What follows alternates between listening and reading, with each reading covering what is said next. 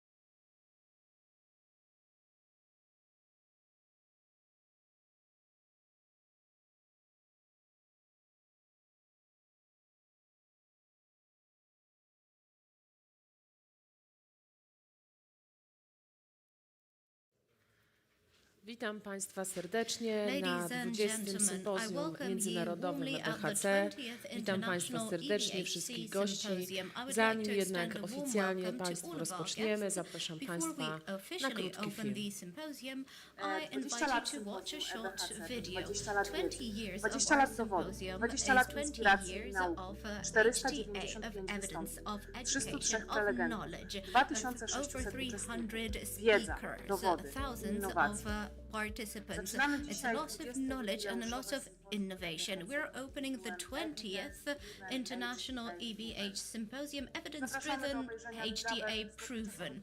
Let's watch fragments from the previous 19 symposiums.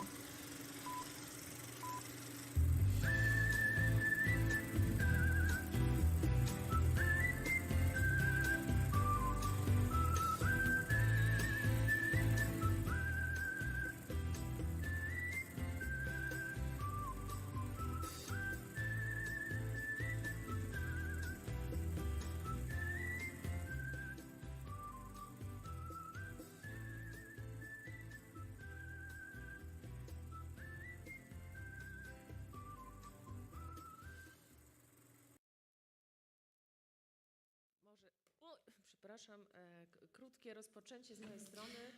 25 lat temu. I will take the liberty of providing you with a brief introduction. Over 20 years ago, I started off my journey with HTA. That was in CEESTAHC. Professor Niżankowski was at the helm of our group. That's where we were making our first attempts at HTA, and we were experiencing our first failures. 25 years ago, we're celebrating the 20th International Symposium. I never imagined I'd be at the same place 20 years later. I feel like I'm starting over again. I see so many familiar faces here in the room.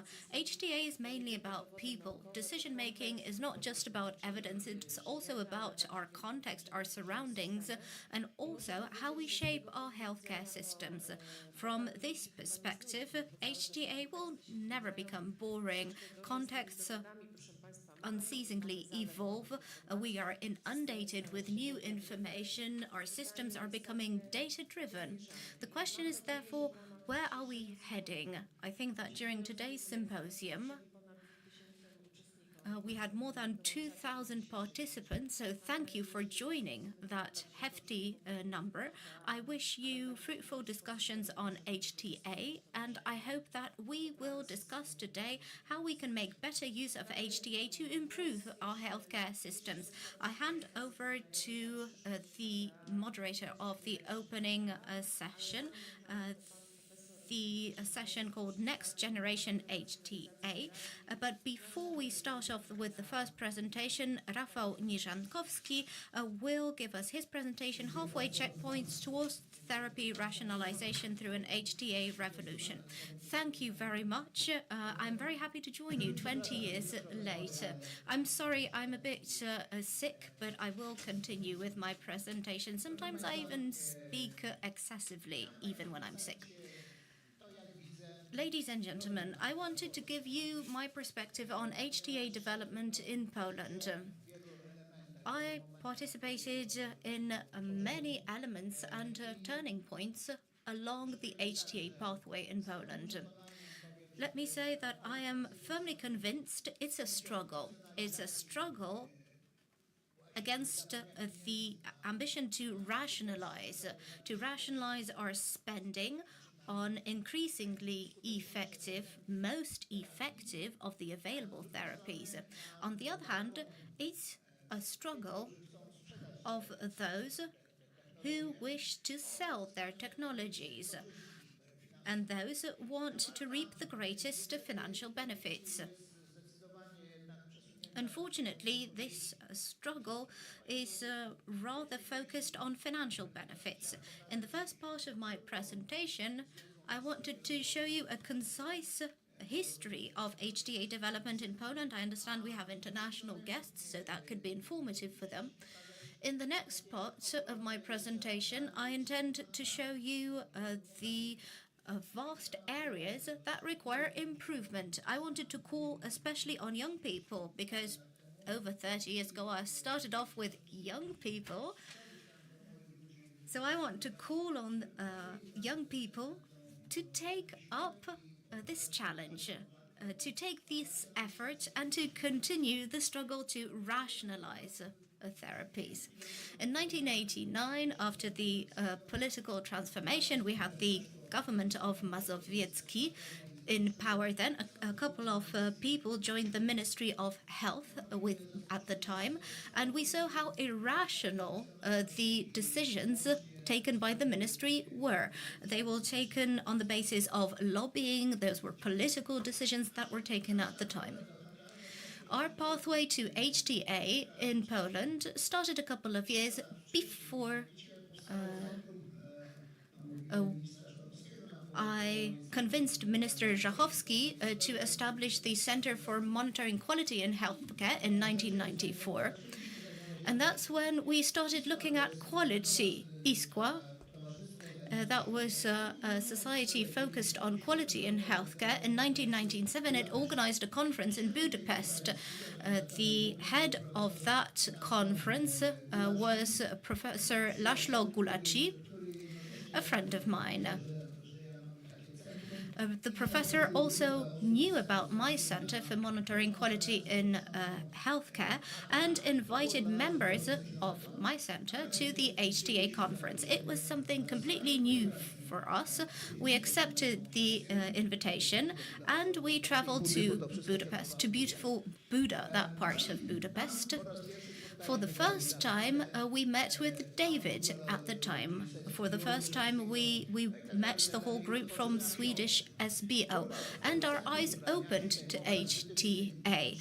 Our center team, which was supposed to focus on guidelines and recommendations, was enchanted, was completely captured by HTA and decided to take it up. And that other means of assessment would fade to the background. And in 1997, our center started working on the first HTA analyses. We continued over the next few years. We expanded our HTA team. And then the first of the two great pests emerged in Polish healthcare. Minister Andrzej Łapiński, that was one of them. And he decided to smash all of our HTA efforts. The center was to be abolished. He didn't understand what we were working with. In the Polish People's Republic, we didn't focus on quality and everything was fine. And the whole HTA part was eliminated from the center. The second important center was established in Warsaw by Professor Jacek Spławiński, a friend of mine, a pharmacologist, a professor from Krakow. He then moved to Warsaw.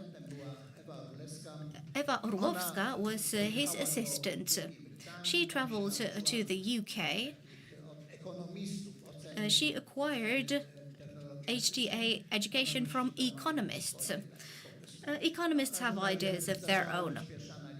She started conducting the first pharmaceutical and economic analyses, and it was very useful because that contributed to increasing the number of people interested in this area.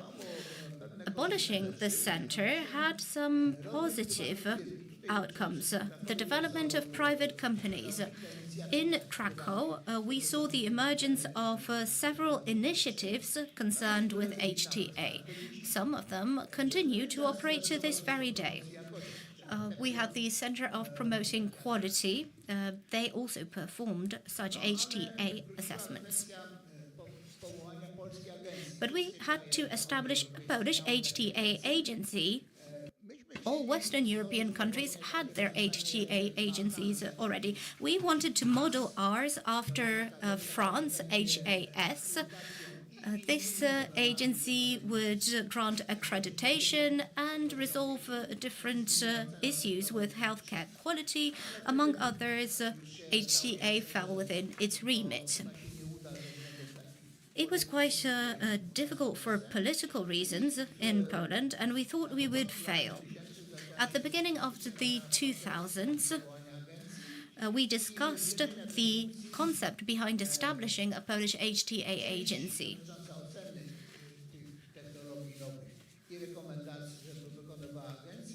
Some of the recommendations were to be performed by the agency, and then the selection of recommended technologies, depending on budget size, was to be performed by the National Health Fund.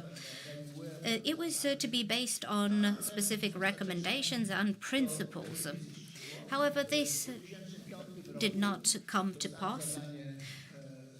In 2005, I was entrusted with the task of writing a resolution on establishing the agency, and the Polish HTA agency started developing. And we were wondering whether we wanted a light or heavy HTA agency. What was the difference at the time? A light agency receives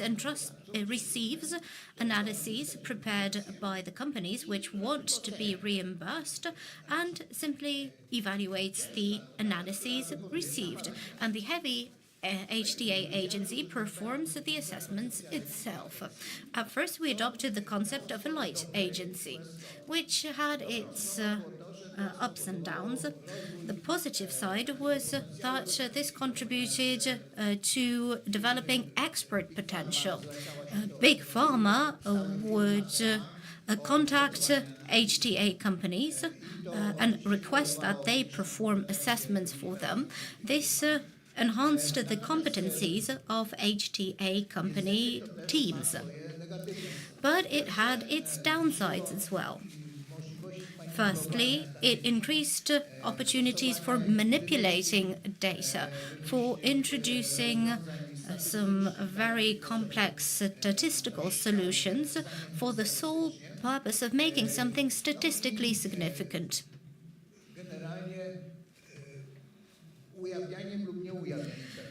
In general, it was aimed at disclosing or not disclosing certain data. As a result, HTA agency staff was not fully trained to prepare HTAs. The team would verify materials presented by HTA companies, but they didn't have their own competencies to perform HTAs themselves, which limited the potential and the skills of the agency. And so it evolved.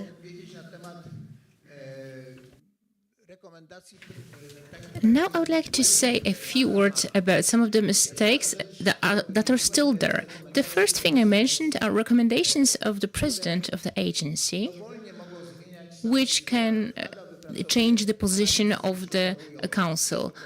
The council prepares a position, and so the agency prepares the analysis, the council reviews that, and in the end it takes a stance, and the president of the agency is free to make a decision contrary to the recommendation. This is a pathological solution which is present in our legislation. It could be the way that the president can change the decision, but a justification would have to be provided. But we had a situation where people who had a worse understanding of HTA, who were surrounded around, were the inner circle of the president, they would change the opinion of the council, whose work was based on a well-prepared, skilled personnel. So this is one pathology that needs to be changed.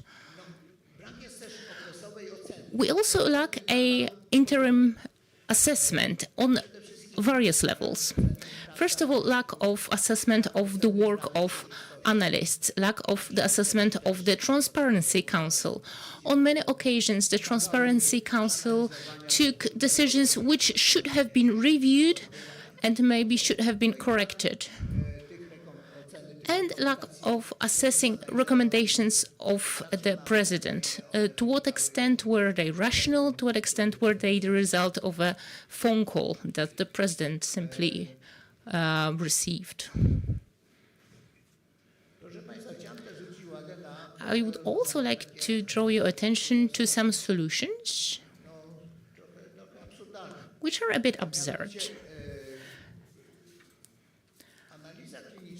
The clinical analysis is based on trials and studies that are published, and in the dossiers that we receive, we get a reference to those analyses.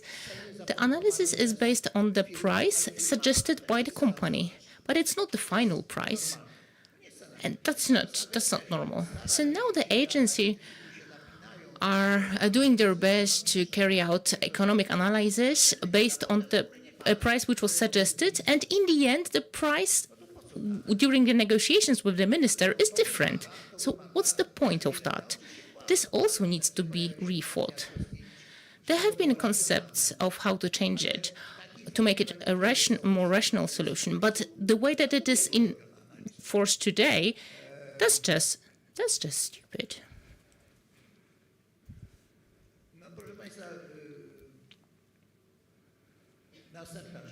Another thing that I wanted to tell you about, the absurd analysis. One of the requirements is to prepare a scoping analysis or a decision problem analysis. There are some guidelines of the agency, and when we were developing the first guidelines, we did not take this scoping analysis into account. This was an issue that resurfaced during the meeting of a council, which later became the Transparency Council.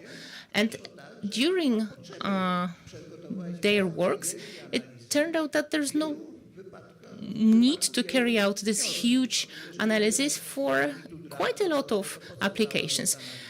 In the case of Me Too drugs, we don't need such complex analysis. So we reached a conclusion that apart from the clinical analysis, and the budget impact analysis, we should also have this initial analysis, which would indicate the scope of the necessary analysis, which might also be later on required. But the guidelines that are currently in place are totally out of whack.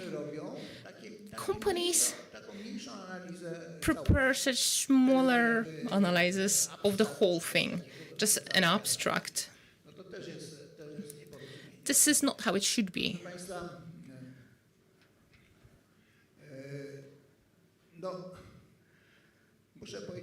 I have to say that the council, which was originally created, was called the Consultation Council. When the agency changed its legal form to into a state unit, a state body, the name of the council changed as well to follow the French example, and it's called the Transparency Council now. But this is a paradox, really, because those analyses that they create are very non-transparent. When the results are published, there are a lot of reductions. We started to fight those reductions, but it's futile. Our fights are futile because the agency lawyers are afraid of the pharma lawyers. They are. This should be solved on a legislative level. The provision which allows to redact whatever you want should simply be stricken, should be repealed. Companies can redact all sorts of information. This is absurd, and this needs to change.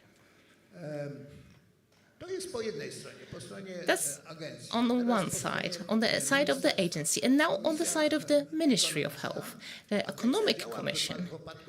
The agency acts on the basis of the HTA methodology. We organize various conferences. Magda is organizing the 20th Symposium on HTA, but have you ever heard the Economic Commission organizing any international symposia? It's important what solutions you choose. The agency recommends to the minister, let's say, 10 technologies, but the ministry cannot afford all 10 and they have to choose. Although in the world, somewhere in the publication, there is available methodologies which we could adopt, but we have not taken that step forward. So this methodology is not there. The commission is made up of officials, not experts. It's not professional and is associated with a high risk of corruption. Another step was the introduction of risk-sharing schemes, which makes it less clear about what actual costs are involved.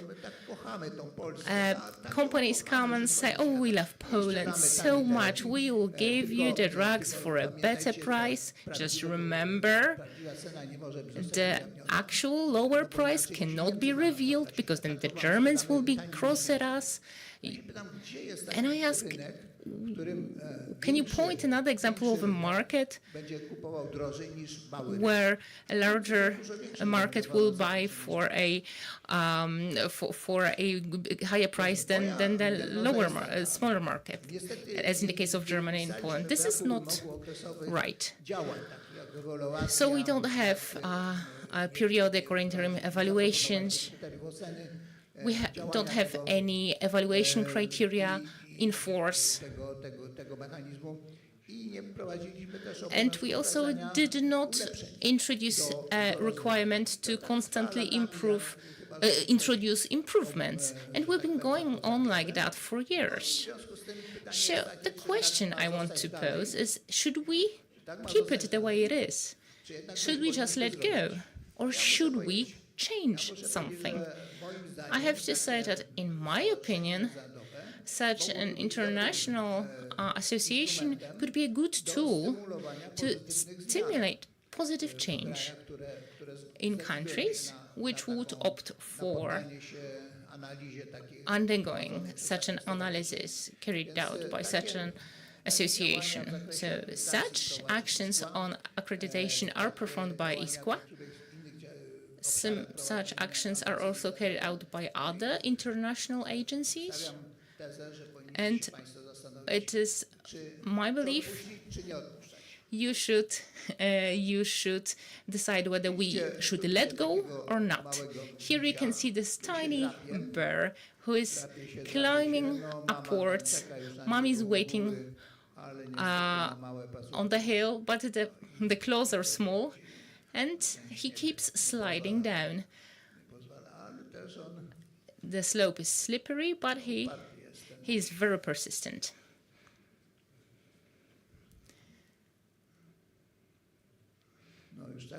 He's so close, he's almost there, and he slides back down.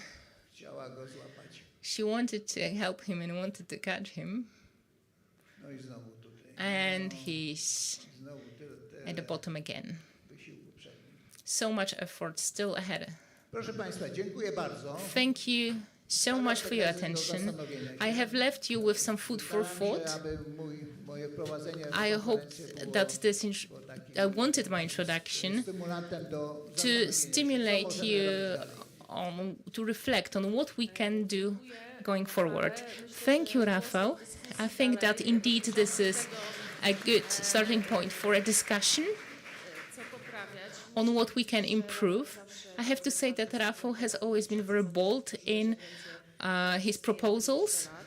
He created an agency which has been in place for over 20 years. So in the next discussions, in the next sessions, we'll be discussing various aspects. We also have the Outmeet agency present, so we can talk about the state of play. Is it good or is it bad? No, it's not bad. The situation is good, but we are only halfway there. the question of whether the glass is half full or half empty. We simply haven't finalized the process of creating the agency and the models. We keep talking about, in the past it was big data. Now we are talking about AI. In a few years there's going to be a new fad, but we need to have good fundamentals.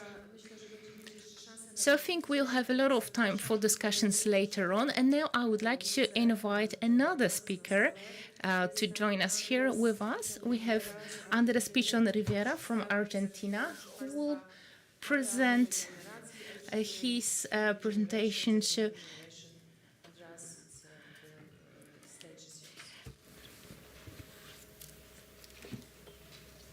Thank you. This is working? Yeah. Okay, thank you for the invitation. I don't speak Polish. I'm sorry, I will speak in English. My English is not perfect either, so sorry for those that are translating, please. I hope the translation goes okay. Just want to check the clock. How can I start the presentation? Yes. Justyna, możemy prosić o prezentację? Just a moment, okay?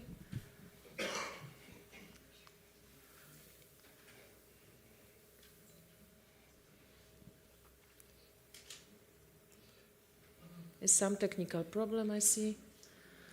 We want to prove that we are live, not AI. I have my presentation in a USB in case it is necessary. Yes, I think everything correct. That is probably soon.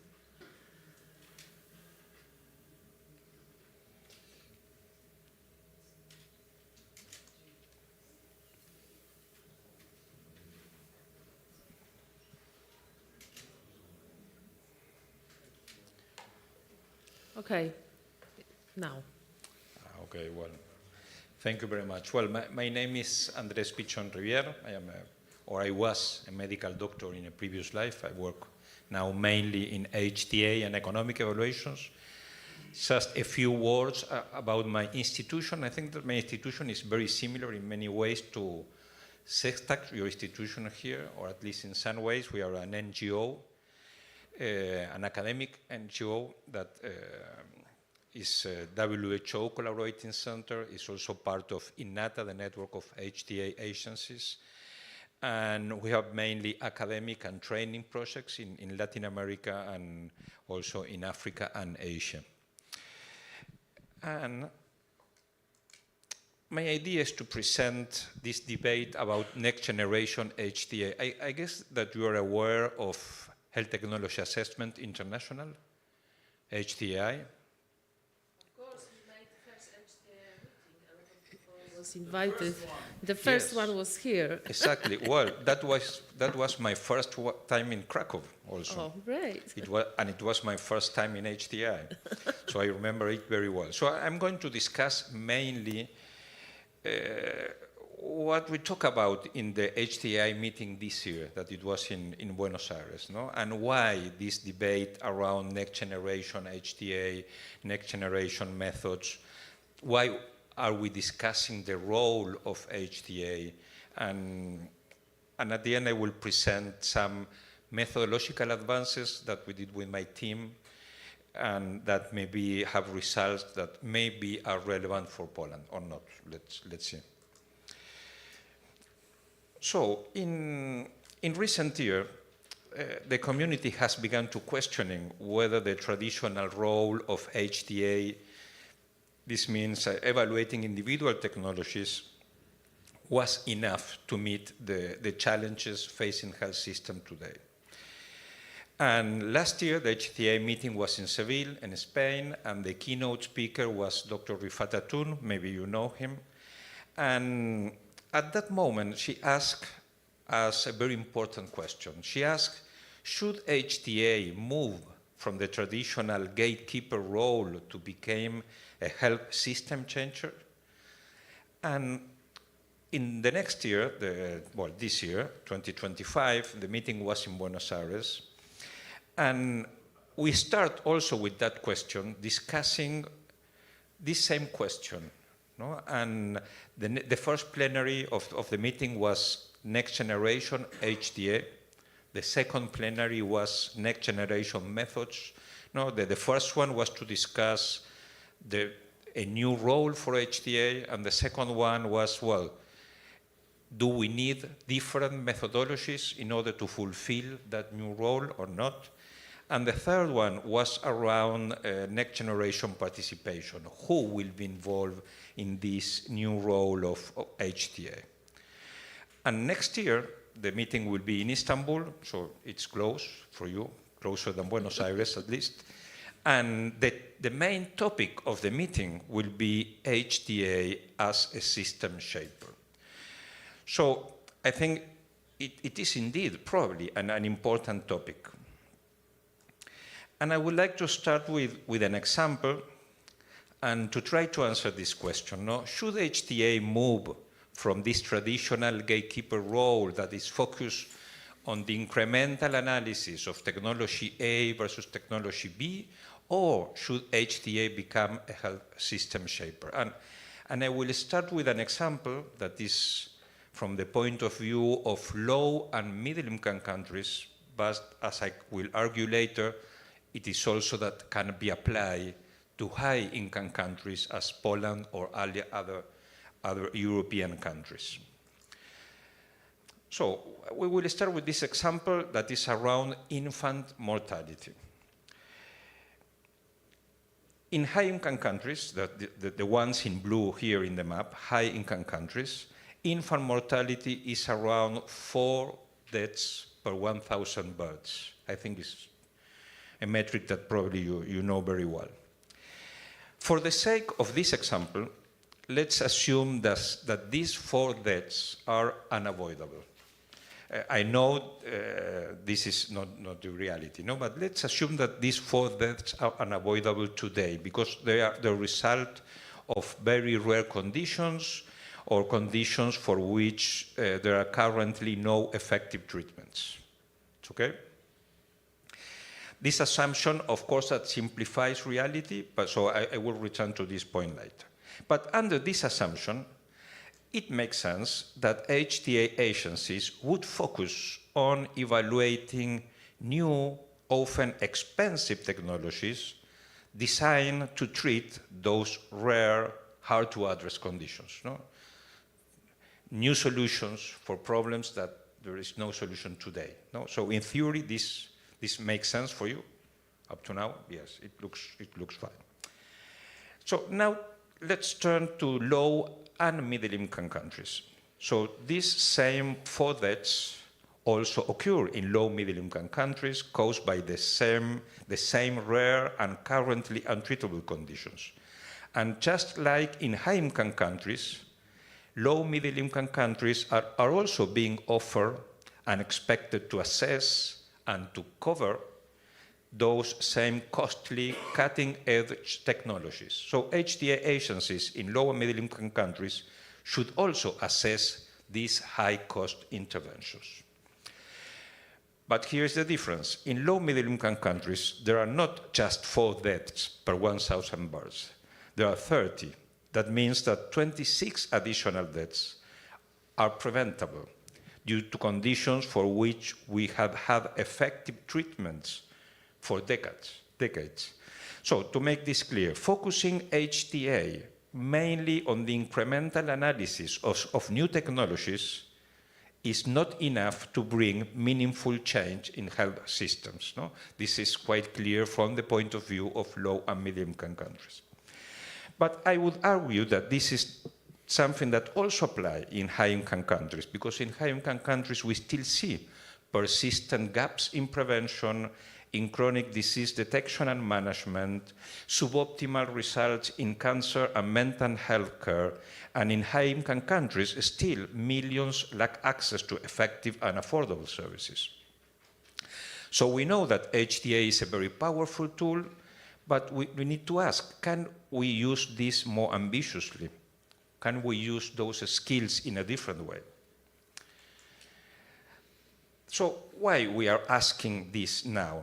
there are many factors in place. No? One is that the global health landscape is marked by rapid innovation, growing inequities, rising political uncertainty, and health systems are struggling to deliver the promise of universal health coverage. In this context, HTA is under pressure to become more than a mechanism for marginal decisions about new drugs or devices. It is increasingly seen as a potential lever for broader policy and system changes. And during the meeting in Buenos Aires, we discussed briefly around four main domains. The first one was, there was a very strong argument in favor of transformation, was that HTA should define what truly matters in a given context, and not just what emerged from the technology pipeline. A large majority of audience members in Buenos Aires supported the idea of shifting from pipeline-driven HTA to assessment anchored on population health needs. This is a very different way as many HTA agencies act in different places. No? And I think that Dr. Ryan in the next speech will talk a little bit about Ireland that has, they see this in a very similar way. The second domain that we discussed was addressing system inequalities. Several participants noted that HTA has a strength in linking evidence with values, and that can be used to identify and address access gaps like socioeconomic disparities and the health needs of underserved population.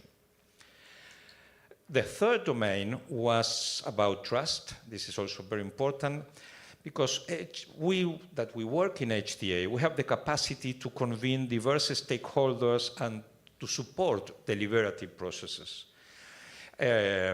And in an age of disinformation and declining trust in public health, HTA transparency may be one of our most valuable assets to show, no? Because we have methods to convene different stakeholders, to discuss, to be transparent. So that's another important strength of HTA. And the last one domain, the fourth domain, we also explore how a broader HTA lens might allow for better evaluations of a trade-off at the system level, moving beyond this binary intervention A versus intervention B to the opportunity cost of entire care models, coverage expansions, public health investment, benefit package definition, etc. Of course, that despite broad support for a more ambitious HTA, we also discuss the feasibility and the unintended consequences of this expansion of the HTA. No? One, of course, is institutional capacity. One participant said, well, it's already hard enough to get a single drug appraisal done on time. We want to transform the whole healthcare system. Is that too much? We don't have the mandate in the HTA agency. We do not have resources. We don't have the technical capacity.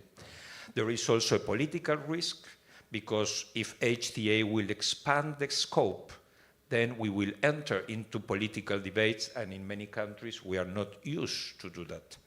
And of course there is an implementation gap. No? You need resources, you need time, you need political support. So in this slide, I show here this different spectrum of HTA. No? We can think on an HTA like a minimal HTA that occasionally assesses select technologies, maybe with low influence in the decision-making process. This gatekeeper HTA that is focused on the marginal analysis of individual interventions. And then we can move to a strategic HTA where priority setting is based on relevant topics. And finally, the system shaper HTA that can influence coverage models, service redesign, etc. But also these new models have potential risk. No? They may overburden HTA institutions. They have the risk of politicization. So it's still an ongoing debate. And next year in Istanbul, I guess that we are going to spend quite a lot of time discussing this potential new role for HTA.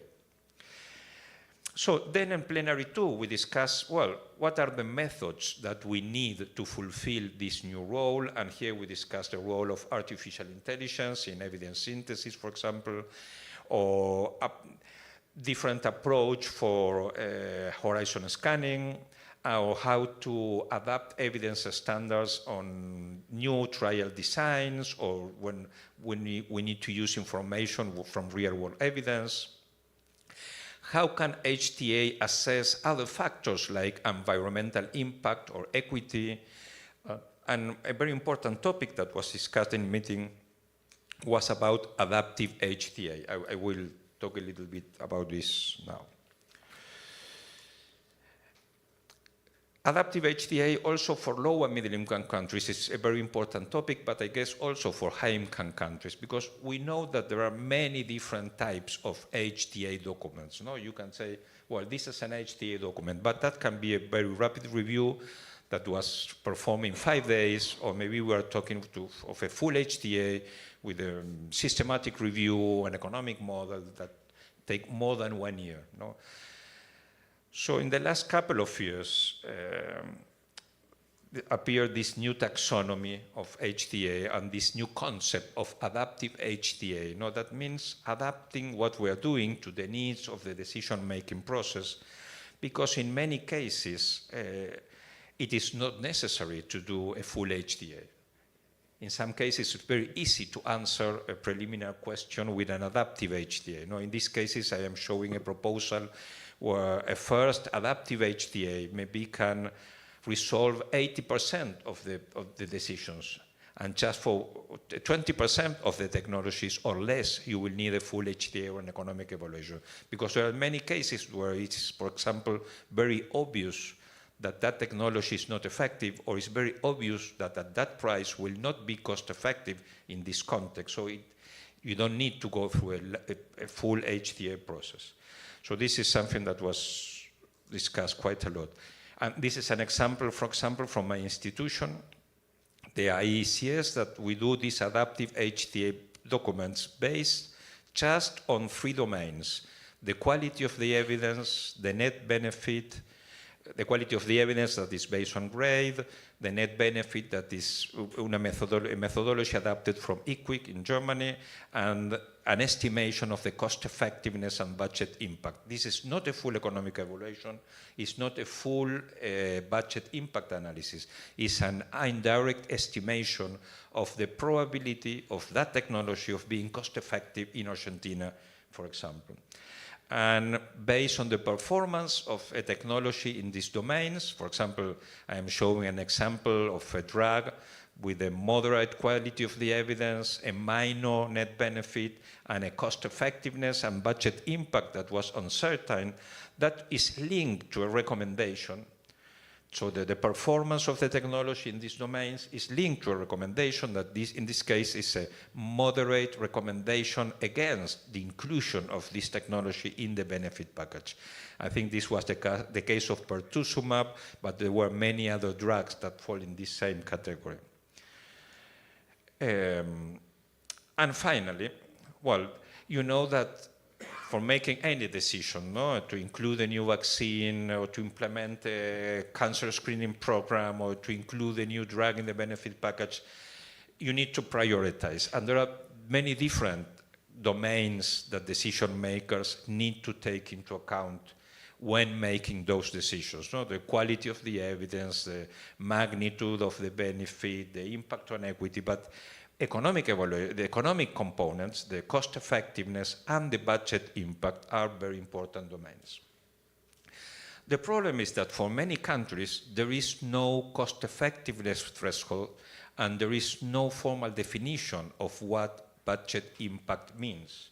So if you are a researcher, maybe you do a full economic evaluation and a budget impact, you have a result, I don't know, $5,000 per quality adjusted life year, but you don't know if that is cost effective or not in your context. So 2 years ago, we presented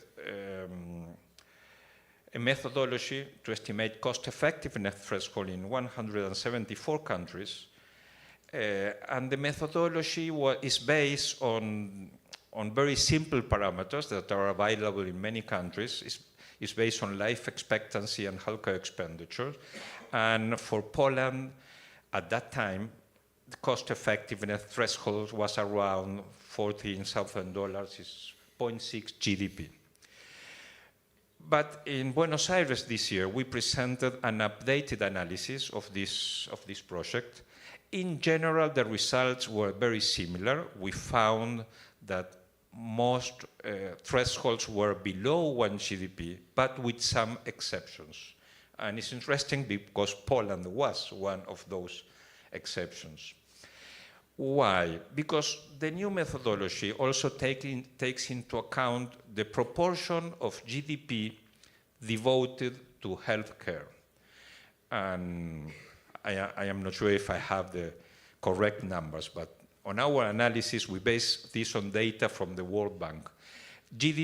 Poland devotes now around 7% of the GDP to healthcare. Is that correct? It's correct because we are not taking GDP from this year, but 2 years previously. This is our law. That's why that our threshold is lower than really GDP from this year. That's why it's a 2 years difference. Ah, okay. Yeah. But compared to other high-income countries, this is quite a low proportion of GDP, no? Okay. I showed there some example where USA, they devote 16% of the GDP to healthcare. That's really exceptional. But Germany is between 11 and 12%, Canada 11%, Australia 10%, Denmark 9.4%, Italy 8.5%. So really Poland is in the lower third. Yes. So in these cases, our methodology estimates for countries that are under this situation a more ambitious target in order to reach the median of high-income countries in 10 years. Well, this is my more methodological discussion, but under this reanalysis, the cost-effectiveness threshold for Poland will be 1.5 GDP.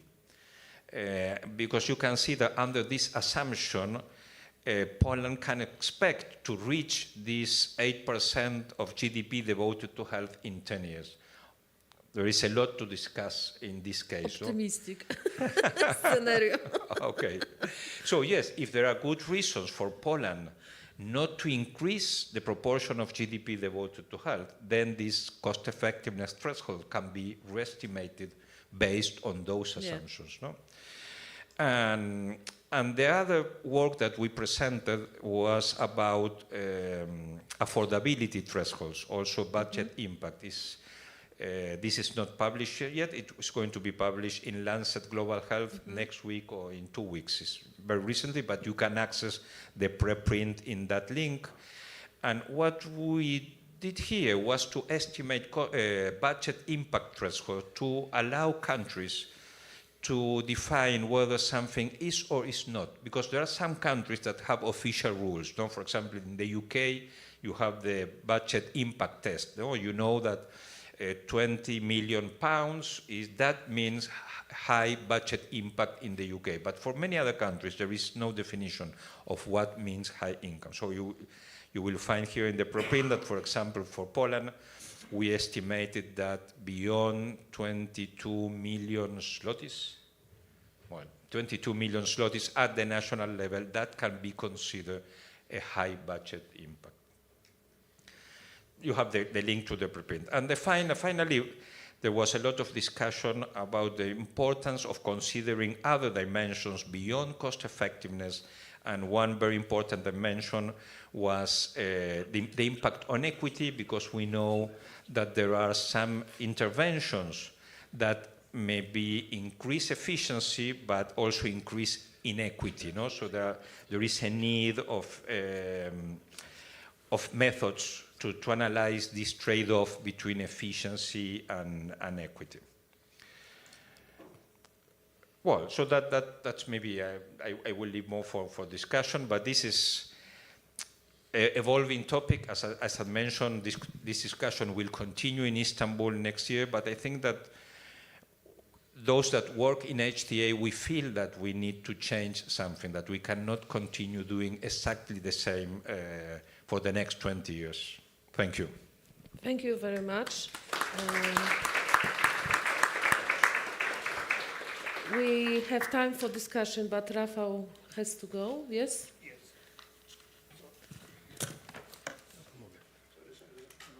Andreas stays with us. Dziękujemy bardzo. Mam nadzieję, że jeszcze Cię zobaczymy. Na naszym sympozjum.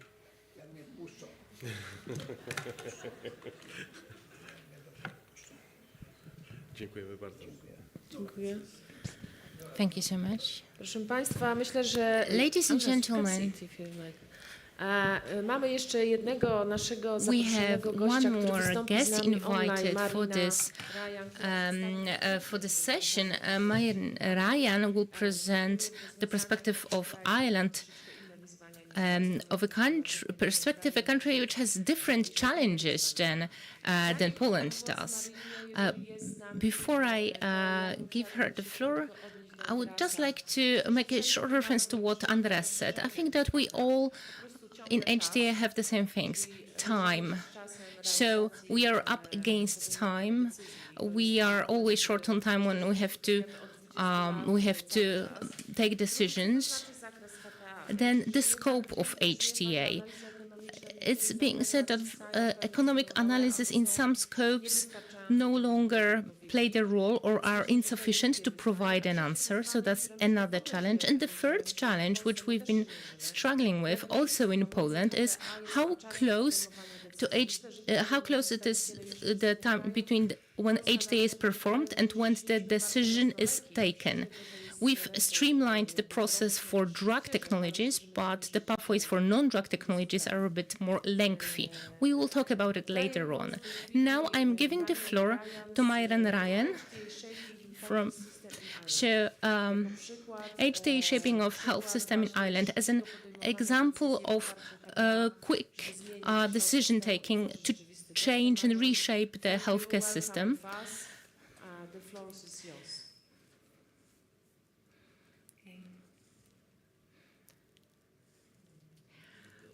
We don't hear you. And I'm just sorry that I'm not there to speak to you in person today. And thank you to Andres for that really insightful overview of the opportunities and the challenges that face HTA in trying to optimize how our health systems work, and most importantly in terms of delivering benefits as we seek to move forward with our discipline.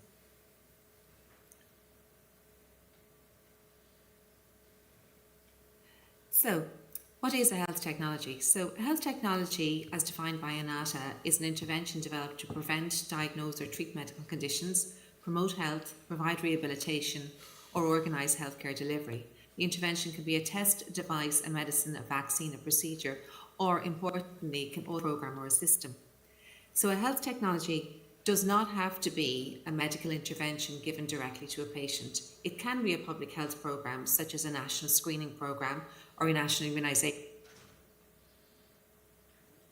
Obviously, at the centre of that, we have a diagnostic test.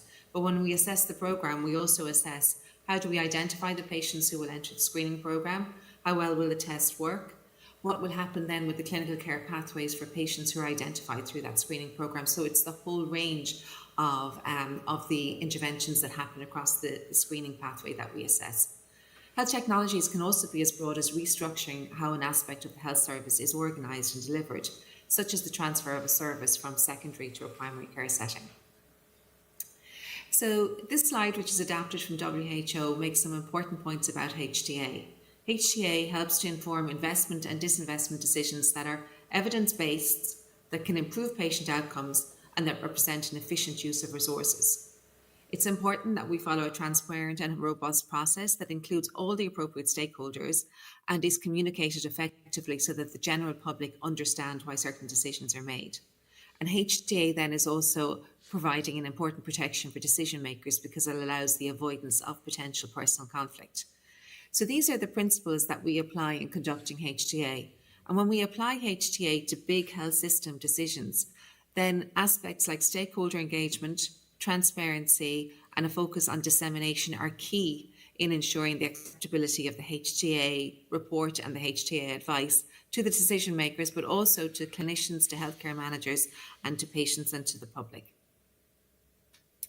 So these are a range of topics for HTA that HIQA has undertaken over the last 17 years. So some of our HTAs focus on interventions like, for example, mechanical thrombectomy for ischemic stroke. But the assessment here focuses not just on the interventional procedure, but also on how do we identify the patients who will benefit from this procedure? How do we ensure that they get quickly to the centres of excellence? How do we ensure there's a 24-hour service to provide that procedure? And what impact does this have on the clinical care pathways for patients with ischemic stroke? So again, it's the whole range of the interventions along the pathway that are assessed. I'm going to speak in the presentation a little bit more about our latest assessment, which was of a service delivery model, when we looked at urgent and emergency care in the Midwest region of Ireland. And I'm also going to just illustrate with HTA that we conducted a couple of years ago on the addition of a new condition to the National Newborn Blood Spot Screening Programme. But I suppose it's just important to highlight that when we apply HTA in this way, I suppose it's kind of the heavy HTA that the last speaker spoke about.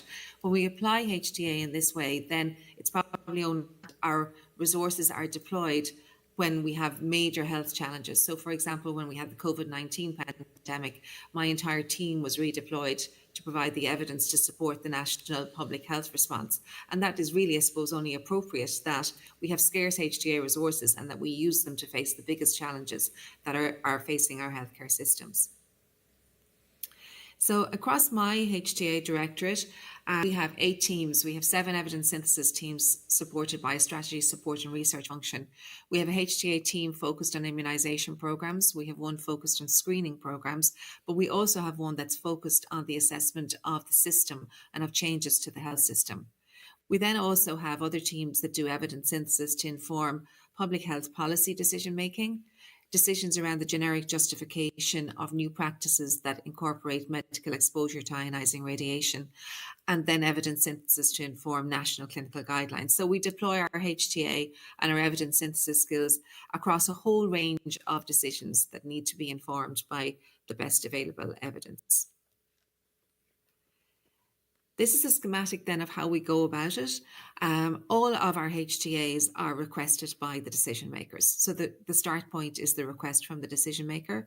We develop up a terms of reference and deliverables that are agreed with the decision maker. And then we develop up a HTA protocol, which outlines our scientific approach to that particular project. We include all of the HTA domains in the work that we do. We look at description of technology. We assess the epidemiology and the burden of disease. We do systematic reviews of clinical effectiveness and safety. We build de novo models that estimate the clinical outcomes, the cost effectiveness and the budget impact analysis. We look at organisational aspects and we carry out an analysis of ethical, patient and social aspects. And the domains that are key in each HTA really are, I suppose, selected on the basis of what does the decision maker need in order to ensure that the decision that's made is informed by the best available evidence. And throughout the process, we're guided by an expert advisory group, which is established for each HTA project, and it's made up of representatives from key stakeholder groups. And their role is to provide an expert input, to provide access to data, which is often very important, particularly when we're doing system shaping HTAs, where you don't have a health technology developer generating an evidence base. And also they review the HTA report and the HTA advice. So we put a lot of work into our stakeholder engagement, and we find that the years we found that this has been really key in terms of ensuring that the HTA reports and the HTA achieve the outcome that we're looking for, which is better health outcomes for the population in Ireland. So our expert advisory groups are made up of representatives from key stakeholder groups, from the policymakers, from representatives from public and patient groups, disease-specific groups, and also general patient and citizens organisations and carer groups. We always have methodological experts, both national and international. We absolutely always have clinical representation from experts in that clinical area, from our national clinical programmes and from health professional organisations. We have healthcare managers from national and regional health authorities.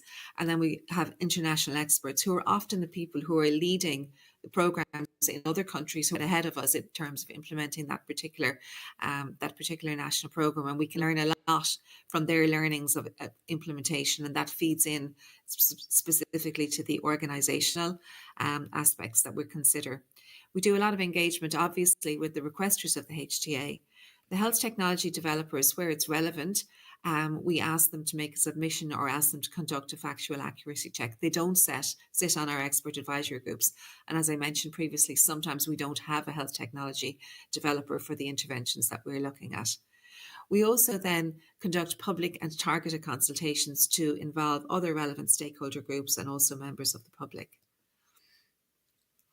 We put a huge amount of effort into dissemination. Dissemination is really important in terms of demonstrating the transparency and the robustness of the process, and then also in communicating the findings and enhancing the acceptability of the findings of the HTA report.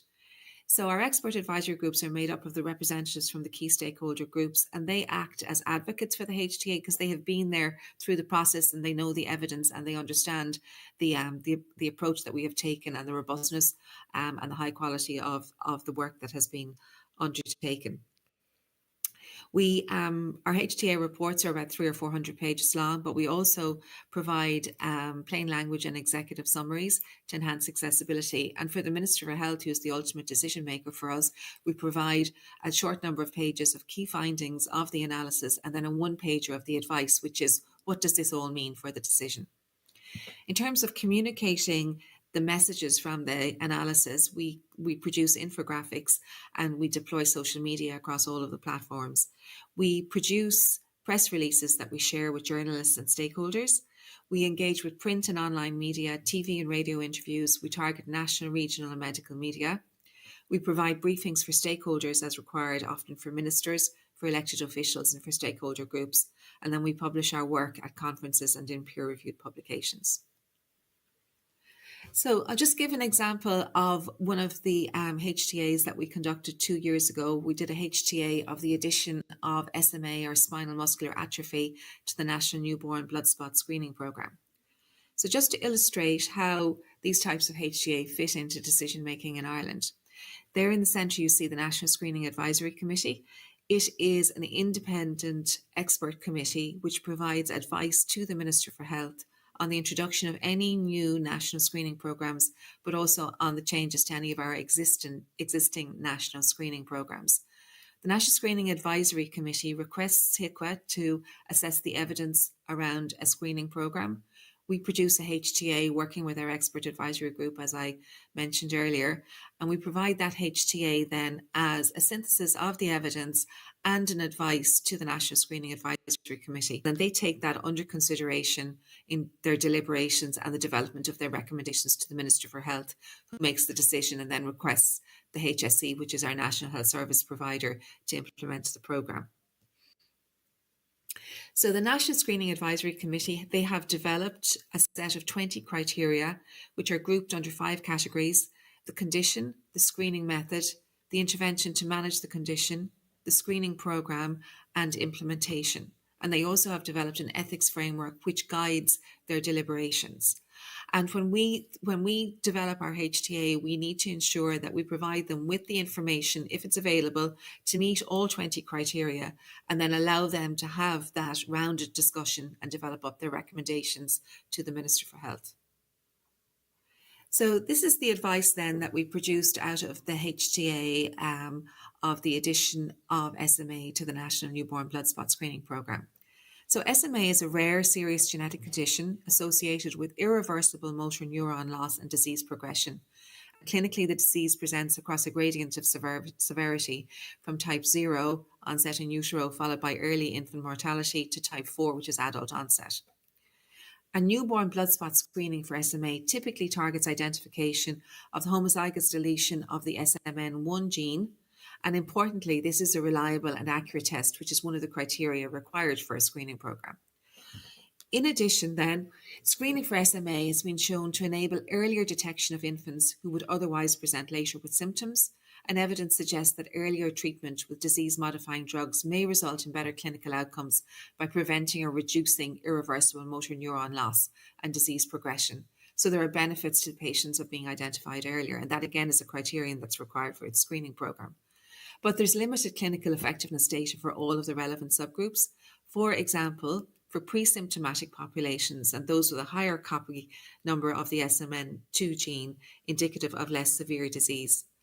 There's also an absence of long-term effectiveness data, and the limitations of the effectiveness evidence means that any estimates of cost effectiveness are highly uncertain.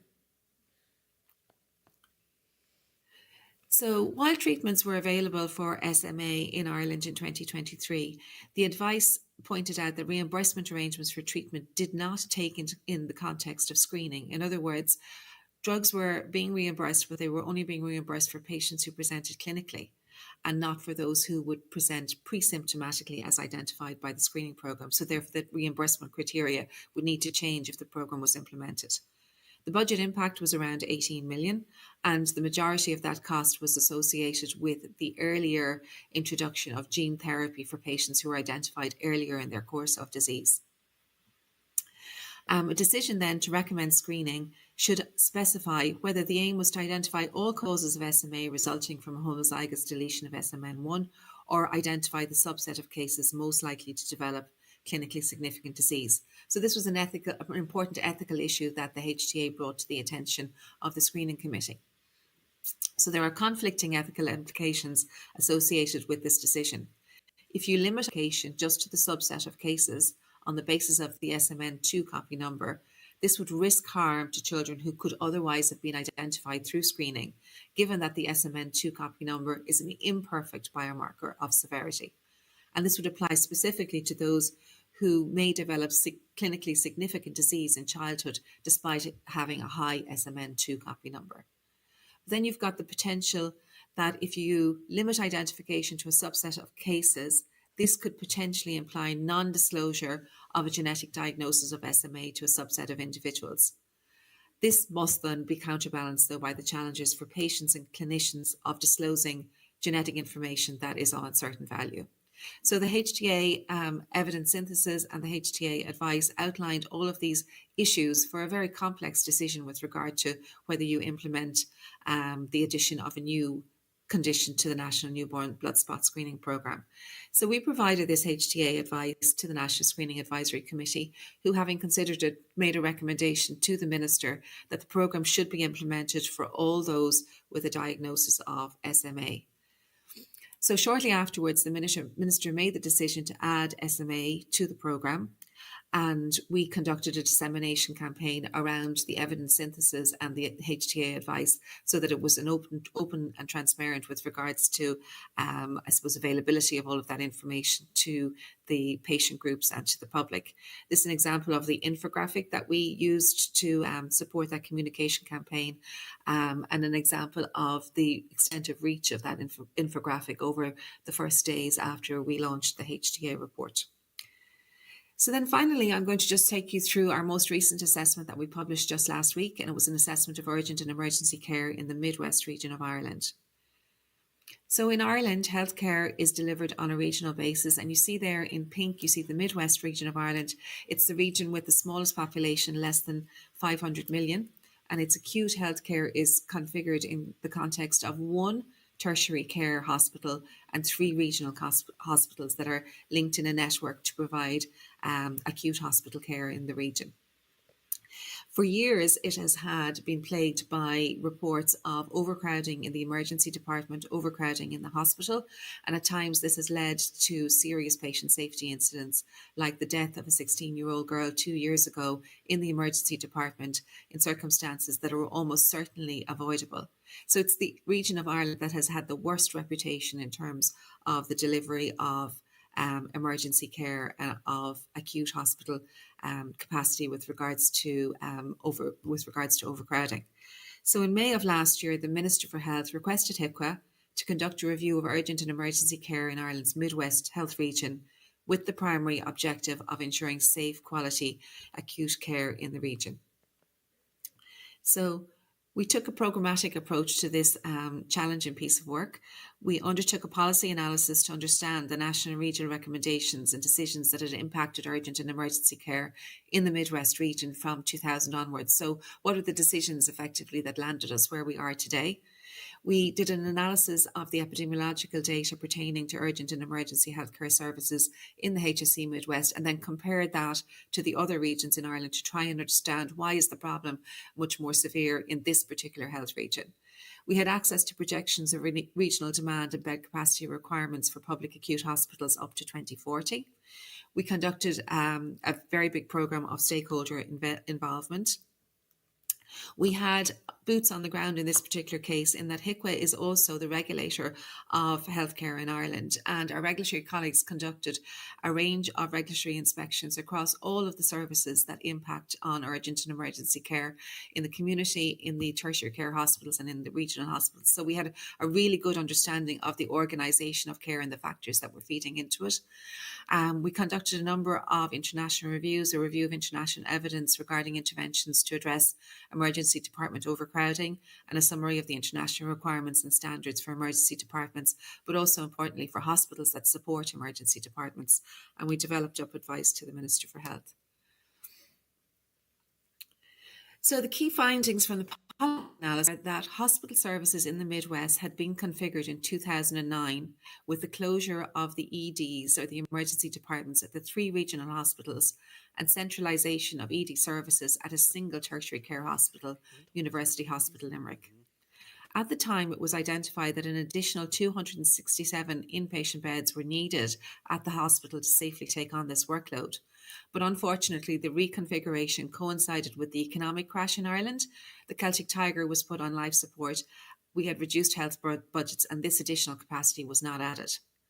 Now, over time, there were some improvements in capacity. In 2017, a new emergency department was opened at the hospital.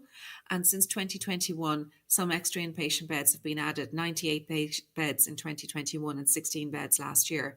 And a further 112 beds will open before the end of this year. However, that obviously has not been sufficient to address the problems that the hospital faces. The impact of the reconfiguration and then the subsequent hospital overcrowding has shaped public perceptions on what needs to happen to correct the situation. Among the general public, there is a view that a new emergency department is needed, whereas healthcare professionals suggest that it's an acute inpatient bed capacity deficit problem rather than an ED problem. So it was very important for us to carry out this analysis to try and identify what the actual problem was in the Midwest region. So when we looked at the data, the use of hospital-based urgent and emergency care per capita, it's broadly in line with the rest of Ireland, but there's a lower bed capacity per capita compared with the rest of Ireland, 2.2 versus 2.5 beds per 1,000 population. And then in addition, a greater proportion of the Midwest's acute inpatient bed capacity is located in the regional hospitals, which cannot manage undifferentiated emergency presentations that come through an ED. And over the last 8 years, University Hospital Limerick has a consistently higher number of ED presentations relative to bed capacity compared to the other tertiary care hospitals in the country. And it also, over the last number of years, has had inpatient occupancy rates that have routinely exceeded 100%, which is obviously a risk to patient safety. So this is the data for the ratio of emergency department presentations per inpatient bed. And the red line is the mean across the tertiary care hospitals in the country, other than the Midwest. The blue represents University Hospital Limerick. So you can see that over the last 8 years, it's been substantially higher than it has been for the rest of the country. And this graph demonstrates the occupancy rates. And you can see that for the last 3 years, they've had close to 110% occupancy, annual inpatient occupancy rates, substantially higher than other hospitals in the country as well. So what is the key problem? So after having done some extensive data analysis and other work, the conclusion was that ED overcrowding at UHL is a symptom of the underlying inpatient bed capacity deficit. There are not enough inpatient beds in the Midwest to meet current demand for those patients requiring admission through the emergency department who present with more serious or complex care needs, or those with a differentiated healthcare condition, resulting in an ongoing patient safety risk. So the advice for the immediate situation was that the current deficit represents an ongoing patient safety risk. The addition of a further 112 beds this year is welcome, and further planned capacity should be expedited. More inpatient beds need to be added as soon as possible, so there's a requirement to act now to provide beds that will be in a setting that's capable of treating patients with more complex, serious or undifferentiated conditions. So consideration needs to be given to the addition of more inpatient beds at the hospital, perhaps looking at modular bills to accelerate that, and then also assessing other services at the hospital that could be reassigned to the regional hospitals to free up beds at the tertiary care site. And also we advised that the impact of recent investments needed to be assessed, and we needed to determine the impact of the virtual ward initiative, which has just been deployed at the hospital, and also the opening of a private hospital in the region, which has potential to support capacity challenges as well.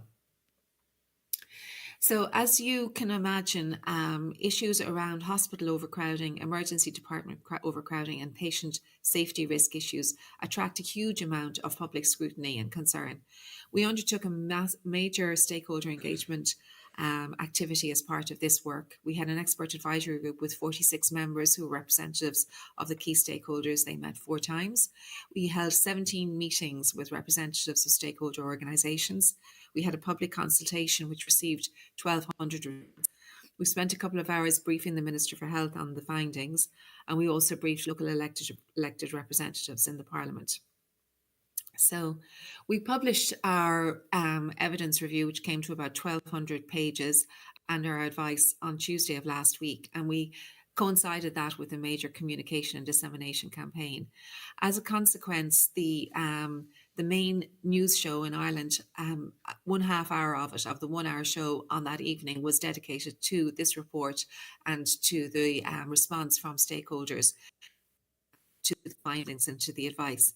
This included a presentation from the president of the Irish Medical Organisation, who welcomed the report and felt that it vindicated and validated what they had been calling for several years.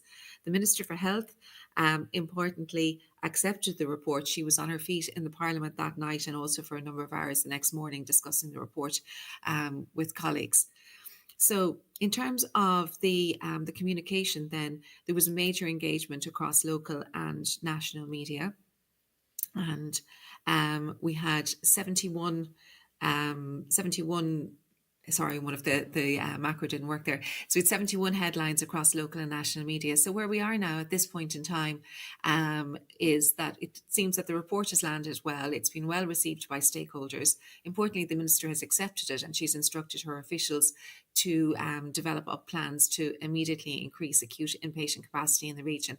So I suppose I wanted to give this example to demonstrate how applying HTA skills to a complex decision problem can result in advice and then a decision that will hopefully impact in terms of improving the delivery of acute healthcare in the Midwest region, but most importantly will develop better outcomes for patients in the region.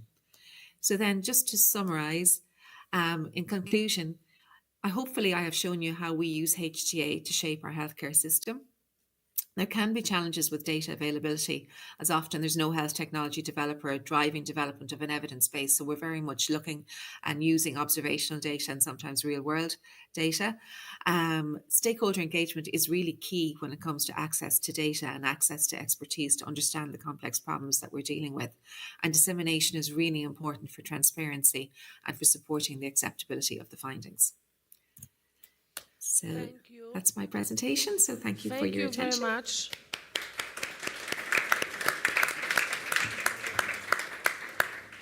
Thank you very much, Maria. Thank you, Andreas, for some input from other perspective. As you heard, in Poland, we also manage some issues, maybe transparency, not so much equities discussion. I have first question, if maybe some questions from the room, but I have first question.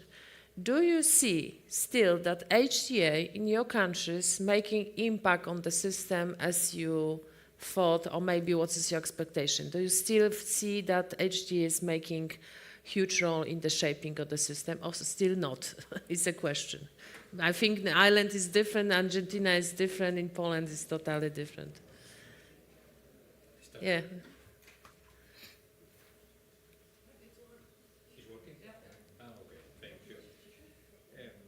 No, I can think about Latin America in general. No? Yeah. I think that most countries in Latin America already have HTA agencies, but in most cases the influence of HTA in decision making is very low.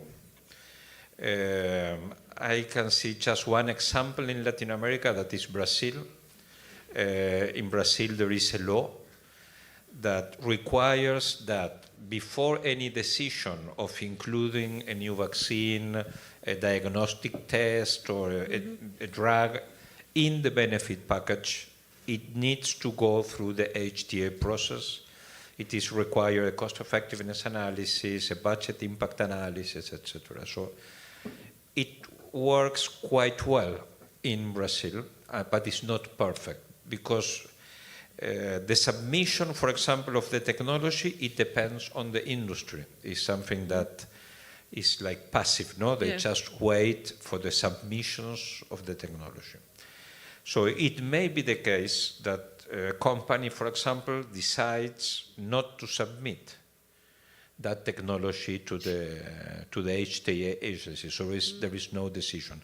But the technology is available in Brazil and is required by patients. That can be one case. And in other cases, maybe the company send the submission to the HTA agency. Well, if they say yes, there is no problem. But it can be the case that they say no. And there is a complex legal structure in Brazil. So patients and physicians can, I don't know how to say this in English, but they can ask for the medication anyway through the courts. And in some cases, the states or the local hospitals are forced to provide the medication. So even in Brazil, the process is not perfect, no, and it's not working at 100%. But anyway, I think it's the best example in Latin America. In Argentina and in other countries, HTA is doing a good job, but at the margin. No, most decisions are not based on HTA. And this link between HTA and decision making is still very weak. But that is my point of view, because I think that HTA is very important and all decisions should go through HTA. No, but that's maybe. Maria, what is your voice? Maybe another questions from your countries and for your experiences. How you see.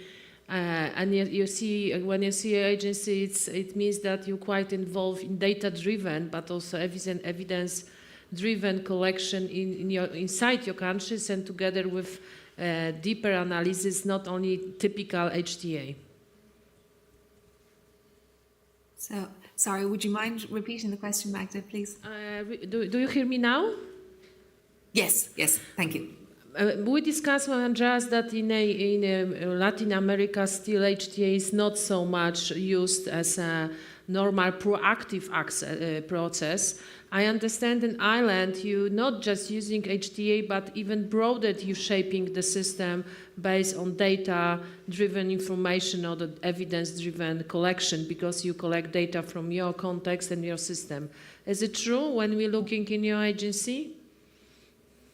Yeah, so I suppose we have, so there are two HTA agencies in Ireland. We have the National Centre for Pharmacoeconomics, which does the more typical assessment of submissions that are made by pharmaceutical companies and does an appraisal of those and then recommends to the health system if they should be reimbursed. And then we have the agency, our agency, which does the sort of the broader, I suppose, HTA, where we're doing the analysis ourselves. We're creating the HTAs ourselves. But it really has changed quite dramatically over the last period of time. So, for example, when we were set up, we had 8 analysts, and we had 8 analysts right up to 2017. So in the last 8 years, we've grown from having 8 analysts to 70 analysts. But that's because we've had this incremental, I suppose, demonstration for the system of the benefit of having the evidence behind big decisions. So big decisions that are changing the healthcare system. whether it's about changing the configuration of acute hospital capacity, or whether it's about introducing new national programs.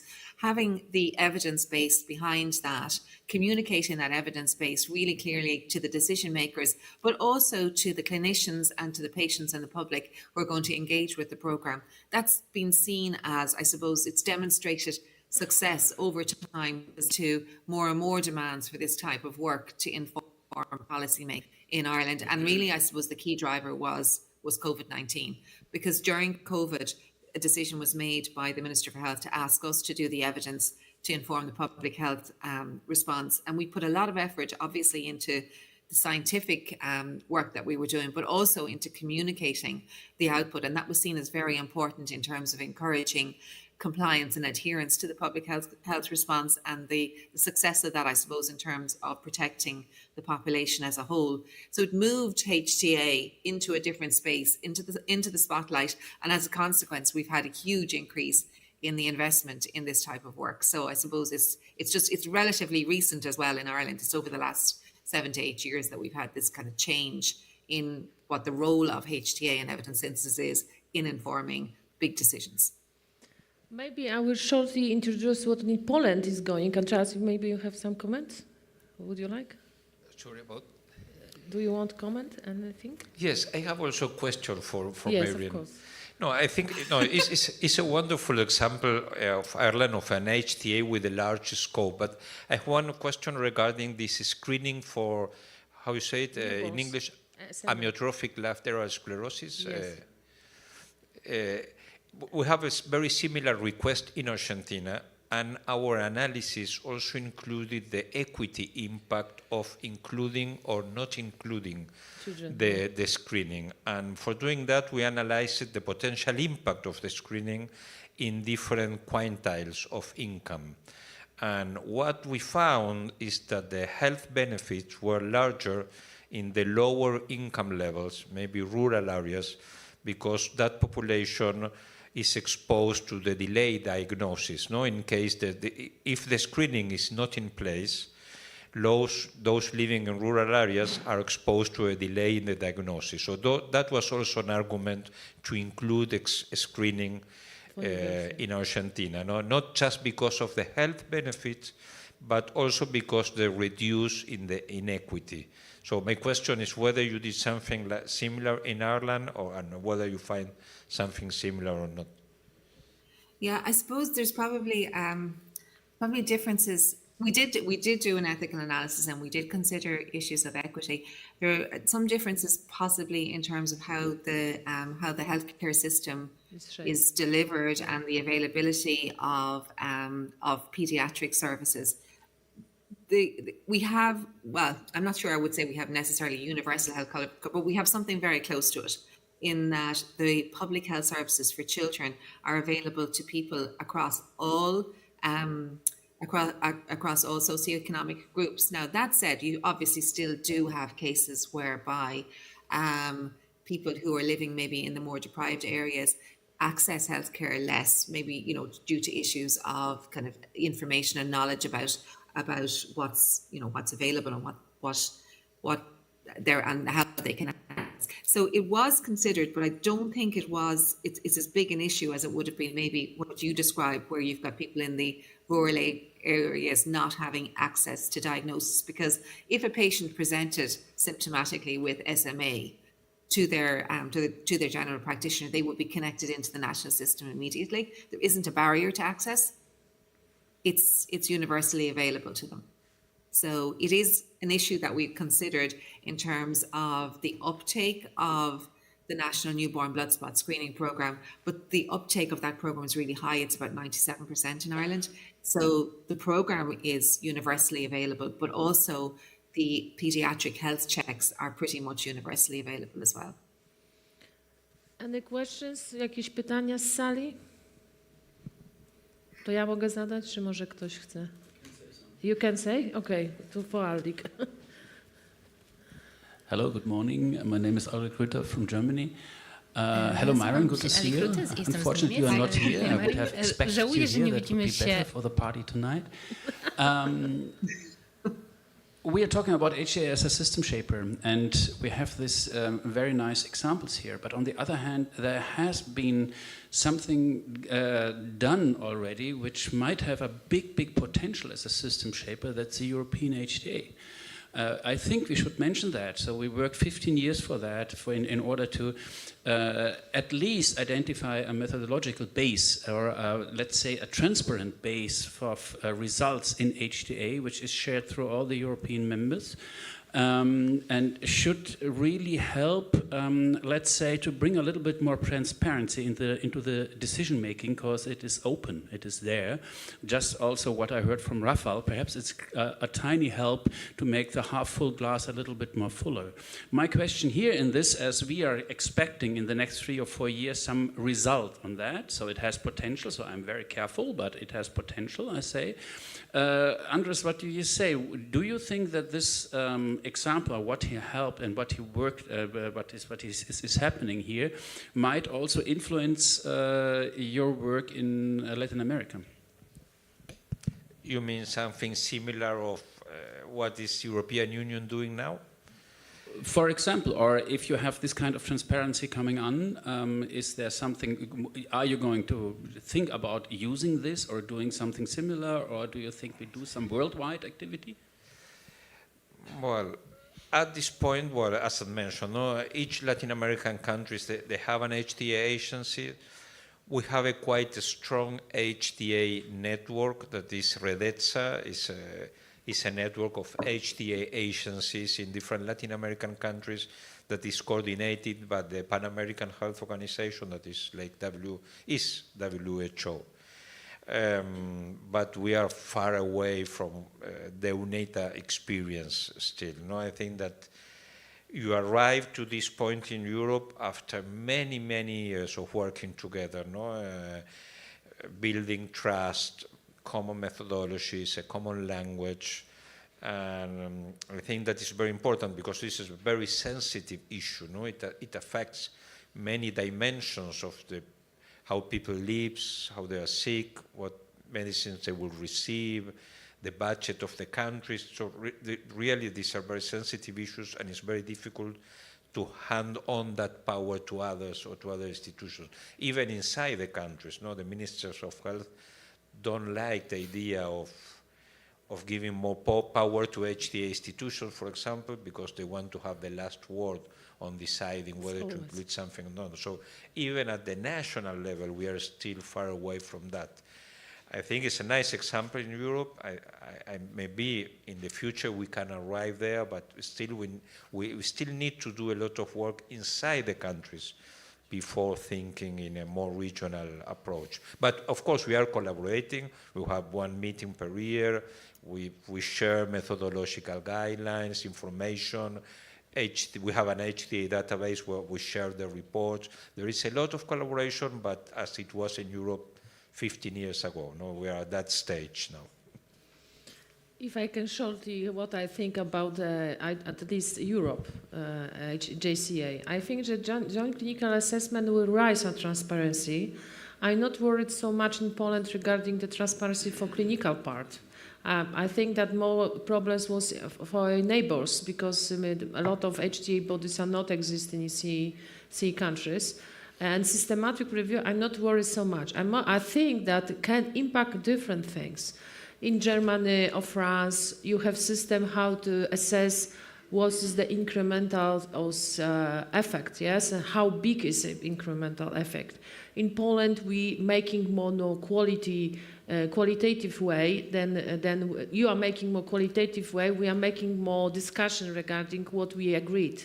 That's why this is discussion how the impact, how making decisions, and how much it will be impacting the economic part. This is, I think, it will be interesting if JCA will change more, shifting from, also Maria said that not so much economic part, but maybe a clinical part will be more involved in decision. This is what I expecting, not just for drugs. For drugs is obvious. Maybe medical devices will rise, also transparency, type of the data, type of the any evidence that we're collecting. This is, I think that the pathway not improved so much in Europe as we improved the drugs. The drugs, I can say, is the easiest now to assess in HTA. It's much harder to assess the pathway of patients, healthcare interventions in the system, the changes in the system, how to calculate which evidence is crucial for changes. I think this is something that we start discussing, that maybe not some evidence for technology, but the evidence around the context, how to create the context to improve care. And SMR, as we discussed, SMR is a good example. In Poland, in the same time when we thought about introduction of the drugs to the system, it was just first drug came for any type of SMR. Immediately, in the same time, for 2 years, was planning newborn screening, because it was obvious if you introduce the Zolgensma drug, which is, should be given patients as soon as possible, the screening improved the effectiveness and probably cost effectiveness of usage this drug. That's why even without data, without analysis, it was obvious that complex care, early diagnosis and fast treatment is improving the access and at the same time the effects. That's why I think that we see different approaches regarding the decision making. The question is how we use also HTA. And next session, I think, is a little closer of that. I thank you for this first one. Maria, it's pity that you couldn't stay with us. I hope so for next time for much bigger discussion, because I think that we have something like your agency in Poland, but it's not the same. Not the same roles, but the same sometimes analysis. Thank you very much for first one, and we inviting all of you for the next session. Not all of you, not now. We have to split our group into two. Proszę Państwa, musimy się rozdzielić. Taka jest We sytuacja. have to split. The Rozdzielamy situation osoby, is które as są na follows.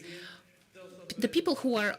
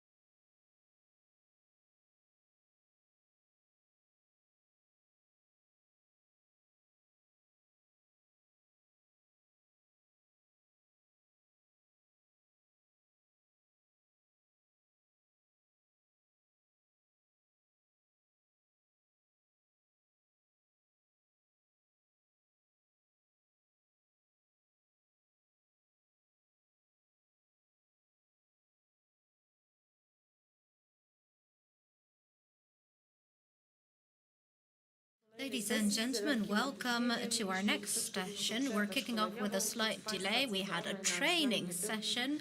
Those who are joining us online can sign up for their direct participation in the next symposium and take part in medical training as well. We are starting off our next session. We have some online participants. We're still waiting for Mateusz Oczkowski to confirm his participation. There are some technical difficulties here. Director Oczkowski will let us know at the last moment, probably. This session is divided into two parts. It covers a lot of ground. It covers Polish affairs and others. Our first speaker is Ulrich Ruther, who is a permanent member of our symposium and has joined us on multiple occasions. I hope that he will enjoy this meeting as well. I remember 2006 was his first time, and we had long conversations into the night about HTA, and I hope tonight we can discuss them too. Evolving understanding of HTA in an international context. The stage is yours. Thank you, Magda. Thank you, and thank you definitely for the invitation. I'm quite happy to be here, I must say. It's a long time ago, and I was really happy to listen to the lecture from Rafa this morning, because it gives me back all the time which we had in developing HTA together. I remember very much, he said with HRS in France, I remember very much the part of the Twinnings project, which was in the beginning of the 2000s, where France and Germany together was sent for to train scientists in Poland in HTA, and I had the opportunity to stay 2 times 14 days in Warsaw, every day together with the same scientists and training in HTA. We had great work together. We had lots of fun together, I must say. And after that, I must say, the Polish people will always have a part in my heart. That was a really great time and really good power to go on and develop on HTA and the agency. The same, thanks, 20 years. Unbelievable, unbelievable. Come on, I definitely remember the first one in 2006, Priorities in Healthcare. And I see the old guys like Pedro Koch, Sir Muir Gray, and all these really rocks. Even David Bunter was here one time. But I must say, we set the scene, Magda. Priorities in healthcare, and the second year, where I was always had the luck to be present, was how is it done? Yeah, we already showed in 2007 here in Poland, how is it done? Well, how is it done? Now we are here in the session with life cycle of evidence, and you would expect a lot of methodology from me. No. This will come from my next speakers, and I think methodology is quite important. But I'm a little bit more, even when I look at all the time which we had beforehand, and more than methods, the evolving understanding of HTA in an international context. And you will then see and say through my slides, oh, come on, all these common places, what the hell is he talking about? Yes. On purpose, these are common places, and there are some points who really remain throughout all the time, throughout all the development of methodology and common methodologies and HTA agencies everywhere. And if you have the talk from Rafa this morning in your head, you see all the difficulties this independent background for decision-making in healthcare will face and is going to face. And that's why I'm just make some kind of advertisement for HTA in international context and international collaboration. Next. Well, we have this definition, which also Myron said, which is a common definition. Again, that's why it's important. From INATA and HTA, the two main societies internationally for HTA and supported by the WHO, that it is a multidisciplinary process that uses explicit methods to determine the value of a health technology at different points in its life cycle. And here we have the life cycle at different point in the life cycle with explicit methods. The purpose is to inform decision-making in order to promote an equitable, efficient, and high-quality health system. That's it, full stop. And then I could stop here my talking, but we will learn a little bit of international things. But this is often reduced to methods, and even already 2003, David Bunter, one of the old rocks of HTA, said too often HTA has been reduced to a methodological exercise rather than a comprehensive assessment. Comprehensive means not just national, but also international. Let's see, what are the different approaches? So if you see, and this is just a selection of the approaches, the main approaches from some HTA agencies. We have NICE, which are working heavily with cost-effectiveness thresholds. We don't do that. We work with benefit and added benefit, of course, and others, but mostly benefit and added benefit. In Germany, Canada has a strong stakeholder engagement, which is stronger than in us, for example. We have Thailand HEATUP, which is focused very much on ethical and social values. And if you look at HTA Asia Link Whole Asia, they have the real world data much in focus at the moment, much more than others. So there will be a kind of an important discussion also with them. So, and others, and others, and others. And so there are methodological focus on different ways and differences in culture of different HTA, which we definitely had to remain in mind.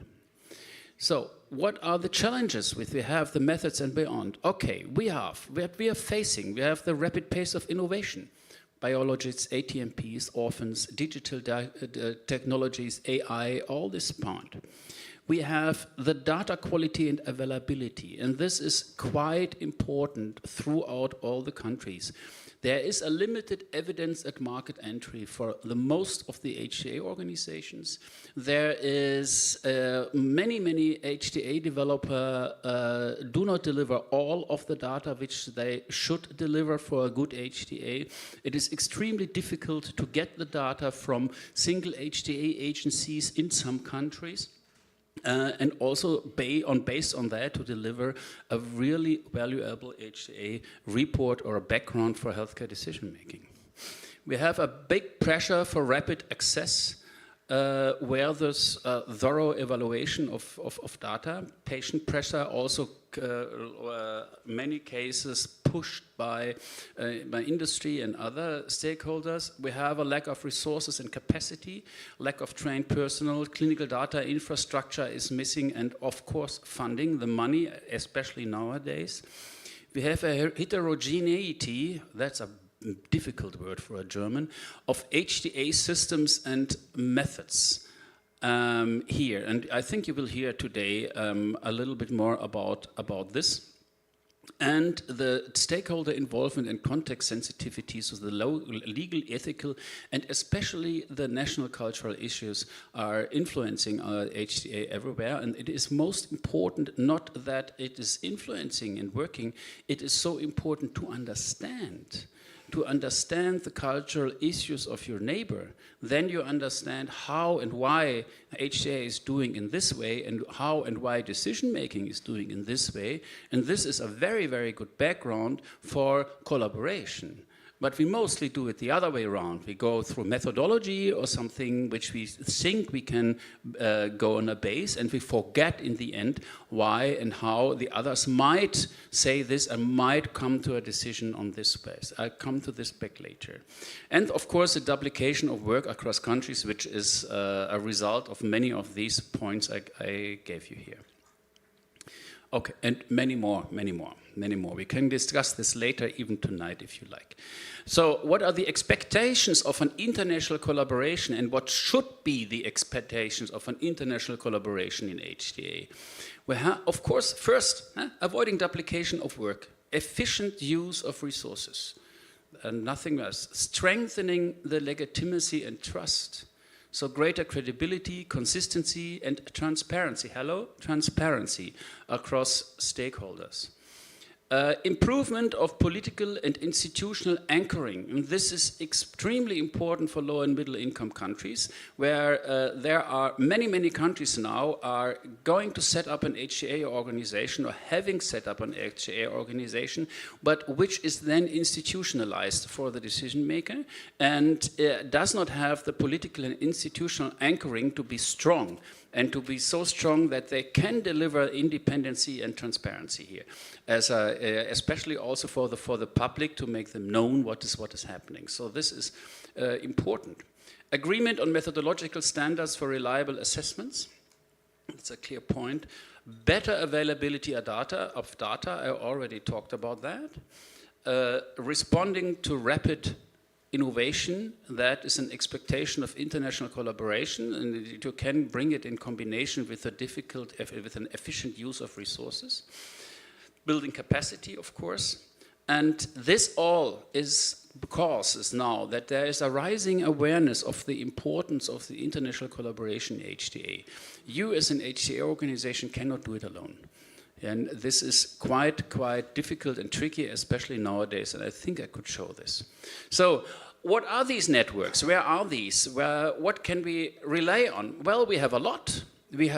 There's one and the other. We have international networks like INATA. We have Beneluxa, which is just some countries come together. We have the Redetza. We have ISPOR as a big society on the economic part. We have the HTA International, which is the International Scientific Association for HTA. We have big networks like HTA Link, which cover just one continent, and we have some networks which are combined networks from HTA organizations, like here, Canada, Australia, and NICE. I will give you some short examples. Well, as the actual chair of INATA, I have to show you the international network of agencies for HTA.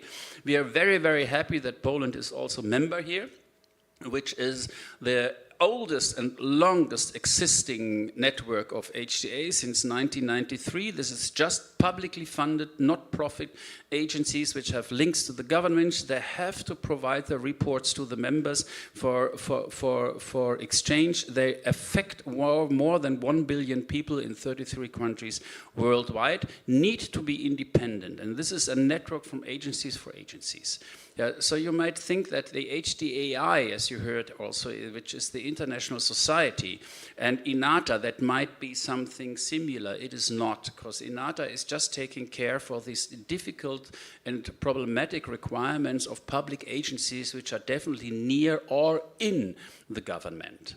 So there might be different things, and there are a lot of different things, and they try to support these members. And you see here the members are spread out throughout the world, but there are a lot of white spaces here where we are working with. This is Asia and Africa mostly. And what are we doing? There are platforms, the database, perhaps most of you know. There is the glossary, and I think the glossary nowadays, you might say, glossary is, well, we have the new IT, then we have the AI, so why do we need a glossary? Where we can look, it's like a book, a dictionary. I think that is wrong. I think the most important thing is that the main items from HTAI need to have a common acknowledged definition on which you can rely on, that you have a common language and speaking together. Even if definitions, I just will mention real-world data and real-world evidence, are used in a different way, or there are existing 10 or 20 or 40 different definitions which are used just on purpose from different stakeholders. Even then, and exactly then, it is more important to have some clear definition which is acknowledged by the main networks on HTA worldwide. That is a glossary which we do together with HTAI. Other things, I do not want to read everything. Most important for us, as you can see how we work, are learning groups, that people who have one topic from different agencies come together regularly in order to discuss on a topic. It's not to teach somebody, it is to discuss and to develop something together. That is a kind of an international collaboration and international acknowledgement of something, and this is working quite well. We have our real-world evidence, patient involvement, environmental sustainability. There's just a new paper which got a prize, which comes from INATA on this. also important for HTA and others. Of course, scientific works and position statements, INATA as the voice of the public agencies. That's what I mean with international collaboration. You as a single agency, has mostly not the power to really provide their requirements to work on this. But if you have the backup from the international network, you're much more stronger. And that what you're doing and the power of your reports will be much more stronger. That's why the network is also providing position statement. For example, here we have on disruptive technologies, patient involvement in HTA, and probably in the near future there will come others on which the agencies can rely on. HTA International, I think here, I do not have to mention, where the first HTA Congress had been in Krakow. I was also there. It was really lots of fun. The work, the scientific work, and the fun in the end also, I remember very well. Just to see what they're doing. Yeah? They're also trying to bring the people together.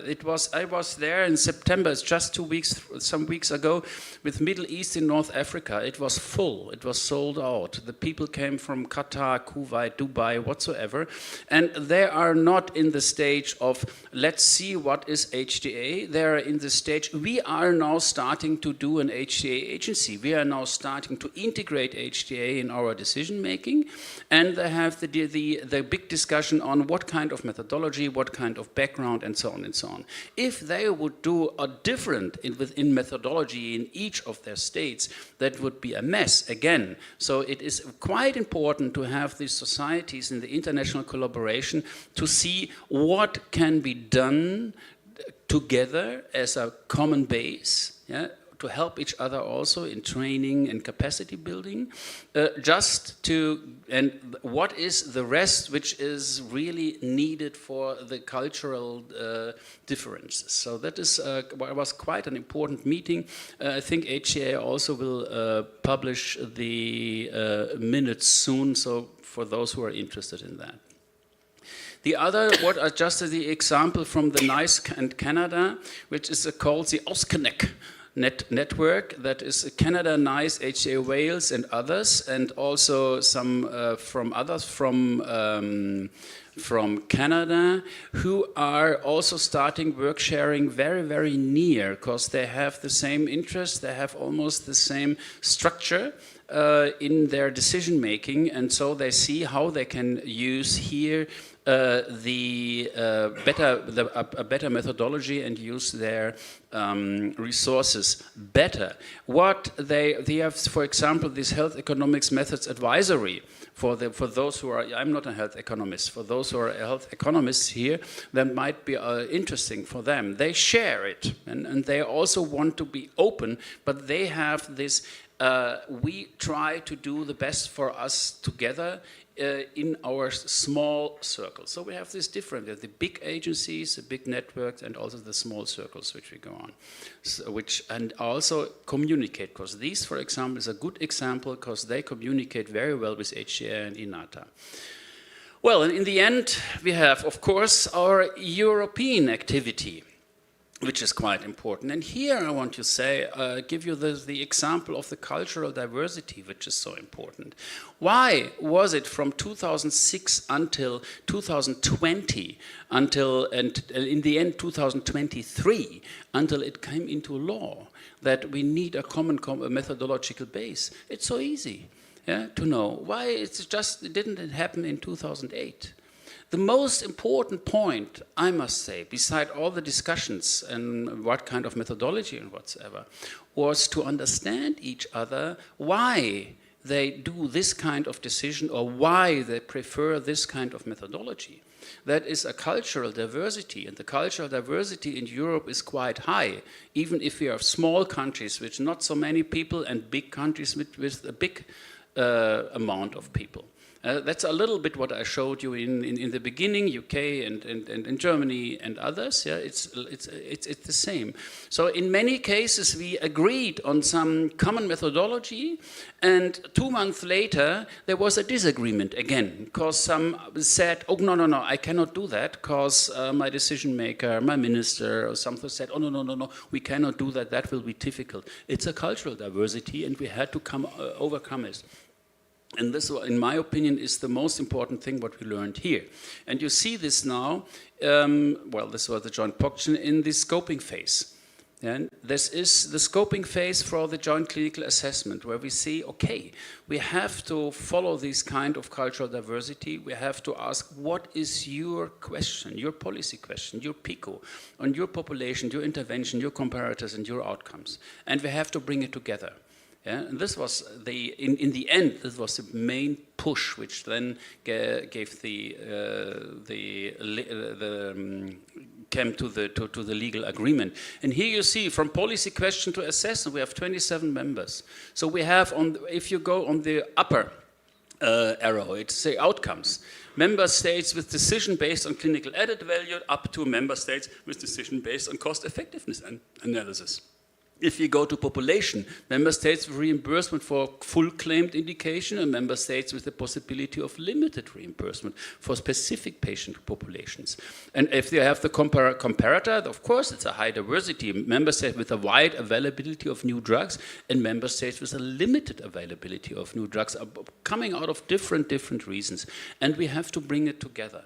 And we brought it together in Europe, and I think the PICO experience, in the beginning everybody said, oh gosh, we will get more than 27 PICOs.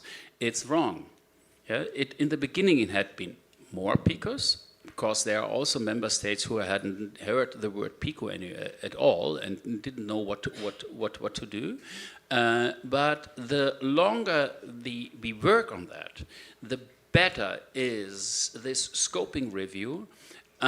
No, it is, I think it is, I'm quite optimistic. I think the glass is more than half full, it's 3/4 full here in this kind of development. But of course, we need to wait for the first JCAs. Let's see. It is a hell of a work, yes.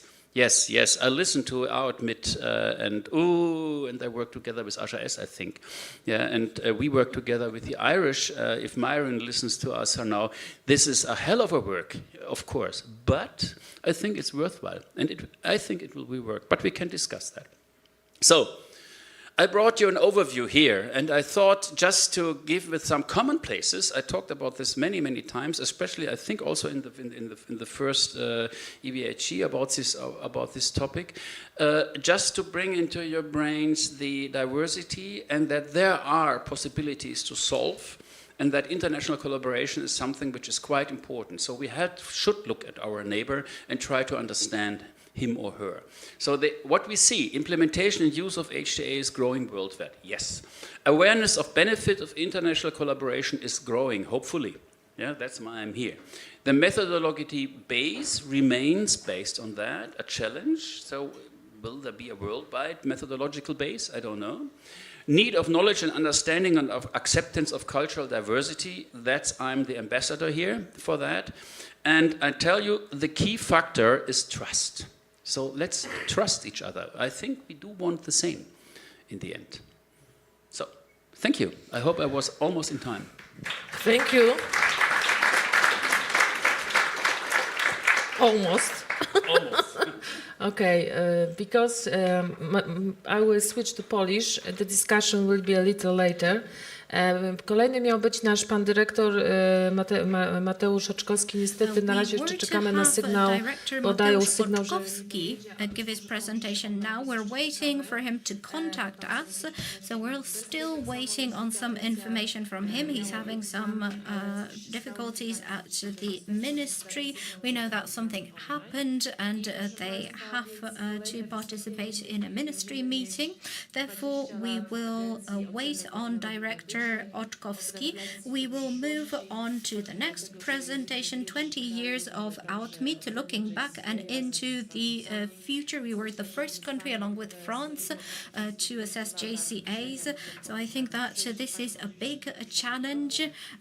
We've been thinking about HTA starting from 1994.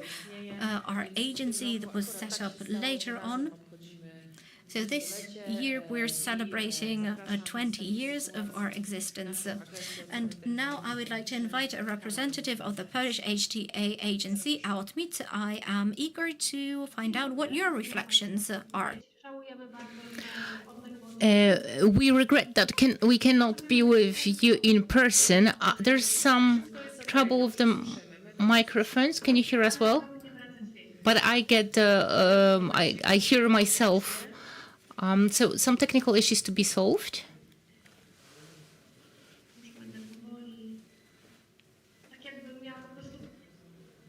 It's as if two people talking at the same time, so it's a bit difficult for me.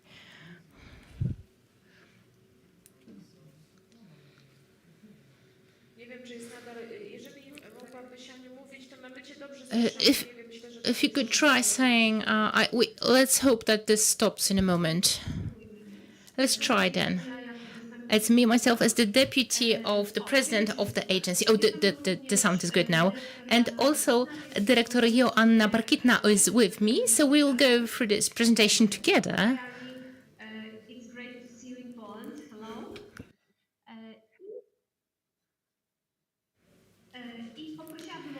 And now, if you could present my slides.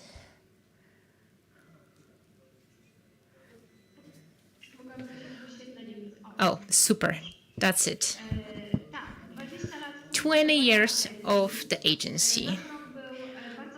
This was a very busy year for us, because the 20th anniversary of the foundation collided, so to speak, was in line with at the same time as the Polish presidency in the European Union. So there were even more projects that we decided to take up in this year.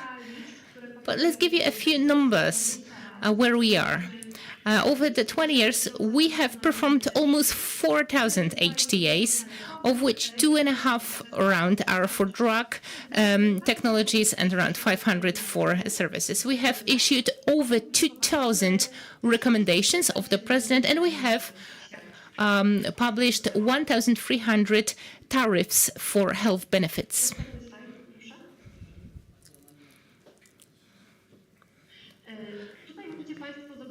On this slide, you can see the mission, which is the fruit of our recently presented, developed strategy. We support optimal decision-making in healthcare. We work in line with the highest quality and transparency standards. This vision and mission are the elements of a larger project. Since last year, we started working on this strategy. The main areas of our activity, we started with HTA for drug therapies. Then we also added non-drug technologies, and what was added next was the tariffication of healthcare services. We are a large agency. We have 270 employees. We also carry out trainings. We develop standards, methodology, and we are involved in various external projects and internal cooperation. If I could ask for the next slide. And this is a document, the strategy for 2026-2028. It involved all employees of the agency, from the higher-ups, the president, directors, heads of section, to regular employees. We started working in various teams. We held various training sessions, various opinion polls and questionnaires, as well as external analysis, SWOT analysis, and other methodology which we had to use to carry out the works in favor of our strategy. So we have the document with 5 pillars. I thought I would have more time, but I cannot dwell long on the pillars. So first, the agency is an independent authority for HTA and tariff setting, and this independence and being objective are the foundations of our agency. I would like to underline here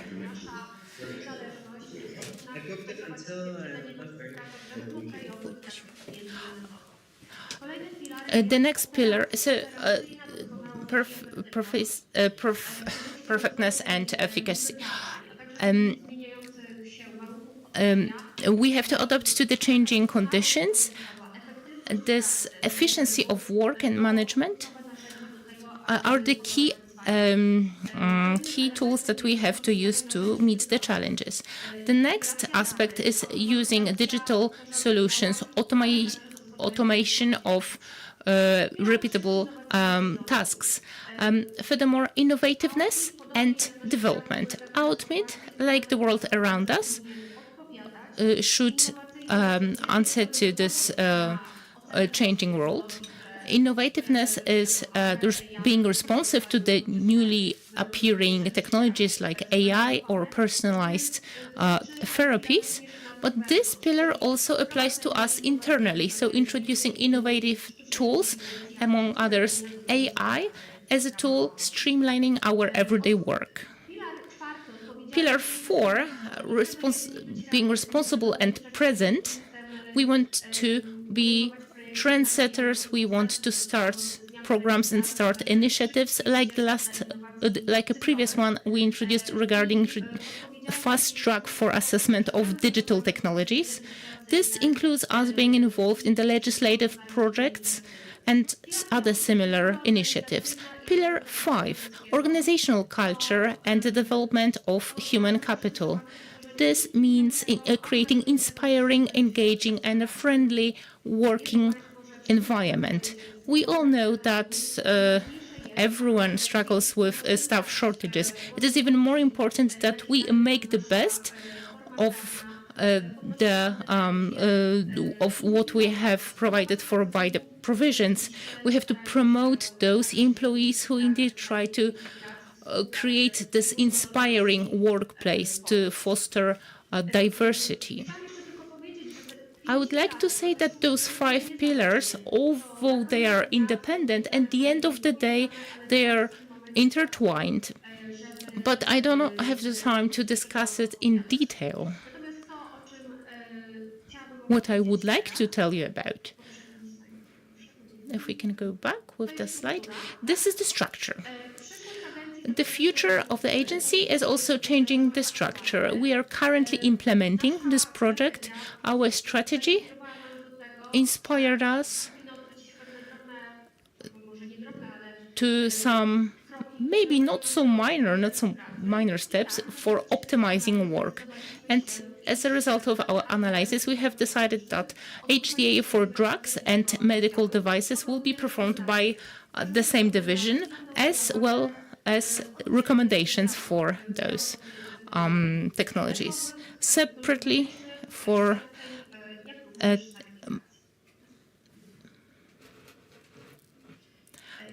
and now other projects. The project which recently picked up place is creating the guidelines for MCDA, so multi-criteria decision analysis. This is the analysis of needs for orphan drugs. This group of products is assessed less often. The standard solutions are no longer longer work for this. We cannot focus only on the economic aspects. We have to take into account also the social aspects and the clinical aspects, and take into account a number of factors and a number of stakeholder needs. When it comes, Director Parkita will tell you more about how we work on this program, but I would like to tell you shortly about the benefits that can be offered to the patient and the decision maker by MCDA.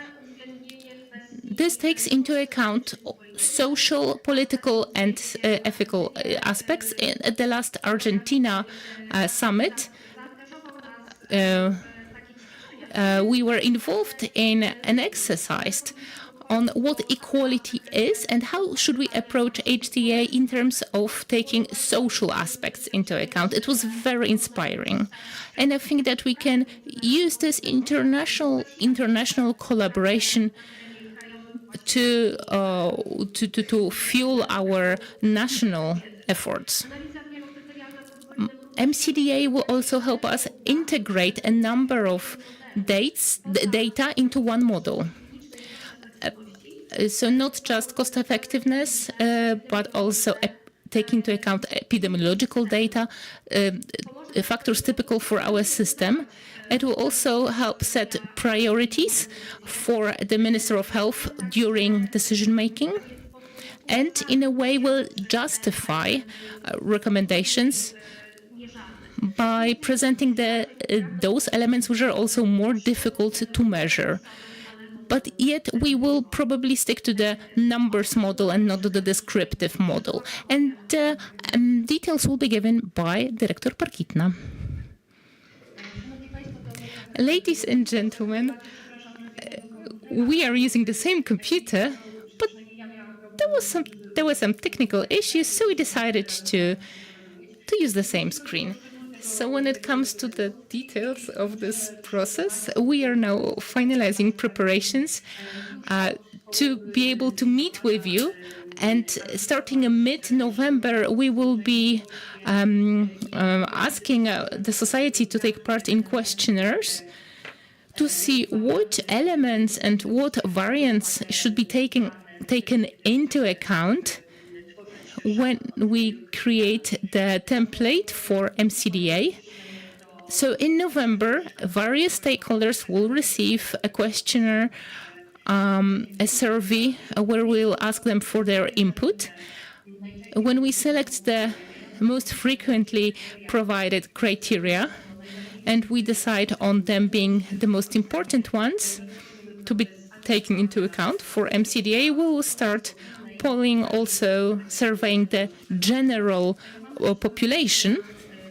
We have this ambitious plan, which assumes that the entire works will be finished in June 2026, maybe even May 2026, if we are all working in line with the schedule.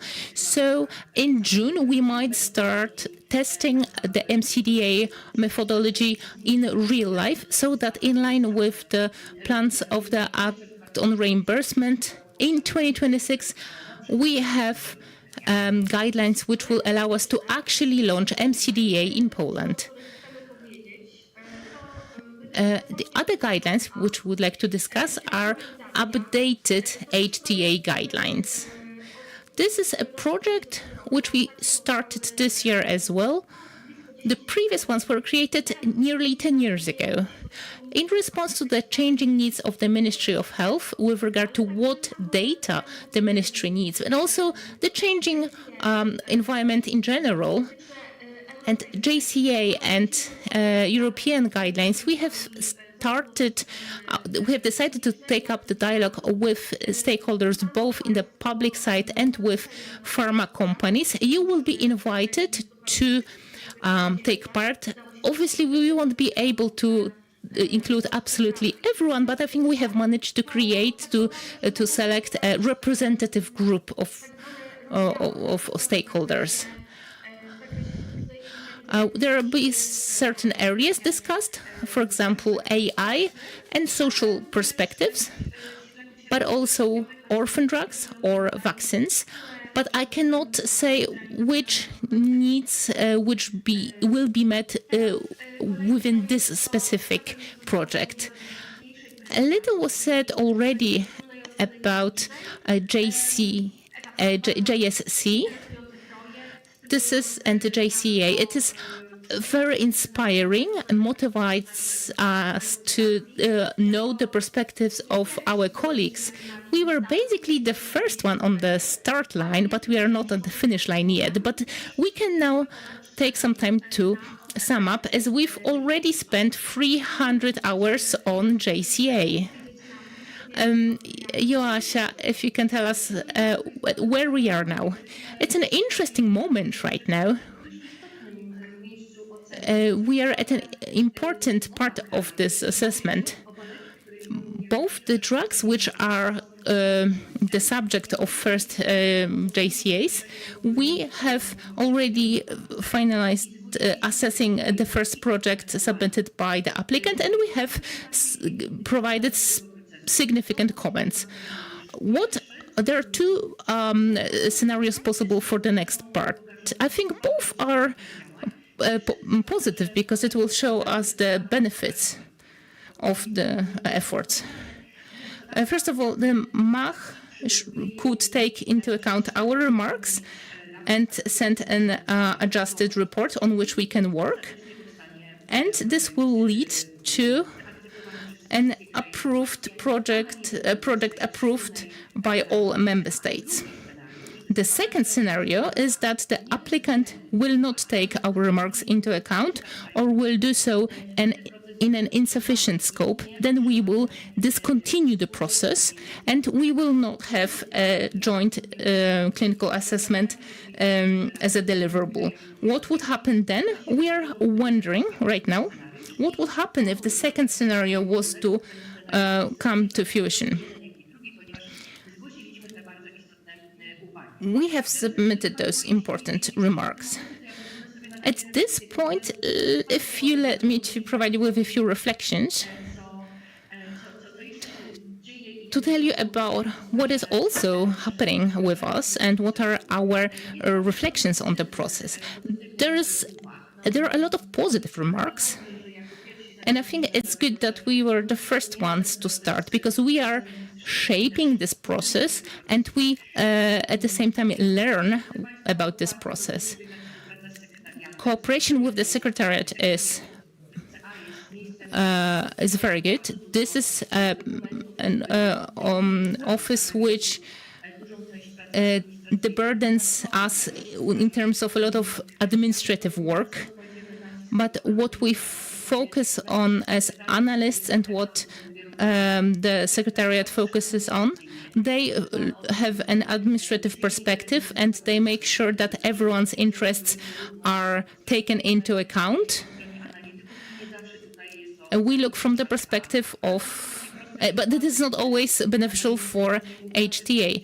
Sometimes analysts point that we'd like Kaplan-Meier graphs, for example, to analyze.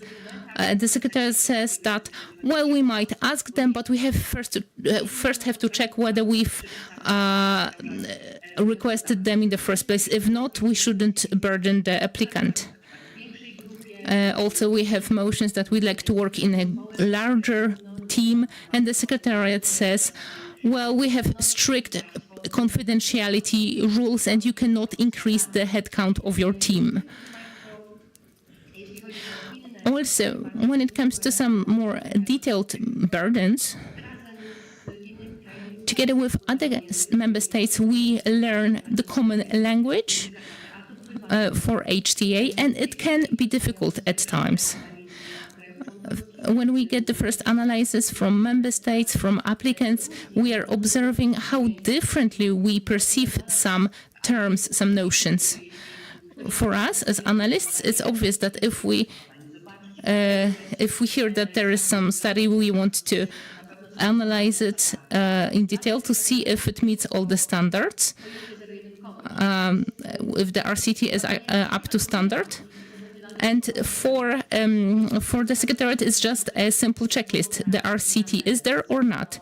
So I hope that we will be able to maybe change the templates, the expectations, so that we are all on the same page and satisfied. One interesting aspect is that Poland seems to be a country where we are very watchful with regard to GDPR and all. But what we thought we were compliant with CDA and were cautious of the matters, but we did not expect everything to be put under the confidentiality clause. We are co-creating, if we are, so not just the applicant and the subject of the application are subject to confidentiality, but also all the actors who take part into JCA are subject to confidentiality.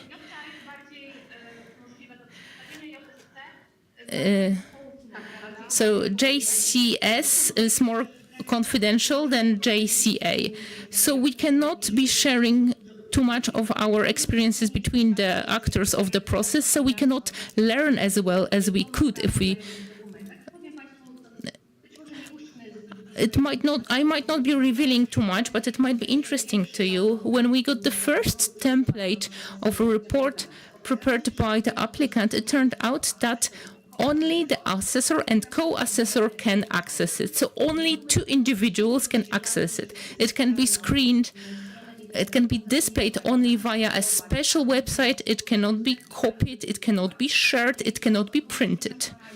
So we underwent a big struggle because those time slots for it are very limited. We only have a few days to check the correctness of the material, and it turns out that the Secretariat does not allow, even in ad hoc situations, to allow other people who were appointed to take part in the works.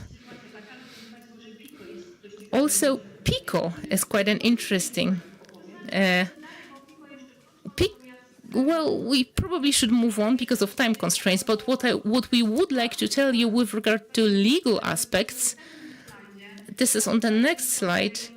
It's important to note we are quite well prepared legislatively for this, so we are quite future-proofed with regard to JCA and JCS. We have an adjusted Act on Reimbursement and Healthcare Service. So regardless of how the process goes, we can meet the needs of pharma companies and patients and make it happen for the assessments to be continued in Poland. We should underline this element that the applicant can be called upon to provide additional information if the PICO is not sufficient. So we are carrying out JCA works for 2 drugs, but we are not sure whether EMA will be registering that. So there is a given risk that this will not be efficient. So our provisions will provide a plan B. What we can also proudly say is that we have managed to increase the capacity of the Polish JCA team by 10 FTAs, by 10 full-time working equivalents. Starting next year, 1st January 2026, 10 more people. Then in the next years, in 2028 and 2030, additional 10 full-time employees, and we'll have a strong team who will be able to meet all the challenges. How do we see the future? Our future is answering to the needs related to innovations and new drug and non-drug technologies, creating standards for RWE, so real-world evidence, and focusing on what takes place in many countries, I'm sure, is implementing the regulation on EBHC. So, returning to our future plans and strategy, we do not want to be passive. We want to be trend setters. We want to set directions in terms of great guidelines, great methodologies. One example of that is the report on assessing innovative technologies. We focus not only on what we assess, but also how we do it. So, for example, we are checking the options for using AI and NLPs. We want to work internationally. We want to learn from others. We want to use the opportunities to work with great experts, but we also want to share our experiences with others as we are perceived very well. And it's time to think about the patients, about equality, about ethics. I'm inspired by Director Parkitna. We keep searching for new tools. We talked about the great methodology, among others. We are looking far into the future. I just hope that we'll have the time and the hours in the day to meet all those plans. Thank you so much for your presentation and for showing us what's going on at the agency. JCA, JSC, I understand that work is advanced, but we will see what happens. Director Otkowski confirmed he cannot connect with us because his presence was requested by Madam Minister. He will provide us, we will provide him with a recording as we are recording our stream. Are there questions now, or would you like the Q&A to take place after all the presentations? We'll leave the Q&A for last. We have a couple of issues together with Aldrich, some questions. We know that a lot is happening in Europe and it's impacting our national solutions. Now I will hand over to another panelist of ours. If you could join us. We would like to invite Mikołaj Konstanty to join us. We have 3 more panelists who will give us their presentations. But before that, we have a video recording from Holger Jens Schönemann from Canada.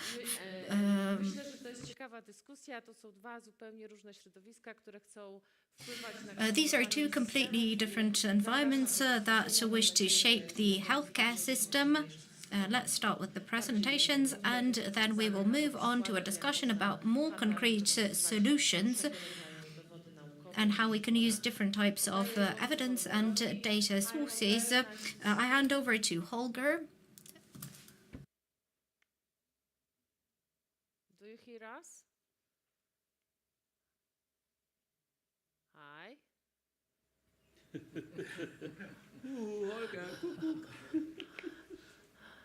Chyba mam jeszcze problemy techniczne. Holger, tak? can you hear us? Can you hear us? Hi, Holger, do you hear us? Can you hear me? That's Yes, the bigger we question, hear you. perhaps. I have the audio is coming through a little with some challenges, but if you can hear me okay, I can start my presentation. Yes. Yeah, you can start. Okay. Thank you very much. I will do that then. Okay. Great. Fantastic. So thank you very much for having me. Great pleasure to be here. I'm obviously virtually as opposed to in person. Thanks for the invitation. And so I'm Holger Schönemann. I work at Humanitas University. I'm emeritus at McMaster University. I will talk about how GREAT will help shaping the future of HTA. And let's see that it works here. My declarations, I don't have any direct financial conflicts of interest, of course. Let me double check something. I apologize very quickly here. I think are you playing you may be playing my narrated presentation. Okay, is the audio still okay? It's perfect. You can go. Okay, good. So I will talk about the background to GREAT very quickly, introduction to decision thresholds and the impact of decision thresholds on certainty assessments. Just in terms of background, GREAT is a now 25-year-old quarter-century working group that has collaborated with many different organizations to develop a system for assessing evidence, obviously, and making decisions. The organizations that are listed here have been very intimately involved in the development. We have over 30 centers and networks globally. One of them, Poland, as you know, our work has been utilized in thousands of recommendations. It's used in HTA and guidelines, of course. We have published a lot, and we have an official tool that is called GradePro that is actually programmed in Poland, in Krakow, and of course our educational material in the book. As I said, we started 25 years ago in a nutshell, and one of our biggest contributions obviously was the evidence to decision frameworks that we developed as part of a European Commission funded project. Our work typically gets published, of course, in peer-reviewed journals. In addition to that, this is the official source that we just launched, and a freely available tool or resource for applying grade correctly. It's the updated version of our grade book. And in a nutshell, GRADE works as follows. Here's an example from an American College of Physicians health recommendation in the context of treating diabetes. As most of you know, there's two things that we look at in GRADE. One is the underlying certainty that we might have that benefits outweigh harms or vice versa. And there we use a very simple framework that, of course, in its operationalization is more complex, asking about whether or not there are important limitations in the study design and execution. If results are consistent when they should be consistent, we look at precision, and if results are precise enough to be confident in judgments about benefits and harms. And we look at how directly the evidence actually applies to a population or the question of interest. We look at dissemination bias, whether or not that's all the research that actually exists, and whether or not there are any issues that increase our confidence in the results.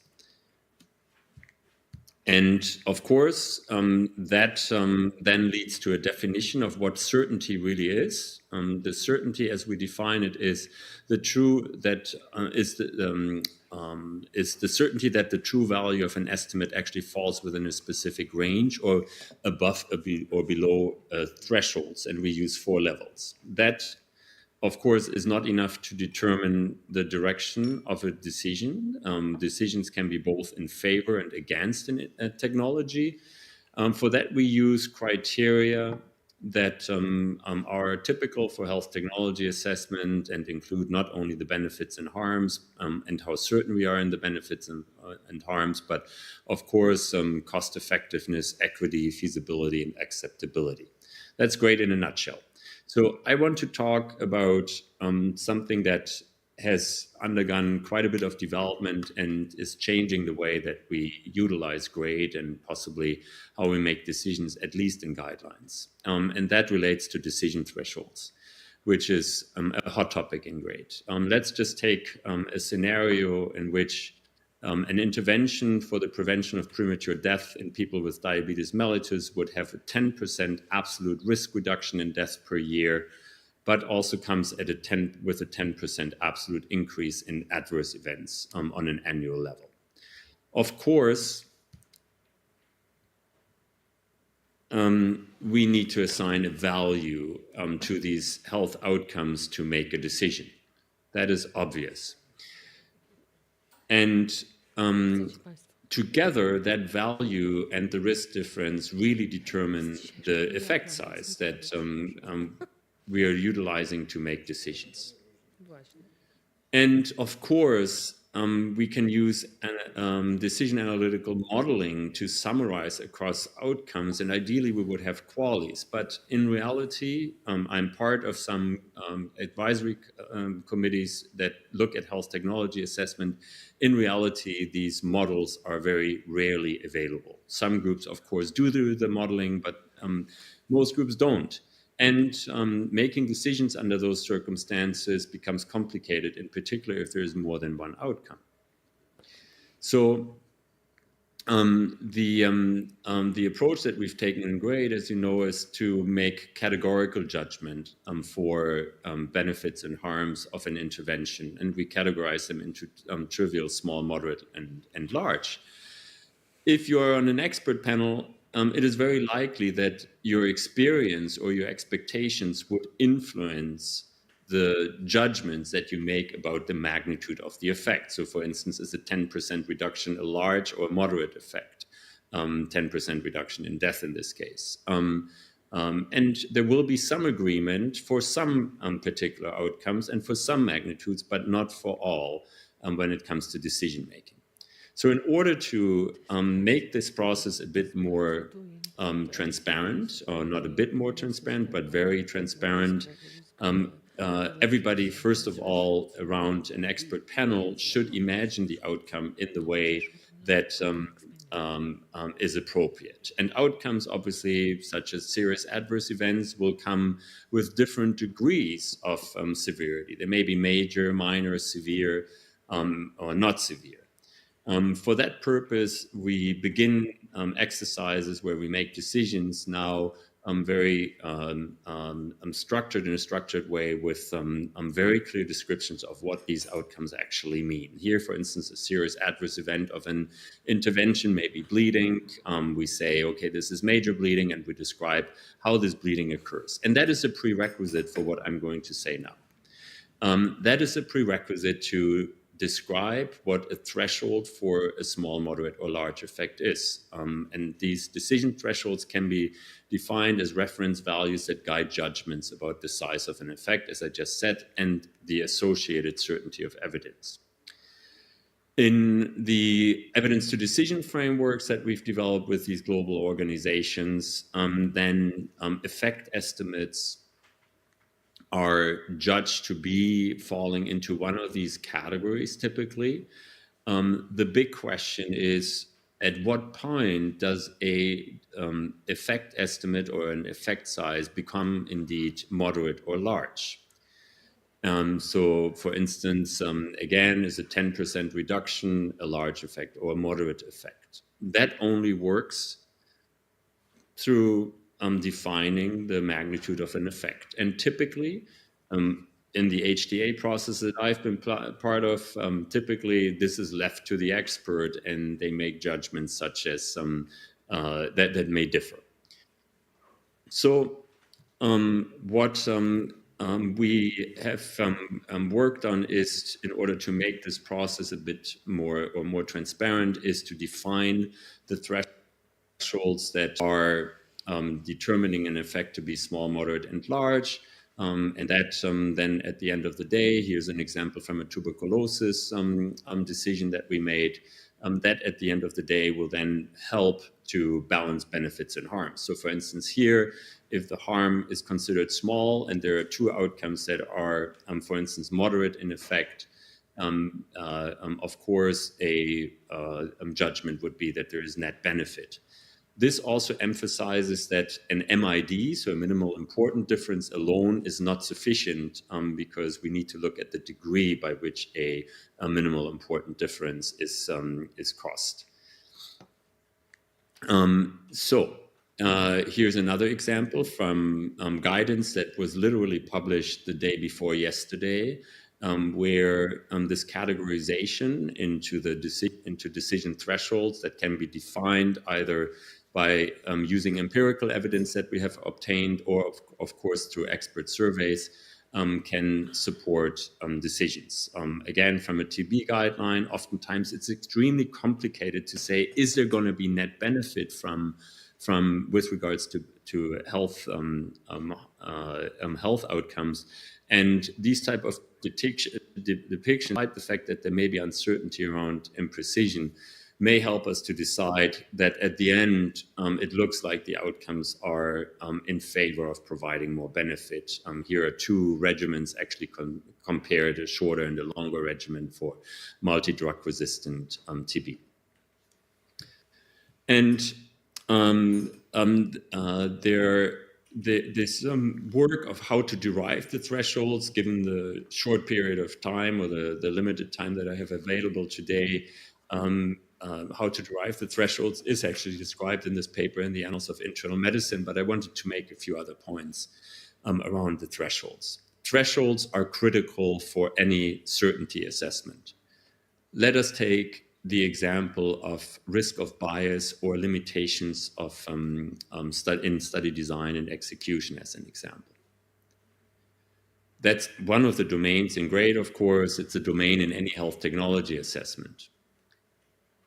We typically do sensitivity analyses to see if studies, individual studies that are at higher or lower risk of bias have important effects on the overall estimate of an intervention effect. Here I'm talking about risk differences. Thresholds actually help us to decide that effects truly differ, as opposed to that they are similar enough so that in a sensitivity analysis, we would call this sensitivity analysis negative, which in this case is obviously a good thing. So in the first scenario, by setting thresholds, we will be able to tell that studies who may be at higher risk of bias exaggerate the effect as opposed to those at lower risk of bias. And this is quite relevant, as we said, because without the thresholds, such influence is much harder to actually judge or make judgments about. As opposed to in this scenario where studies at higher risk of bias and lower risk of bias show similar results, and the way to determine whether or not they are really similar is by pre-establishing thresholds, which this work actually helps with.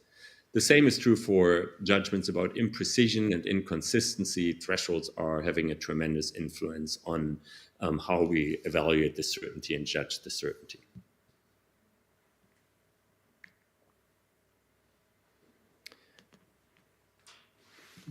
And not only that, thresholds also help us in the GRADE context and in general evaluation to make judgments about whether or not effects from randomized or non-randomized studies, sometimes confused with real-world evidence, are congruent.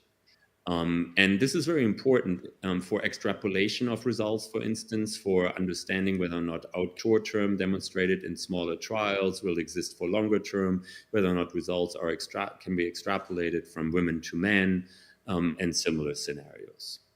And their thresholds, also in a paper that is appearing now, help us to determine congruency.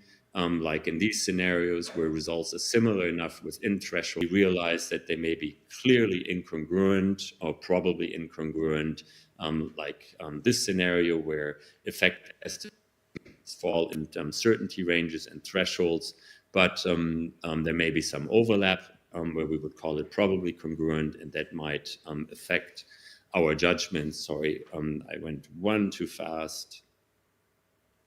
For those in the room, it's here with the clicker that is not. These are incongruent effects where you can be certain or relatively certain that that type of evidence best would not be brought together. There will be factors at play where non-randomized studies have reasons to not agree with randomized studies. One of them could be risk of bias. Others could, of course, be other factors that cause interaction. So to conclude, all of that for us is extremely relevant, also in the interaction of different players in the health ecosystem by setting thresholds for the evaluation of benefits and harms that are transparent. Will we be able, for instance, to bridge gaps between HTA and guidelines when those who do the evidence synthesis do both the certainty assessment as well as benefits and harms judgments on the basis of thresholds? This will also lead for us to be better able to communicate with other decision makers in the health ecosystem, such as those who work on quality improvement or essential medicine lists and those who make evidence-informed decisions. Furthermore, we do think that by understanding limitations in the evidence based on, for instance, incongruency or other areas that play a role, it will help us to better set priorities. Actually, thresholds will help us with study design, sample size planning, if we are expecting larger effects, and it will move us away from statistical significance, which we know is problematic. This work or these kind of concepts are already applied in Europe. Here is an initiative that we are closely involved with, the European Cancer Screening and Diagnosis Guidelines. There are now 6 initiatives, but the threshold work has been applied in those 3 already: the breast cancer, the cervical cancer, and the colorectal cancer guidelines, where this bridge also between systematic reviews and guidelines, as well as evidence-informed policy and quality assurance, is actually made, and thresholds play a central role in this process. So in summary, there is going to be big advances of great methodology that can have big impact on health technology assessment through being more transparent about decision thresholds. These are based on absolute effects that describe the magnitude of benefit and harm, because relative effects alone will not allow us to make informed decisions and communicate them appropriately. This is meant to support the entire ecosystem of health decision-making. Thank you very much for having me today. Thank you very much. Thank you very much for this first part. Zapraszam Państwa na drugą część. Ladies and The gentlemen, discussion I will be invite you in the to end of the participate in the second part. session. Already, even that one person is already not today with us. Zapraszam kolejnego naszego, dzisiaj jakaś sesja Let męska, me widzę. invite our next speaker. This is a very manly session. All the speakers are male. Let me invite our next speaker, Rafał Jaworski, who will talk about productivity loss associated with premature mortality due to HPV-related cancers in Poland. We tried to bring together 2 worlds in this session, the conceptual world and the world of new evidence and analyses that we are facing. As we hold our discussions here in Poland and across the world, we're changing our approach to HTA. It's not just a single technology, we're also taking into account societal and systemic issues. I hand over to you. Hello, ladies and gentlemen. It is my great pleasure that I'm able to participate in this session. As Magda already said, and how the predecessors before me, the speakers before me said, what we are based in HTA is data. We also try to get the data in the largest context as possible, and we try to change our approach to adopt not just the payer's perspective, but also the social perspective. And it is all the more satisfying to me to be able to present to you results of a joint effort of a group of authors, Alicja Wójcik, Marcin Czech, Jarosław Pinkas, and the humble me, which regard the cost of loss, so productivity loss associated with premature deaths, premature mortality due to human papillomavirus-related cancers in this case. So HPV-related cancers and the deaths resulting from them. The objective of this work was to determine the indirect costs and to refer to specific parameters which were the results, which were the measure of the result. So mortality itself was taken from the National Cancer Register. So the model we used was the year's life lost, both in the general context and in the context of average year's life lost per death. And the main measure that we adopted were the year's productive life lost. resulting from those deaths. In our work, we used a model which had been created for the purpose of assessing the consequences of the incidence of various cancers. But we decided that, well, if we can assess and evaluate issues related to various cancers, why not focus on a specific area, especially since these are costs which could be prevented thanks to primary prevention, that is, vaccinations.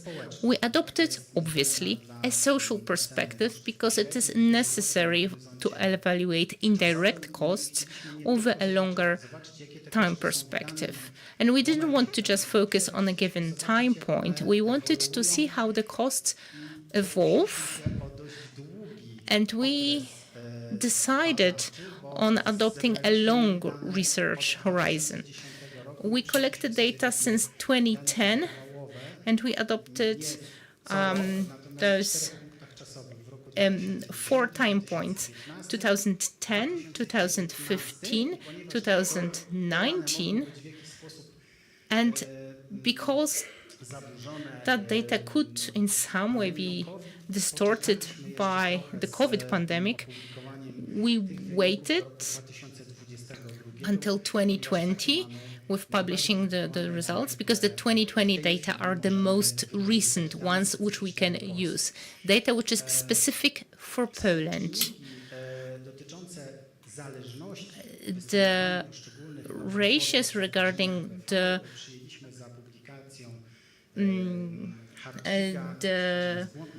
fractions per HPV types were adopted in line with Hardwick et al. There is a mistake on the slide. It should be 2017, the date of publication.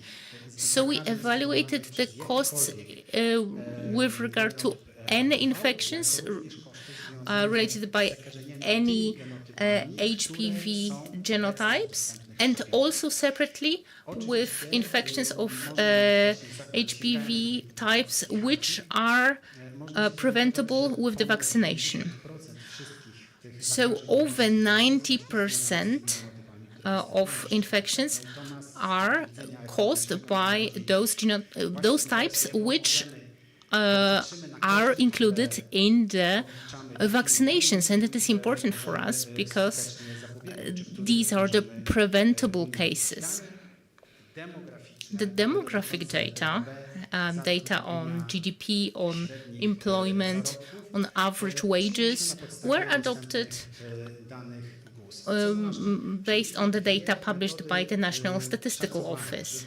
So we adopted 2 methods. On the one hand, we looked at the entire social perspective, but also at individuals and an individual perspective of people. So we adopted the capital method, which is typically adopted in similar calculations. So GDP lost per working person. So, of course, we have data on employment, on the working population and the population in general, and that way we can calculate the GDP per employed person.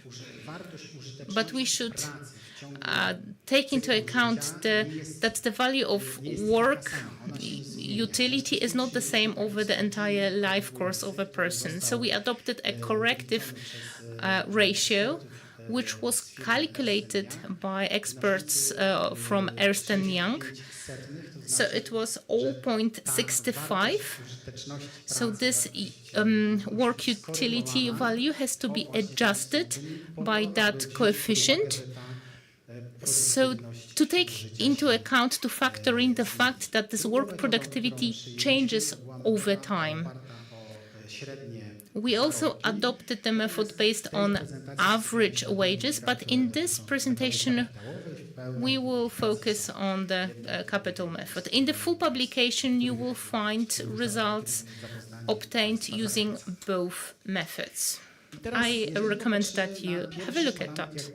If we look at the first parameter, that is the number of cancer deaths attributable to HPV vaccine genotypes, we can see that over the years, this number of deaths is reduced.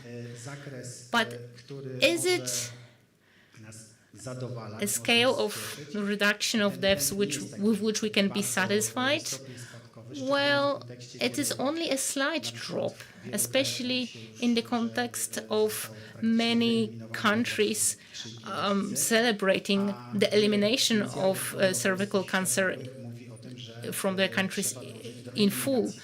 And a lot of countries talk about the need to eliminate HPV altogether. So this trend, the data, is not that optimistic. All the data I will be presenting to you were categorized into 3 groups. We have cervical cancers, we have head and neck cancers, and anogenital cancers.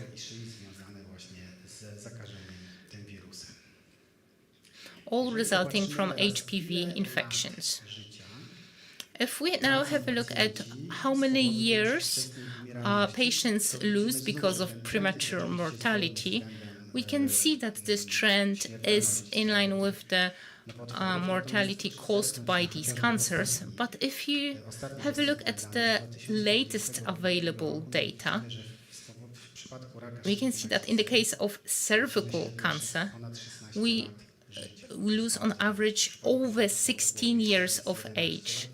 In the case of head and neck cancers, that's 11, more than 11, and in the case of anogenital cancers, that's almost 9. If we were to look at it from an economic perspective, we should have a look at the number of the premature deaths, the number of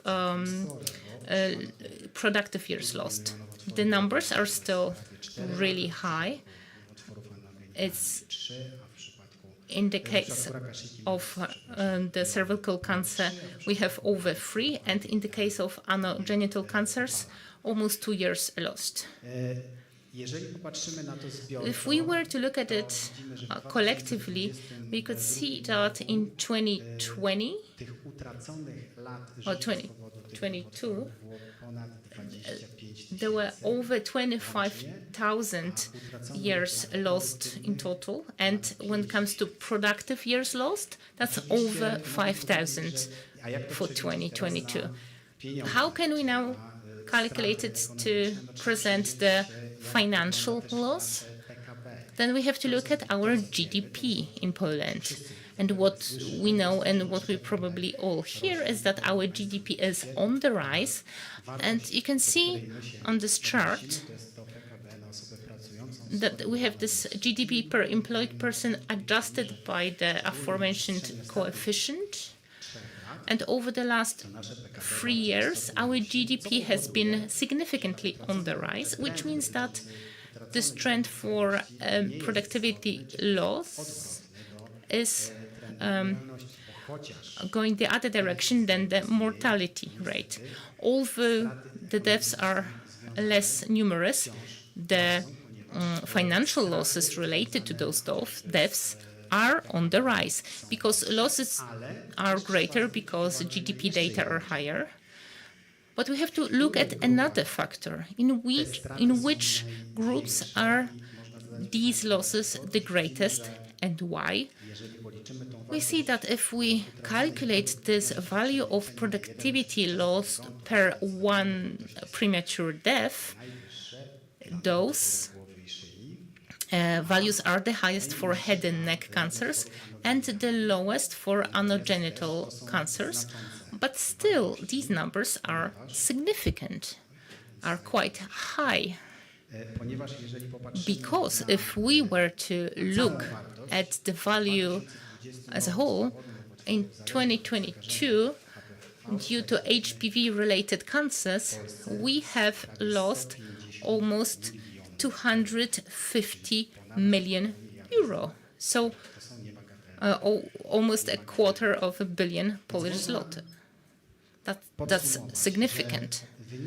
So we can sum up that the results of those estimations suggest that the tendency in terms of mortality is being reduced, but compared to the entire perspective of the analysis between 2009 and 2022, despite those epidemiological factors being a bit better, these cancers remain a significant challenge for the healthcare system and for the society. We lose almost 26,000 years of life, 5,500 productive years, and we are burdened with indirect costs, almost 150 million euro a year, if we use the capital method. So it seems these data definitely suggest that it is worth to, first of all, realize that we do have a problem regarding costs and indirect costs, but it's important to quantify it, to make the calculations, especially given the fact that these costs could be either partially or fully avoided. Thank you very much. Let's leave the discussion until the end of the session. We're still talking about vaccinations. Our next speaker is Mikołaj Konstanty, Evolution of Healthcare Services at Pharmacy Vaccination Points in Poland. We're still talking about changes in the system which concern vaccinations, and we'll talk about some challenges to the system. That's Mikołaj Konstanty for you. Ladies and gentlemen, thank you for the invitation and the opportunity to give you my short presentation. As I was listening to my colleague, I decided I wanted to show you what we could do to stop people from dying. It's so simple. We just want these outcomes to be better. In terms of opportunities and the change that we see, the change consisting in engaging other medical professions in preventive medicine, then our efforts here in Poland is nothing new. Let me introduce myself first. I'm a pharmacologist. I'm a physician. Together with my wife, we operate a pharmacy which provides vaccination services. I'm also the president of the Polish Pharmaceutical Chamber, and I will be the president, next year. This year we're taking the presidency of the Pharmaceutical Chamber. We had our Congress this year in Copenhagen. And what we talked about at the FIP World Congress was a topic that brings us all together. Pharmacy. Every physician is a pharmacist, but not every pharmacist is a physician. Pharmacists work at very different locations and different venues. And we'll be talking about pharmacists. So those people you come across in pharmacies in Poland, we have 11,000 of those in Poland, and we have physicians also engaged in pharmacology. There are 25,000 of those. We learned from the World Congress that pharmacies are undergoing significant changes. Pharmacies used simply to disperse drugs. They would prepare them, they would deliver them, they would store drugs in the right conditions and sell them to patients or disperse them to patients.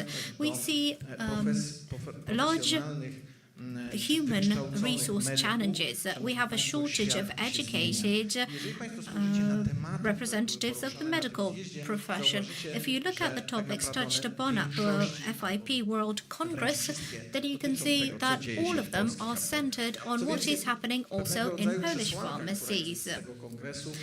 One of the conclusions from the FIP Congress is something important to all of us. Owing to vast needs and great expectations concerning the evolution of medicine from reparative, regenerative medicine to what you're talking about now, to investments in health. Pharmacies are becoming centers of health as a result. our present populations are well informed and their needs are increasing. Physicians are very clear today. They're not capable of providing services to all patients and satisfying their secondary and primary needs. So the preventive part and the primary care part. We need to introduce primary care into existing pharmacies. Let's look at the services that have been introduced to pharmacies. In this slide, we can see the services in Europe, but they're also happening in Poland to a certain degree. Emergency contraception, also night services, the disposal of expired drugs or medical devices, or blood pressure measurement. We can also talk about preventive medical programs, which will soon be introduced to Polish pharmacies, and we will discuss them extensively because the pharmacy will improve accessibility for the patient. 26 countries across Europe have long ago discovered that there is great potential vested in pharmacies and we need to tap into it. Now the changes in pharmacies, medical service at pharmacies are becoming something very important. They're an important change. I'm sure you're aware, and we as pharmacists are aware, that our profession is evolving. We know that dispersing drugs is now becoming more automated, more digital. We have e-prescriptions. There's a whole new layer of that process, and it changes the expectations of our patients to pharmacies. One big change was the introduction of the pharmaceutical prescription. Poland is a strange country. At first, it was said that a prescription can only be issued by a physician. Then we had the prescription systems, and you could simply buy a prescription. However, it seems that engaging pharmacists and physicians in prescribing is a much better idea. At the initial phase of the pharmaceutical prescription, only pharmacists could issue such a prescription in an emergency, and only very few pharmaceutical prescriptions were issued. The emergency health situation was not clearly defined, therefore not many such prescriptions were issued. Now we issue such pharmaceutical prescriptions when there is a threat to health, when there is need for emergency contraception, for immunologicals. Now these are reimbursed, so it's simply for vaccinations. We have pro familia, pro actore prescriptions for family and for oneself. This triggered an exponential change in the number of such prescriptions. We now issue about 180,000 such prescriptions monthly. If we look at the expectations of patients, we can see that every month we witness an increase in the number of these prescriptions. We are certain that this year we will see a surge in the number of issued pharmaceutical prescriptions. Now it is possible to issue such a prescription during a vaccination procedure, for example. Therefore, this level will be much higher. Now, if we transfer all of this to our patchwork system of creating pharmaceutical vaccination points, we will see one game changer here, and that was COVID-19. As a pharmacist, before COVID, I started spreading the word that we could vaccinate against influenza, and the response was very swift. The ministry said it will be ready quickly in 8 years, and then COVID struck and we were ready within 3 months. This means that the potential of generally accessible pharmacies and pharmacists is extremely significant. If we take a historical perspective, we can see that pharmacies were the only available place where patients could come in and pick up their drugs, their OTCs, and to receive a pharmaceutical consultation as well. Looking at what changed in Poland 2 weeks ago, I had the pleasure of talking about systemic change in Poland at the European Parliament. We are the country which has the largest scope of recommended vaccinations. That's the whole enumerative list which has been embedded in the regulation of the Minister of Health, 26 recommended vaccinations that can be received at pharmacies. What has changed over the recent years? We started off with COVID-19, then we added influenza, pneumococci, then other vaccinations, but we were still lacking a fast track. And I think it's being finalized this year. Finally, it turns out that during one visit, you could get a pharmaceutical consult, get a reimbursed pharmaceutical prescription for a vaccination, get an eligibility check, receive the vaccination, the pharmacist enters data into the system, and issues an electronic vaccination card. We have an outburst of interest in vaccination. All that I've been discussing is really wonderful, but I forgot to say that the influenza vaccination rate is at the level of 5%. So if we look at what we have and at what is happening, then we can see that things are simple. The system was inefficient. Although we introduced these possibilities, these medical services were incompatible. What was absent was that even an unconvinced patient could enter a pharmacy and receive vaccination. This year is the year of change. I'm presenting you with information that confirms this systemic change. You can get the consults or the eligibility change, and also the reimbursement scope was expanded to cover a vaccination delivery. We have 11 diseases which are reimbursed starting from the 18th year of age. And both the vaccination and the application is reimbursed. We introduced vaccinations which were reimbursed, but the application was not reimbursed, and that was illogical to patients. This is a major systemic change, and it increases vaccination rates in Poland. The whole campaign has been launched on the 25th of August. Now pharmaceutical vaccination points are not seasonal ones. They operate the year throughout. We've also added different vaccinations, for example, for distant travelers. And now pharmacies will operate throughout the whole year. Let's look at this season in terms of COVID-19. We've experienced changes. We have a different distribution system. It's not perfect, but we have vaccines in the pharmacies. And we're also changing the administration procedures. You can receive more than one vaccination at a single visit. We know that time is very precious. And this gives us a clear vision for increasing vaccination rates. The previous scenario led to high mortality rates, and this is still, and we have managed to lower it. Of course, there are barriers that we need to overcome. That's the valuation of this medical service. Ever since the Phoenicians, we know that the right impulse is money. It's always worked. They have a great impact on vaccination rates. And then giving pharmacists permission to leave the pharmacy so that they can provide vaccination at nursing homes, at workplaces, at schools.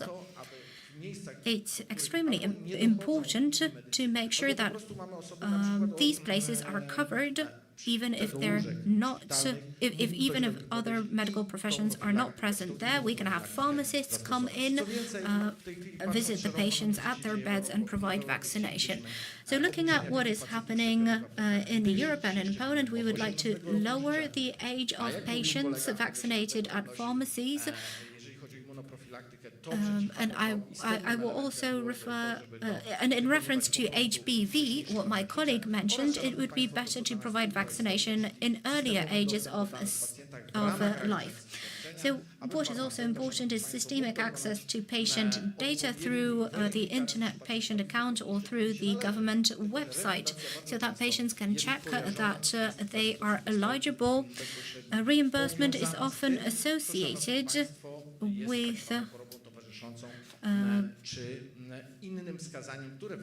with other indications or with the presence of a concomitant disease. And sometimes that is not the case. Thank you. I know I was very fast and I saved some time. So I gave you a bit of a different perspective. You're talking about different areas. I don't understand all of it, perhaps, but I believe that a sustainable market that is based on access to other medical professions is our future. No matter what we measure, no matter what we induce, no matter what we prepare for our patients, then someone has to deliver. We have limited human resources in medical professions. Therefore, I believe tapping into the potential of pharmacies is the key to this problem. We can leverage those services which were not so commonly available. Thank you very much, and I'm ready to take any questions if you have them. We'll get to the questions. This is a long session, so let me introduce the last session, Robert Plisko, how to reconcile growing health needs with the system's limited capacity. A round of applause. We missed the applause. It's time for effective therapeutic models. Before I hand over to Robert, maybe I could explain why we combined certain topics in this session. As you can see that at the European level, different things are happening to introduce new technologies. The target model is to cover all technologies. Agencies adjust to internal and external needs. We also heard the example of Ireland. Data-driven is important, but we have to look at how we're implementing these technologies. The example of Ireland showed us that this impacts waiting times and overcrowding. In the case of vaccination, we all have a problem, the whole region, not just Western countries, but Poland as well. I wonder how many years we have lost due to the absence of vaccinations. I think this will have impact on what we see in the system later on. Expanding access should also be taken into account. The impact of evolving systems, also the availability of human resources. I think this could be interesting in analytics. I think we're coming back to certain pre-COVID statistics. We had a drop in 2022. I'm wondering what the impact on the deaths post-2022 will be. Those will be interesting results. I would like Robert to refer to what is happening in better regulated areas. We have progress development connected with innovative technologies. The question is, are we managing our resources efficiently? We also are encountering some financial problems in our systems. Robert, over to you. I was afraid that Magda would do my whole presentation as she is at the microphone. That wouldn't be that bad, but unfortunately. So my presentation will refer to what Mikołaj said, to what Rafał mentioned, and what is being developed somewhere in the healthcare system. We know that Magda is working on the FlexCare project, so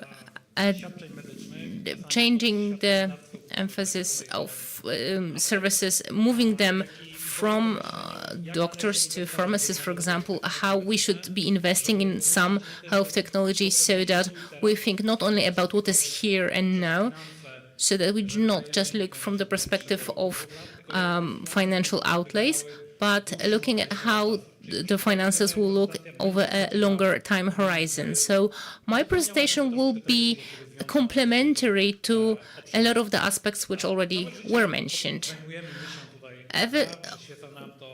Our entire life, since we've been dealing with HTA, we have this motto. Since we are spending on healthcare, we should do it reasonably. We should be spending on those interventions which are effective, which work, and which are also cost-effective, and which are justified from a just and fair perspective. So HTA as a tool should always be guided by those principles. And this is how it should continue to function. To show you where we are right now, everyone probably knows this graph. That is how much we spend on drugs as part of the reimbursement system. So this does not take into account hospital administration of drugs or those delivered to drugs to patients. And we can see that the expenditure on drugs is on the rise, but at the same time, those lines show us that relevant expenditure, so compared to all the expenditure incurred by the payer, are dropping. The one exclusion is last year, where for the first time in some time, increase was observed. So we have the 17%. If the National Health Fund Ministry of Health spend more, they should be a payback. But it's only theoretical, and this tool does not have a practical application. An important part of our entire reimbursement budget are drug programs, on which we spend almost 11 billion Polish zloty. That's 42 drug programs around. So a lot of active substances, 293 active substances, and since 2017 until 2024, almost 745,000 patients. Only 331,000 patients in 2024 alone are covered by drug programs. To take a more narrow approach, let's focus on hemato-oncology. Here we have data collected since 2022. We used the data using the reimbursement monitor, which is a website which we are maintaining for ePharma. We take all the substances which were registered after 2015 and all new uptakes, what was added to the potential services basket, and we check whether they have been reimbursed or not, whether they have been included in reimbursement. In hemato-oncology, we started with 11 substances, but now we have 43 different substances reimbursed in the area of hemato-oncology. So a good development. And the next slide indicates specifically what substances we are talking about. So in the area of hemato-oncology, we have new reimbursements. All the time, something new appears. But this doesn't come without its consequences. First of all, we have an increasing number of patients. Before I said that 330 patients last year in drug programs. We know that we have some large drug programs and some where we don't have any patients, where in a given year there is no patient because it is such a rare indication. And apart from the general number of patients being on the rise, the expenditure is also on the rise. So over the last year, between 2023 and 2024, that expenditure increased by 46%. So that is a huge increase. Currently, that expenditure, that's 1,600,000,000 Polish zloty. That's how much we spent last year. If we keep adding new technologies which are being covered by reimbursement this year, this will be again on the rise. So how should we optimize that spending? How should we allocate resources more rationally? The society is an aging society, so the number of patients suffering from hemato-oncological disorders will be on the rise as well. In 2019, we carried out a systematic review. So a systematic review was carried out, which regarded rationalization of expenditure, and authors of that review said that the most rational approach is competition between payers. This cannot apply in Poland because we have only one payer in Poland, the National Health Fund. And what can also be used are various pricing mechanisms. So, for example, generic substitution and replacing some or providing more therapeutic options in given diseases. And this is then also used as an effective mechanism to reduce the costs of therapy or to control its costs. And one such tool will be discussed today. Over the last few or maybe more than 10 years, we have started talking about, we should start thinking about curing the patient or treating the patient as for a short period as possible. I first came across this with regard to chronic lymphocytic leukemia, so CLL. There was a first drug and then another drug appeared. We still didn't have the evidence, but the clinicians already started talking about clinical trials. And to have a high response, when the high response was obtained, they suggested discontinuing the treatment. Then other diseases, for example, hepatitis, so that we use as little resources as possible if it is not strictly necessary to be able to treat more patients.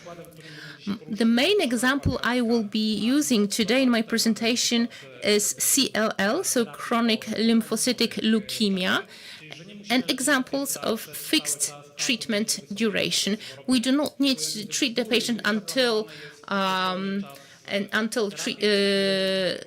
disease progression, but we have a predetermined period of duration of the treatment.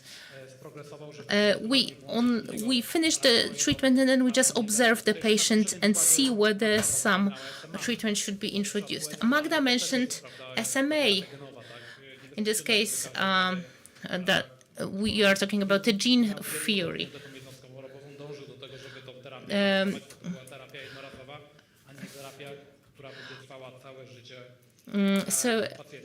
Obviously, this is not a therapy which is intended for the whole course of life of a patient.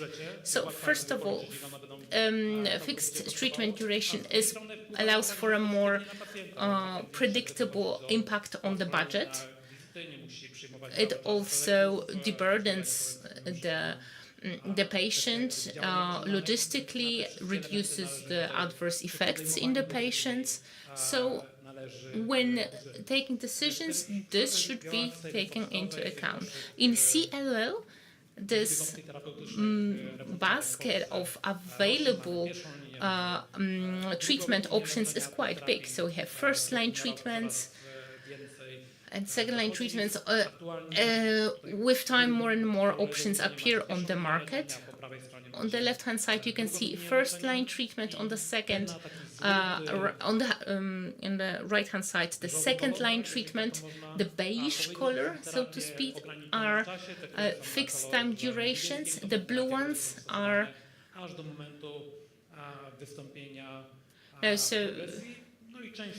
the other ones are treatment until progression. So not really in line with SPCs. In many drug programs, this is limited, and some therapies that you can see on the bottom, in the bottom row, are financed without additional limitations. Why is it that important? Because Every year, our population is becoming older, and the number of patients increase. In 2017, we had 100 patients. Currently, we have over 5,000 patients, and we will be reaching 7,000 patients with CLL. So the spending is also on the rise. The expenditure will be higher. It used to be last year around 400 million. Next year it's going to be 500 million, most likely. So it has a broader, bigger impact on the payer's budget. So it seems that using fixed-time duration therapies will, on one hand, provide patients with effective therapeutic options, and on the other hand, will help keep finances in check and will help control the payer's budget. Of course, we have evidence indicating that fixed-time duration therapies are as effective as other types of therapies. We have at hand systematic reviews, indirect comparisons of studies which indicate the efficacy and effectiveness of therapeutic options. In the past years, we had various publications released in Western countries regarding fixed-time duration therapies compared to a treatment until progression. And on that basis, we decided to carry out our own analysis on the Polish data. This analysis was published in Poland in one of our medical journals. On this slide, you can see the costs. Left-hand side is first-line treatment costs with FTDs. The first two lines are two different therapies. And on the right-hand side, you can see second-line treatment costs. You can see that in this case, these costs are higher. An important methodological aspect to consider when we look at how to calculate costs, we have to calculate the duration of the therapy times the cost of the therapy. But when we look at the clinical trials for specific substances, those duration times for patients change depending on the follow-up period. So the longer the time horizon of a clinical trial, the longer the duration of the therapy itself.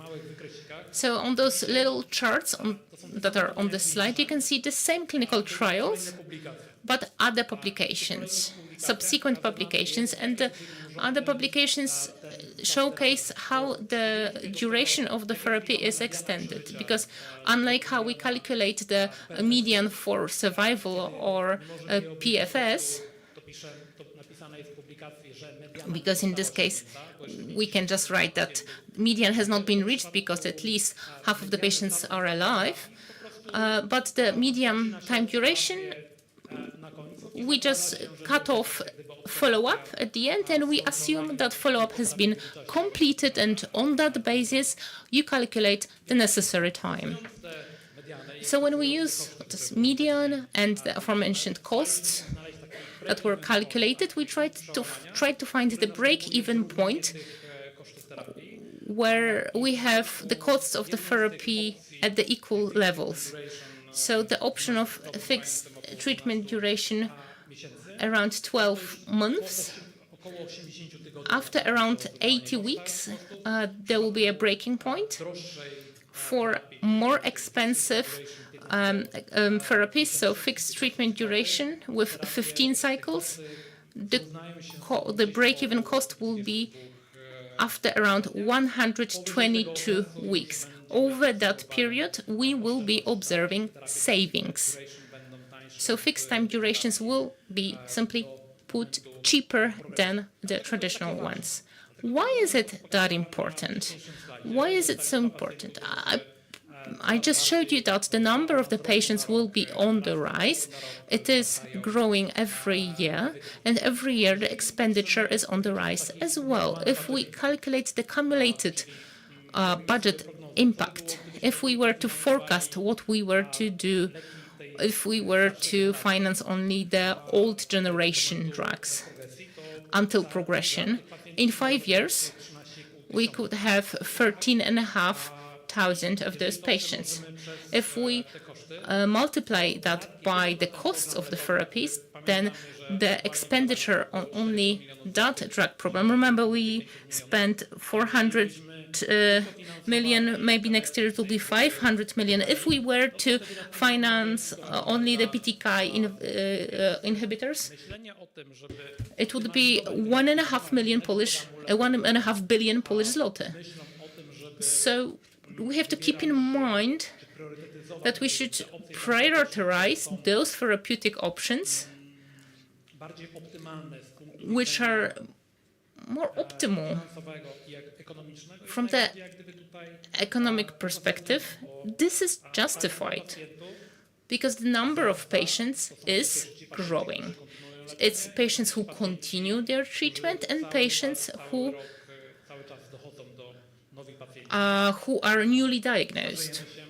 We are getting older, so the number of the patients will without doubt be higher. And just to sum up, one of the tools of reducing the costs of treatment of CLL patients is using fixed time duration therapies, because obviously they will not reduce the increase of costs because additional costs will appear, but with a predetermined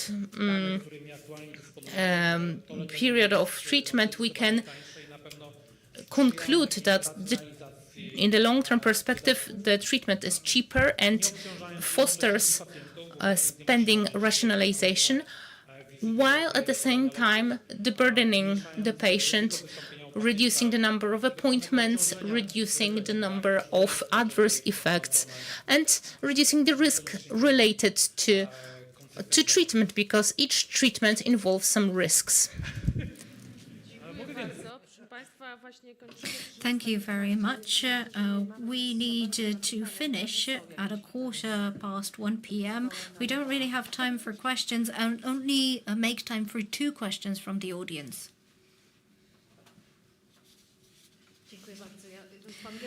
Thank you. I'll ask my question in English. To Ulrich and Holger, because it's about international perspective of HTA. So first, I'm working with MSF, Doctors Without Borders, and in addition to be medical humanitarian organization, we are as well involved in a lot of research, studying different systems of assistance, but as well strong advocacy towards accessibility of products of health.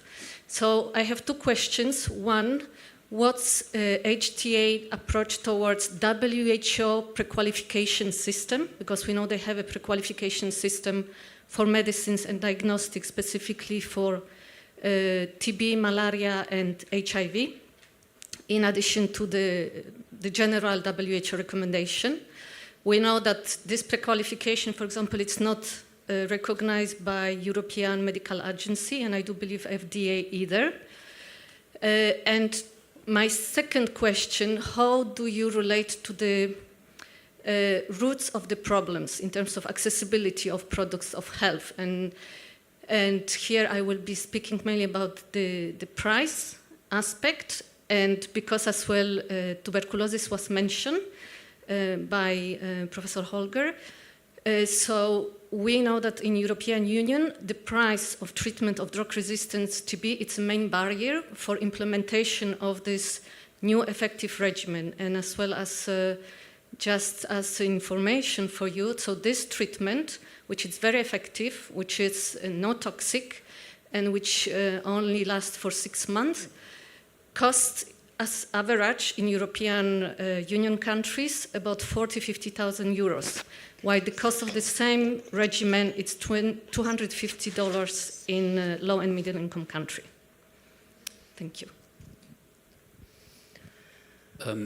Holger, may I first, but you will have the more deeper answer. Thank you for this question. That's an extremely tricky question, and I think we need half the day to talk about this. Especially the interaction with WHO and the raising quality, and and this you have to, of course, to look global, and it's a global perspective. I do not think that we can solve this. It is, well, HTA in many countries, for example, also in Argentina, as you have seen, HTA tries to have a very strong connection with WHO and also to support especially the activities regarding development and regarding providing resources to countries who are not able up to now to provide anything like HTA, for example. So with for example, also the methodology on adapting HTA reports or to capacity building training, all this stuff. So this is something which is done in the direction to quality assurance. However, it is just a drop on the hot stone, I must say. We need to do a lot, and what we do at INATA, and I also know that HTA is also doing it. We are in strong connection with the with the people in WHO in order to think about new programs and support which could fasten and facilitate these activities. But even this might be very tricky because we miss the resources. I'm sorry that I cannot give more precise for this and that country and that activity and answer now, because this is a little bit too difficult at the moment. So just to give in, yeah, we are in strong contact. However, it is tricky, and especially nowadays with all the difficulties on a political issue, WHO loses money. And lose the US problem, for example. And this also, we feel this in this support of development and in this support of some activities. Holger, do you want to say something on that, or Andres or somebody? Okay, I'm going to do the sound check. Yeah, we hear you. We hear you. Okay, great. Thanks very much for the question. It's interesting. It's an interesting question, actually. So I'm going to be brief, but I'm going to start with a brief qualification issue. So pre-qualification, which is at WHO essentially, as was already mentioned, a quality assurance program that products are actually adhering to standard, requires either a listing in the EML or a submission to the EML of WHO, or it requires the mentioning in a treatment guideline of WHO. So the process comes later, and there is actually a good connection, if you think of it in this way, between the pre-qualification and an actual decision-making process that happens a bit more upstream. And there is, however, work also that suggests that better alignment between guidelines and the EML would be beneficial. But the point is really that the quality assurance can only, or the pre-qualification can only take place once the guideline is recommending it or the EML is recommending it. And there, in the field of TB, I have not great concerns that this is a rapid process, because in particular the Global TB Program is reacting very, very quickly to the occurrence of new trials. You could actually think that these are living recommendations to some degree, which is reassuring. You mentioned the pricing issue, and this is not my greatest area of expertise, but one of the reasons for why prices are very different, if I understand you correctly, prices are very different in low and middle income countries, where for TB treatments the prices are often lower. was obviously the co-funding that was received from as you know, from the non-profit or the aid organizations. That's why prices were much lower. It is also true to say that well, anyways, that is one very important aspect here, that there was other funding that supported the prices. I would say that with regards to processes, I believe there is more support in terms of both price reduction as well as implementation in countries that are not part of the European Union but fall into the WHO Eurozone, where the TB burden can be quite high, of course. and I think that those support programs for price reduction and implementation were true there as well. But I'd take this with a grain of salt. It's not my biggest area of expertise. But connection, just to say that, between guidelines, HTA, and the EML to the pre-qualification at WHO that connection is available. Well, and just a short word to prices. This is a multifactorial thing, of course, and extremely tricky. I just would like to remind you at this very good publication of the platform of European journalists. I think it was last year. They made a long research. You can find it on the web to compare prices throughout Europe, and they found that for the same remedy that is paid in France 70,000 and in Cyprus 300,000, and nobody knows why in this way. So what we can do and what is happening in HTA is that we are open and that we try to change. And, I mentioned, for example, the Beneluxa initiative, where the people get together and say that they share the prices, that they make it transparent. But even in Germany, there was a step back now here. That is a political issue again, which I personally am not happy with, because I'm an HTA guy. I want to have transparency here. But of course, there are some economic constraints and whatsoever where we have difficulties to fight with. So I think the most important thing what we can do from HTA part is to deliver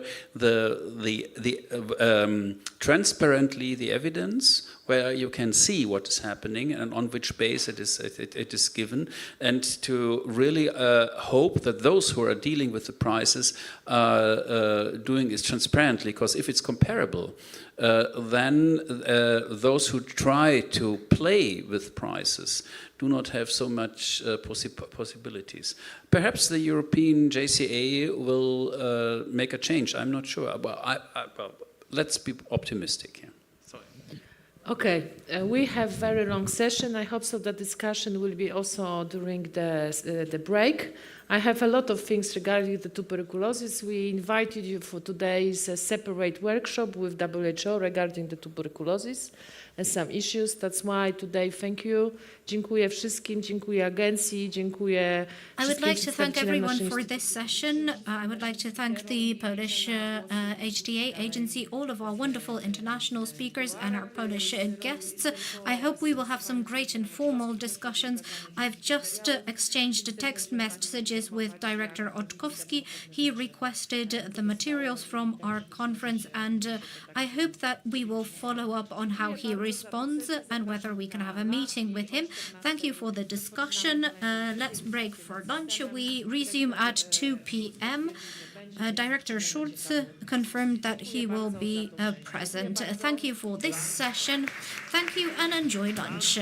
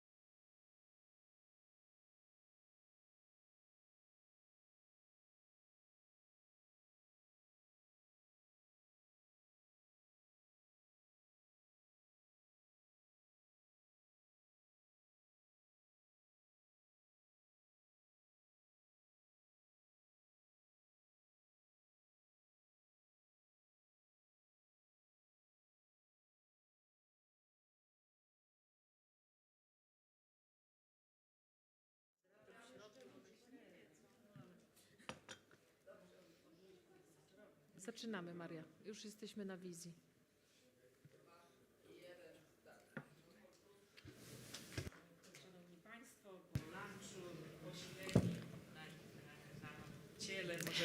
We've had our lunch, and now we can move on to intellectual challenges. And we are indeed facing a panel which combines theory and practice. And it can support the claim that there's nothing more theoretical than good practice. With us is Professor Tomasz Grodzicki from the Jagiellonian University, who has been also a long-time dean of Collegium Medicum. I will go. I will not be introducing the speakers by gender or by alphabetical order, but the way they sit next to me. We have Mr. Mr. Michał Zabdy-Jamrus and our guest of honor, Vice President of the National Health Fund, who needs no introduction, Mr. Jakub Schulz, and obviously Dr. Magdalena Władysiuk, HTA Consulting, the guest who made all this happen, thanks to whom we are gathered here today. We will start with a topic which is discussed by everyone. Poland is getting ready to launch a huge reform of hospitals, and it's nothing new. All consolidation is a trend across Europe. So I will start with a question directed at President Schulz. Is the reform we are going to introduce, is it based on the Scandinavian model, as the Scandinavian countries also reform their hospitals? Are we adopting it word for word, or are we adapting it to our conditions? And how can you introduce such reform if it's not compulsory but voluntary? Or how can we consolidate hospitals if we haven't specified which services should be provided where, and what a payer should pay for and where? But first of all, I'd like to thank you for this invitation, and I would like to thank Magda Władysiuk for inviting me today. And returning to your question, I'm not even sure whether we are copying it word for word or not. Obviously, I would really like our system change to go ahead, to have a forward approach. But speaking of any reform of the healthcare system in Poland is very unpopular. And what you can win political points with is when you simply say that the status quo will be preserved, it will be the way it is right now, but better. But to have it the way it is now, but better, I have no idea how we should do it.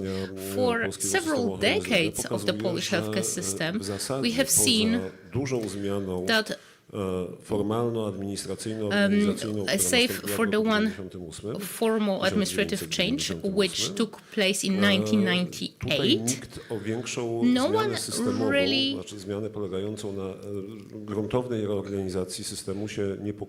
one really tried to implement and succeeded some major reforms. There were some attempts to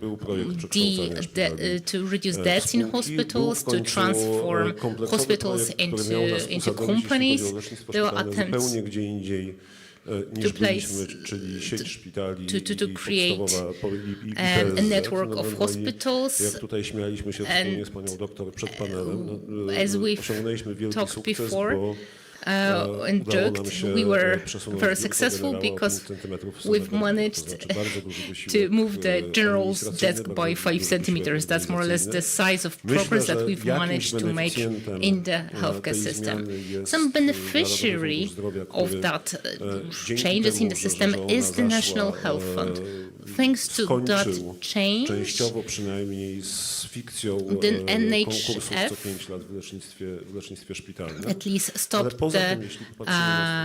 the procedure of competition procedures held for hospitals every 5 years because it was a sham. Also, the bill of the Act on hospitals didn't successfully leave the Parliament.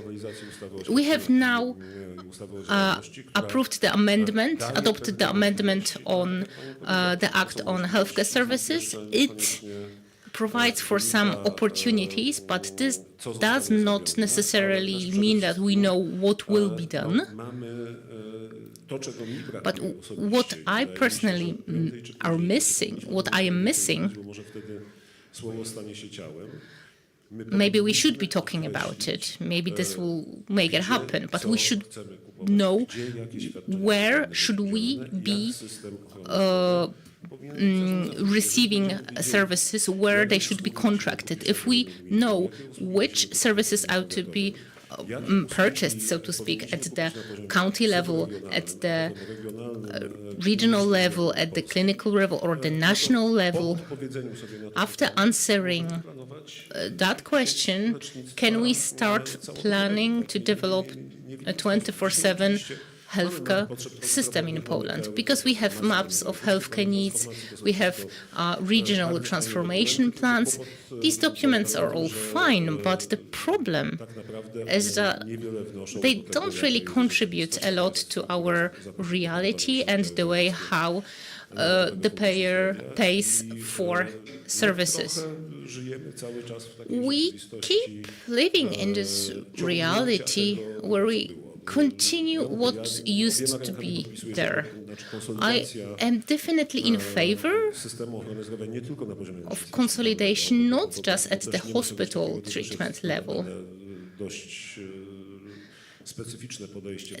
And this is a specific Polish approach that we keep trying to reform hospital treatment while we lose the entire perspective from our side. So we do not focus on the big picture. The healthcare system is not just about hospitals. We talk about primary healthcare, secondary care, rehabilitation, psychiatric care. We should keep the bigger picture in mind. I think that the National Health Fund, as the payer, has the most data on various of the aspects I mentioned, but we haven't received a strict declaration at which level of which hospitals, which services should be contracted by the National Health Fund. Until that happens, we'll be dealing with maybe not a photocopy of a reform, so a copy word for word, but we will be satisfied with, we're doing something, but it will be difficult to evaluate whether the changes that we did introduce are doing the trick or not. So it will be difficult to evaluate whether the pathway we took, whether we have, without the determined KPIs, our actions will be quite unclear. With certain incentives, we can assume some reorganization of the scopes of services in, let's say, something between 10 and 20% of hospitals. And we have 800 hospitals, 550 hospitals in the hospital network. This is the best we can hope for currently. What I would like to see happen is that as a result of those 10 to 20% of good examples, we will be able to confirm that something was successful and then do a rollout into the entire national scale. But our Polish experiences show that changing the system structure is not our strong suit, to put it lightly. So yes, a lot of pilot programs remain pilot programs or just never receive a full rollout. I would like to ask Magda why it is the case.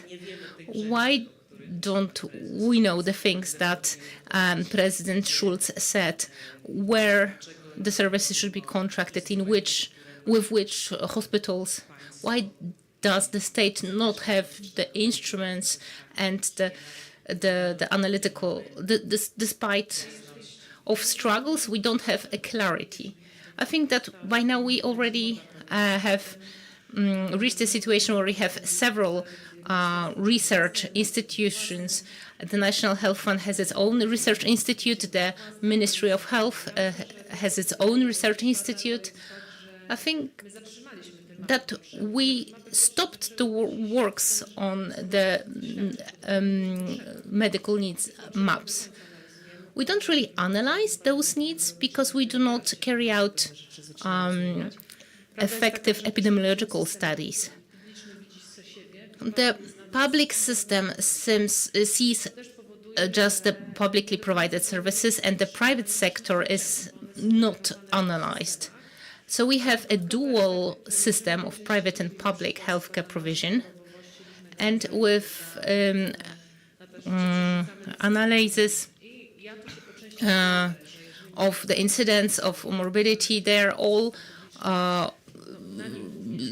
burdening the public care. But when we are talking about the overlap between the hospitals and outpatient care, we see some of the data, but not all of them.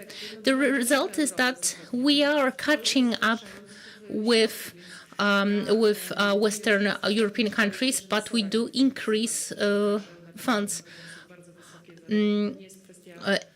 Maybe you heard that doctors do not want to work on in ERs because even if the wages are high, it's just too burdening. In the past, we heard that if we throw a lot of money at the problem, it will be solved. We managed to improve the situation slightly. It turns out that the healthcare professionals now earn decently and do not want to be overworked. The new generation does not want to work like the past generation with combining several jobs. Then we have the senior citizens increasing who will be in need of care. We also we started introducing technologies where we managed to catch up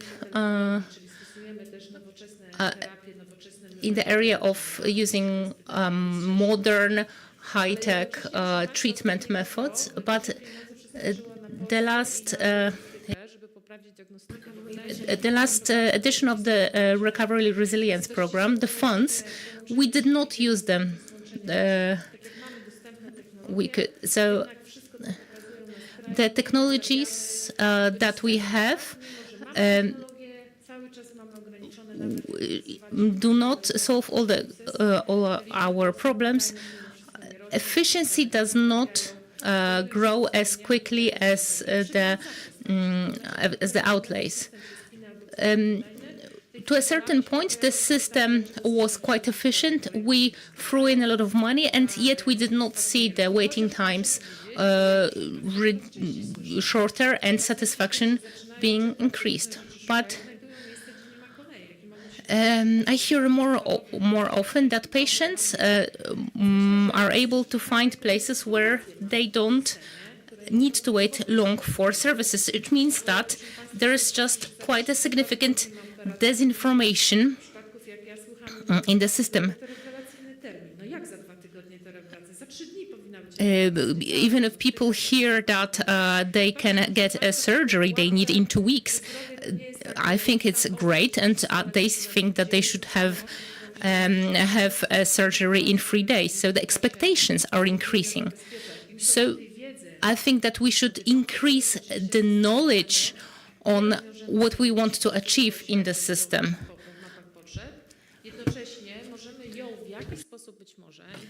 Mapping needs won't solve the problem, but we can apply certain solutions.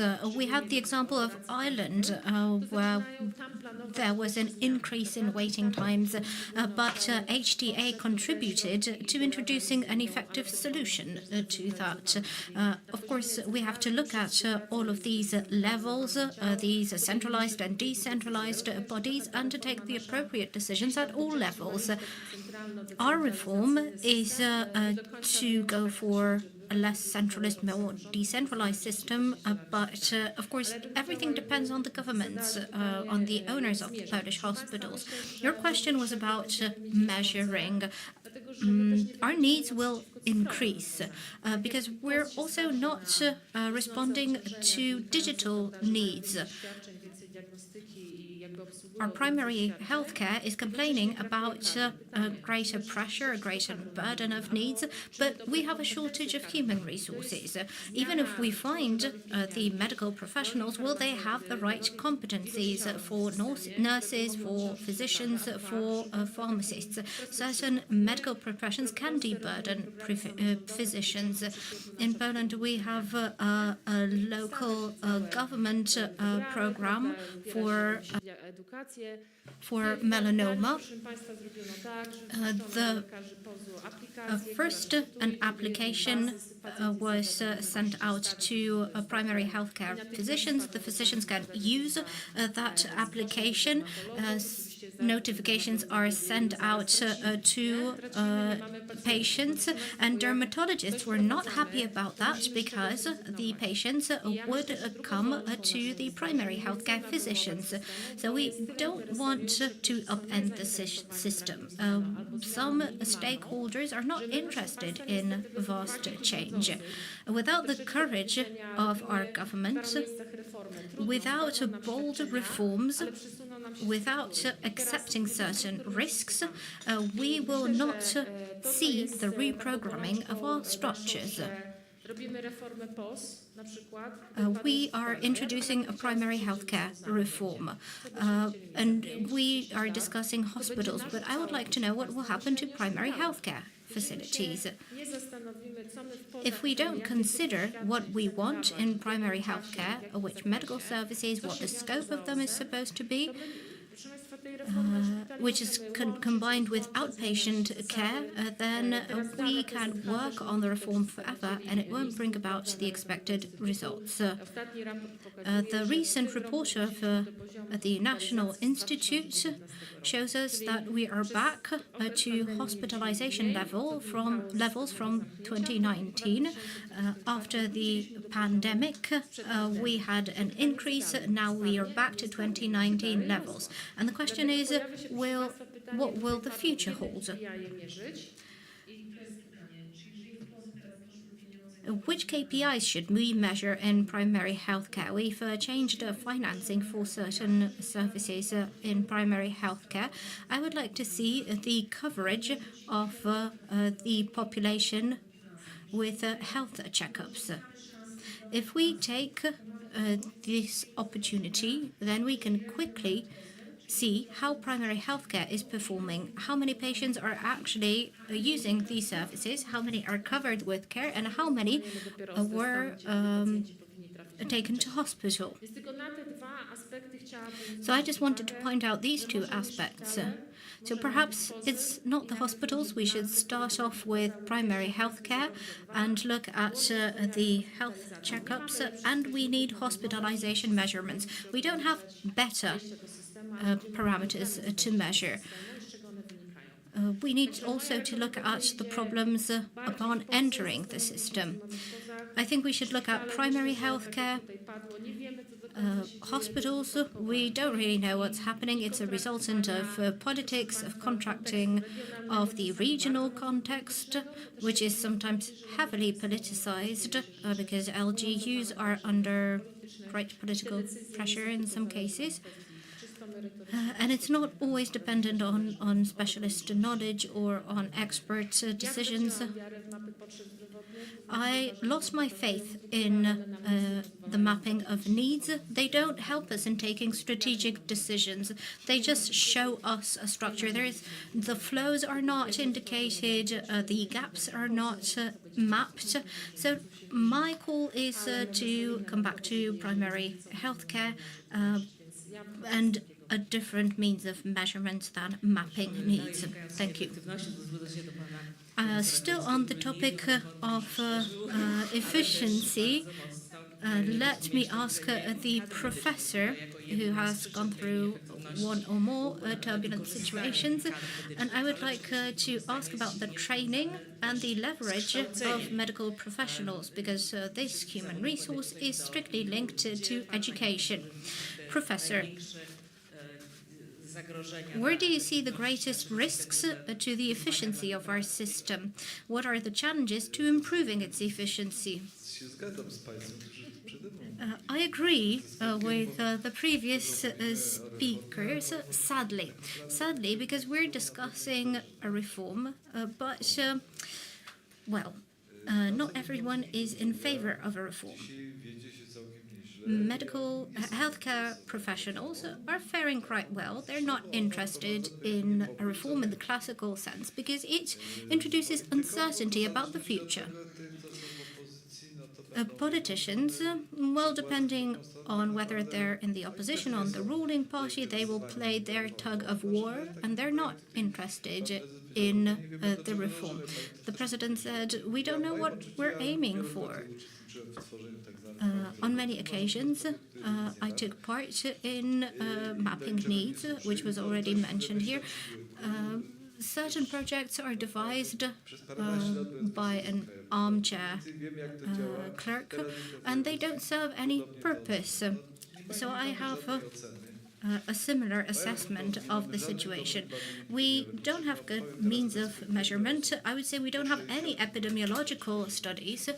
Above the age of 60 or 70, the only studies we have on this population group are 7 years old, and we keep asking for more recent studies, but no one is interested in conducting them. The Ministry of Health or Science do not see a need for such studies. We would like to know what the health condition of the population is. We have. I don't want to discuss data from hospitals and outpatient clinics.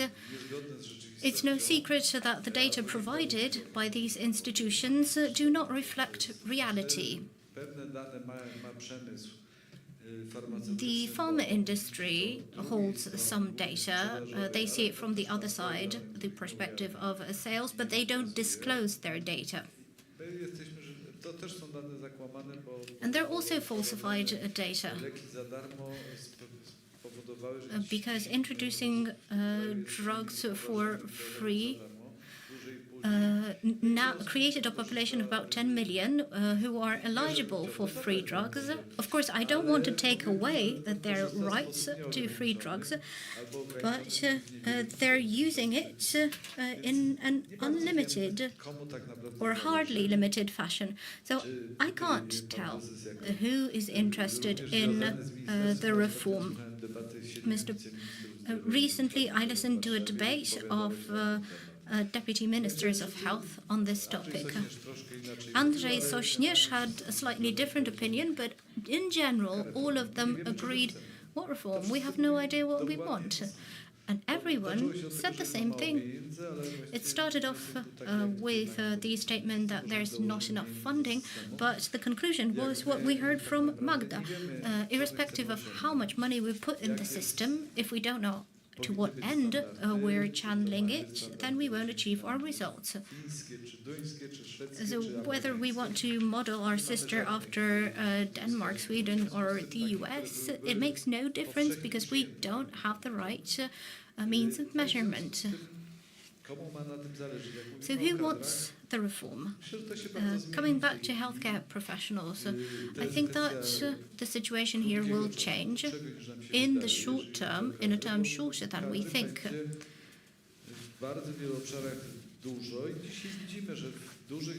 We can see that in large cities, there are no shortages in personnel.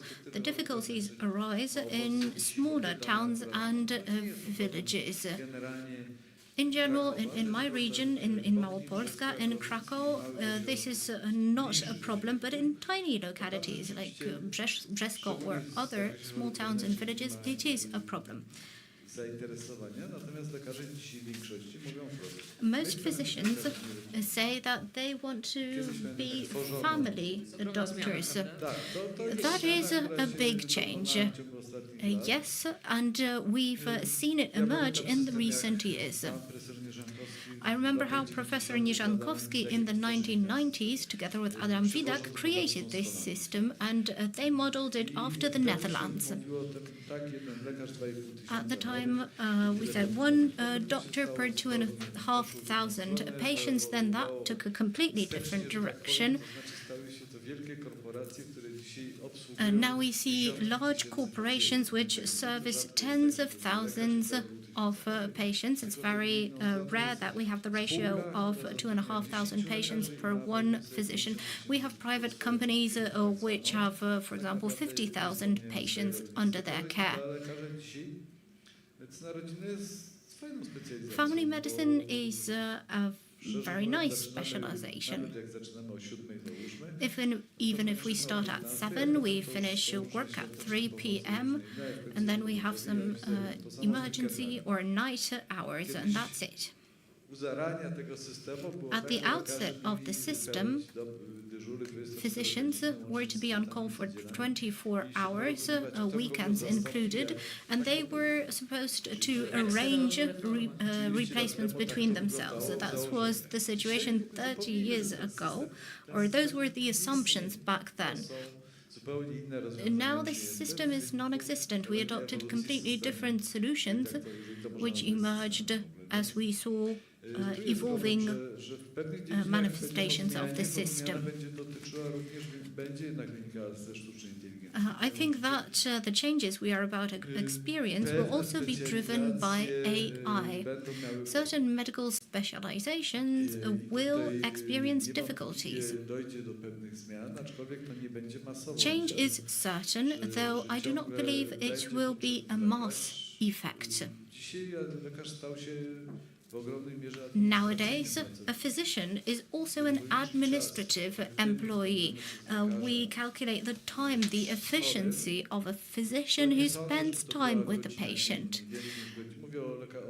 And if we look at the time spent with the patient, and I'm talking about hospitals, so let me be clear about that, patients don't spend an hour or two, more than an hour or two with patients. Surgeons operate, of course, and other physicians fill out documentation. Those roles will be taken over by somebody else or by something else. Though they might not think that this will be beneficial, as they will not be much needed. From the perspective of a university hospital, 150 beds occupied at the emergency department due to the deburdening of administrative tasks may not be feasible to service. Of course, we will have bottlenecks, and nobody wants to do this job. The responsibility is incredible. There's a lot of overburdening with work in that case. I don't want to point out the right direction for the reform. I never wanted to serve as Minister of Health. But let me say that I've had contact with many ministers of health over the recent 30 years. And I must say that This is an overwhelming task, physically and mentally, so I wouldn't want to manage this reform. I really don't know whom this will benefit. We're implementing a reform, but it's very blurry. We don't have problems with endoprosthesis, with cataract. We've resolved certain problems in our healthcare system. You can compare the data for endoprosthesis. There used to be a website for that, sorry, and now the website has been suspended, and we don't know what's happening with that. When we're talking about the intersection of private and public, we could find out from the producer how many endoprostheses they sold in Poland, but that is not their role. It's not the role of the producer to provide the data. That would be a pathology in our system. The National Health Fund is dispersing funds on a regular basis. They're under external pressures from the top.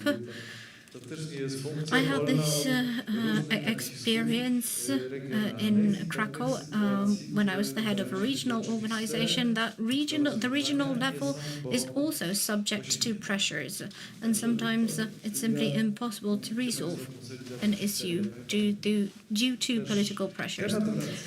So the topic of hospitals comes back to us repeatedly. Let's take the example of Bochnia Brzesko. I think we have more examples like it, or Nowy Targ and Zakopane. We can never combine these hospitals. That's a different administrative unit of the lowest level. Let's not forget the tensions between these cities, between Nowy Targ and Zakopane. For example, there was the issue of the maternal ward, which was to be moved to Nowy Targ, but no Highlander from Zakopane would want to be born in Nowy Targ, so it was impossible to move the ward. It's true, it happens in Poland. And we also had another discussion, tensions between Ustrzyki Dolne and Lesko. There was a similar conflict between these two localities. Directors of hospitals find out that by closing a maternity ward, they risk their career and their work because they shut down a ward which was ineffective, which delivered 2 or 3 babies a week. But they will find out that they just risked their career due to political pressures, although there is a maternity ward 10 kilometers away. I don't know how to define this. It's absurd. It's politics-related absurdity.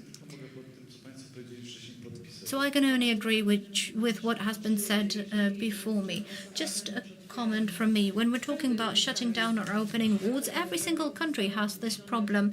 That's why we have different programs. We have the disinvestment trend in HTA. How do we want to phase out technologies that are already functioning? But here we're having important discussions. We have whole movements or campaigns, for example, choose wisely. So how to respond to patient needs when we shouldn't overuse medical services towards patients so that they are not negatively impacted by an excessive number of services and that complications do not emerge.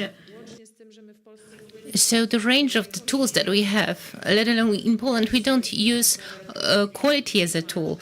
The number of complications, number of deaths, it should be, it is a requirement to analyze those data in each hospital. Each hospital should be audited, and we do not. So we have the data, but we do not analyze it globally. So I would agree that we don't have a central tool, and it's difficult to have one solution for the entire country. But on the other hand, we have some sets of tools which we don't implement into the system. Another issue that was mentioned, we don't analyze data regionally. We look at large cities, at specific voivodeships.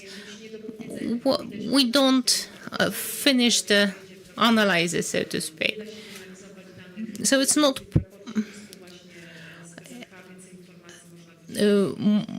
So reports of the Polish Institute of Hygiene might provide us with some data, but the grassroots initiatives from the bottom up, we could do a much better job of using that data, and we don't really make the best use or even a good use of the tools that we have. So we're talking about the studies, and we talk about the tests, about reducing unnecessary tests. The lobbying that is going towards genetic testing to carry out, to perform genetic testing on everyone, so the lobbying is huge. And I don't want to think about what we can do if we do mass test with genetic tests. I'm not talking about suspicions of rare diseases. No, one of the Krakow companies advertises quite bluntly. We will assess whether you will develop dementia or not. We will perform genetic tests and we will tell you. And it would be best if the National Health Fund pays for it. This is something that is repeated at many conferences, but I guess if it happens on several occasions again, those genetic tests will be universally available, and we, as doctors, will be facing a problem because we'll get patients with results of genetic tests of a doubtful quality, and we will have some unfortunate situations, as it was the case with robots. A small hospital, I won't say where, they have a robotic surgery equipment which no one knows how to use, so it's just left there idle. So they are borrowing experts who can perform procedures using that expert because they need to meet the necessary quota when they are audited, because they don't have the stuff. So they are visited by a surgeon from a different hospital, so that 2 surgeries are carried out as a minimum, so that they can report that it is in use. So there is no oversight. Those little bigger and smaller counties are ruled by themselves. I am against centralization per se, but sometimes when I notice what's happening in smaller locations with too much autonomy, I'm sometimes doubtful.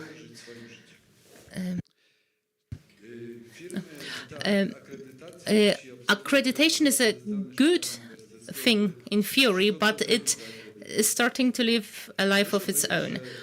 I have to say that while a lot of things are rational in preparing an entity for accreditation, some aspects stay only on paper, and some things are just made up. Like a patient after a blood transfusion should have an entry in the medical record that the patient is doing fine. The patient has been long discharged, but the entry about the patient's condition needs to be made. So we are creating fiction.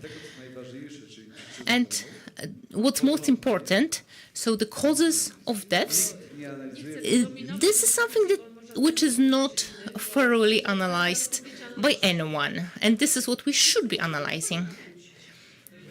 I will not be taking the floor, Magda said, because I don't want to dominate the discussion.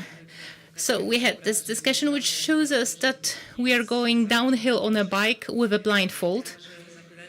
It makes me ask, how did we get there? And hence, I am asking Michał Zabder-Jamrus, is it not the case that with the first reform, so 1998, did we implant some antagonisms which now lead to a situation where we have a lot of analytical institutes? We have great reports by the Polish Hygiene Institute, National Hygiene Institute. We have NHF's data and primary health care reports. Is it not the consequence of some fundamental error? My first question, how much time do we have? We have until 4 p.m. Okay, then. I will be making some references to the speakers before me in a more or less critical manner. Yes, we will accept that. But everything I will say will be said in goodwill and in search of the right solutions. Let me start with the first remark. With what you started with, we have some facts and we follow examples of others. And indeed, there are a lot of facts and following of others in healthcare systems in Europe. Sometimes they are cul-de-sacs, sometimes they are pointless, but sometimes it is very reasonable. Sometimes it's convergence. So the systems start becoming alike to one another, not because something is imposed, but because they are facing the same challenges, which brings them closer to one another. So we don't have, let's say, the Bismarck model, the pure one, because those solutions have all been, various solutions have been introduced, like decentralization and centralization. A classical solution was that in the UK, they introduced decentralization mechanisms, and the Germans did the same thing with Gesundheitsfonds, which allows for financial redistribution, and that way they ensure that there is just redistribution and reduction of inequalities, and allows for a just, a fair competition between players. So in this regard, it's worth to follow various trends which are reasonable and evidence-based. Let's put a pin in it, and I will return to it later. And yes, one of the reasons why it's so difficult to reform our system is that we have a lot of primal, original sins. There are a lot of embedded problems which make it impossible for us to introduce various solutions. For example, the situation with the contracts. We wanted internal competition, so now we have contracts. And then we had discontinuation of, so interrupting the continuity of treatment because of lack of contracts. We had to adjust that aspect. Another example, which you mentioned. So we don't look at the needs, we look at specific services. This is the result of our legislation. This is how it is formulated in the legal acts. It's a bureaucratic solution which allows for making a settlement. So we focus on services and not on the patient needs. And if I were to talk about the map of medical needs as a formality, how are we to create a system which would allow for measurement? So centralization makes sense with regard to data collection and data analysis. And this would allow us identify some weird phenomena. But we cannot forget, while analyzing, that we have to confront it with aspects from other scientific or academic disciplines, because some results might be the result of some events or occurrences, like a company was created or something else happened. So we need to look at health holistically and intra-sectorally, intra-ministerially, intersectorally, so cooperation between sectors and a broader perspective. And we have to remember about availability. We can centralize provision of healthcare services because it makes sense. It allows us to have a larger team which would be better responsive to various situations. But we have to provide, let's say, ways for which the patient is driven to the place where the services are provided. If we were to aggregate some types of data, well, I do have some idea. I have had it for some time. We should introduce a patient interface which would be people-friendly.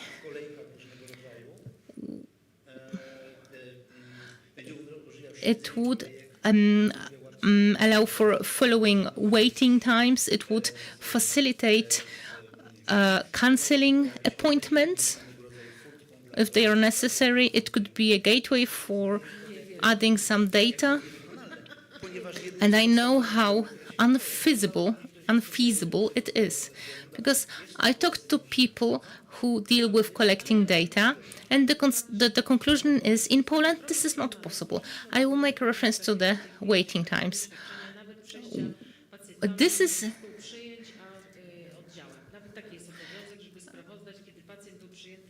So this results from the need to report on when the patient was admitted at which stage of the process. For cancer care, it's more important how long the patient waited for the cancer care. There is overburdening of facilities with regard to reporting, and a lot of it is unnecessary because patients get text messages and phone calls. A lot of cancer patients really fail to report that they won't be present at the appointment. So 20%, around 20% of patients fail to show up to their appointment.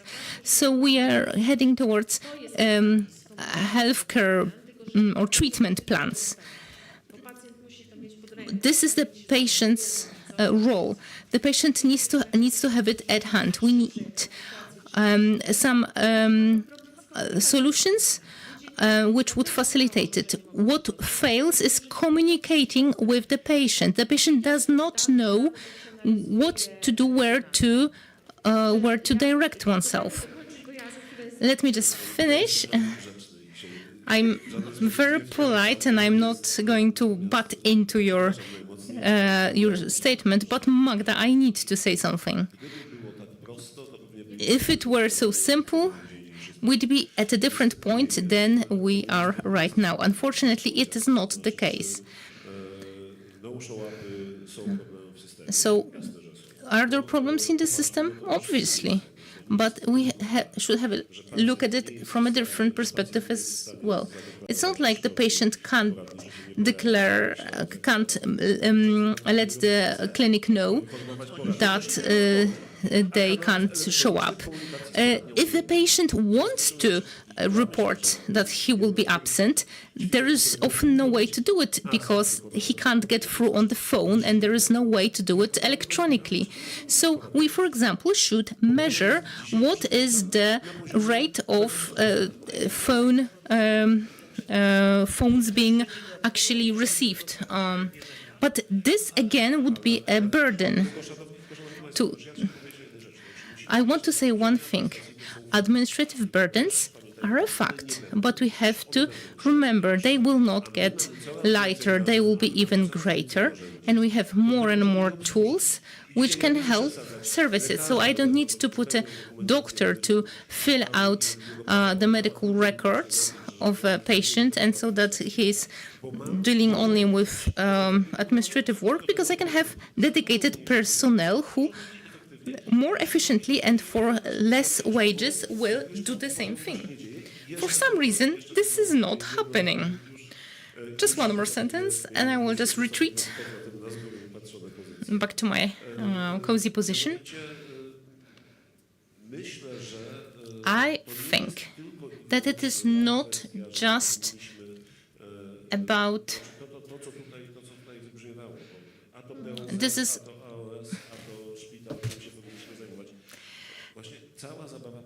the entire thing.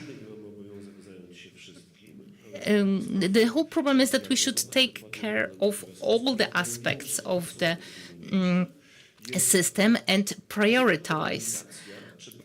The main problem is either a lack of communication or lack of coordination of the patients. If I am, let's say, chronic patient or a patient who is undergoing or is experiencing some things which need medical attention, whenever it's something more complex than something that I can't address at the GPs, then I am left to my own devices as a patient, and I have a problem with coping in it. So we should definitely change a lot by introducing patient coordination. That's exactly what I've been talking about when I said that we need an app for patients, a centralized app that will be based on a single resource of a central resource for data processing. An app which will help with real-time coordination of patient pathways. But a patient will be able to use an app like a mobile app, like the Uber apps. As a patient, I can check up on my waiting time. I can cancel a consultation easily and quickly. And then we are relieved of the problem of taking calls at the admission desks. Yes, but there has been a judgment passed by a court that not taking the calls of patients at admission wards is a crime. And this is a breakthrough court decision. This may force primary healthcare facilities and hospitals to take these calls. Now let's refer to artificial intelligence. We can't not be overly excited about this. I have vast concerns against AI, its effectiveness, and its negative impact on stupefying healthcare professionals. It's already happening. When we have an app which can take over certain simple technical processes, which you just tap and go, then we can have a hotline. But the hotline staff will be deburdened by the app and will only help out those who are digitally excluded or have some technical difficulties. What we've also discussed with others here is that our system must facilitate access to those who really need access, not those who fight for it. A couple of years ago, I had a healthcare facility close to me, and from my window, I saw long waiting lines of people starting from 6 a.m. who stood out in freezing temperatures to register because nobody was taking their calls. Of course, primary healthcare is most burdened, and the patients are most determined, so they know that it's a first-come, first-served basis. That's why we need centralization in the form of such an app, a patient interface. This will help us accumulate data, or at least it will be an important element of data gathering. If I may just interject, digital exclusion. The sick in Poland are mainly over 70. 30% can't use the internet, don't even have a bank card. So what will you do with those people? Yes, we will release our processing power. We will de-burden the hotline staff. Only those who really need assistance will use the hotline, because others will be using the app. Digital channels will not replace analog channels for some time. What we need to do is scale and integrate our solutions to make the digital channels our foundation, and to push out analog channels, which will acquire greater throughput.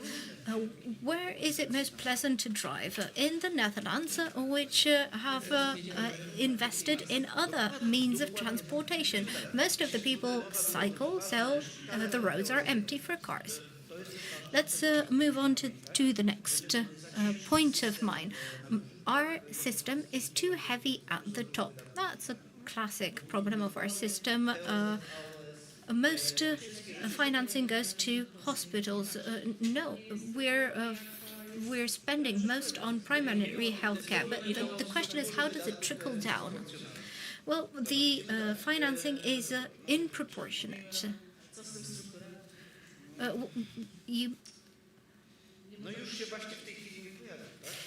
Another thing I want to talk about is structural egoism.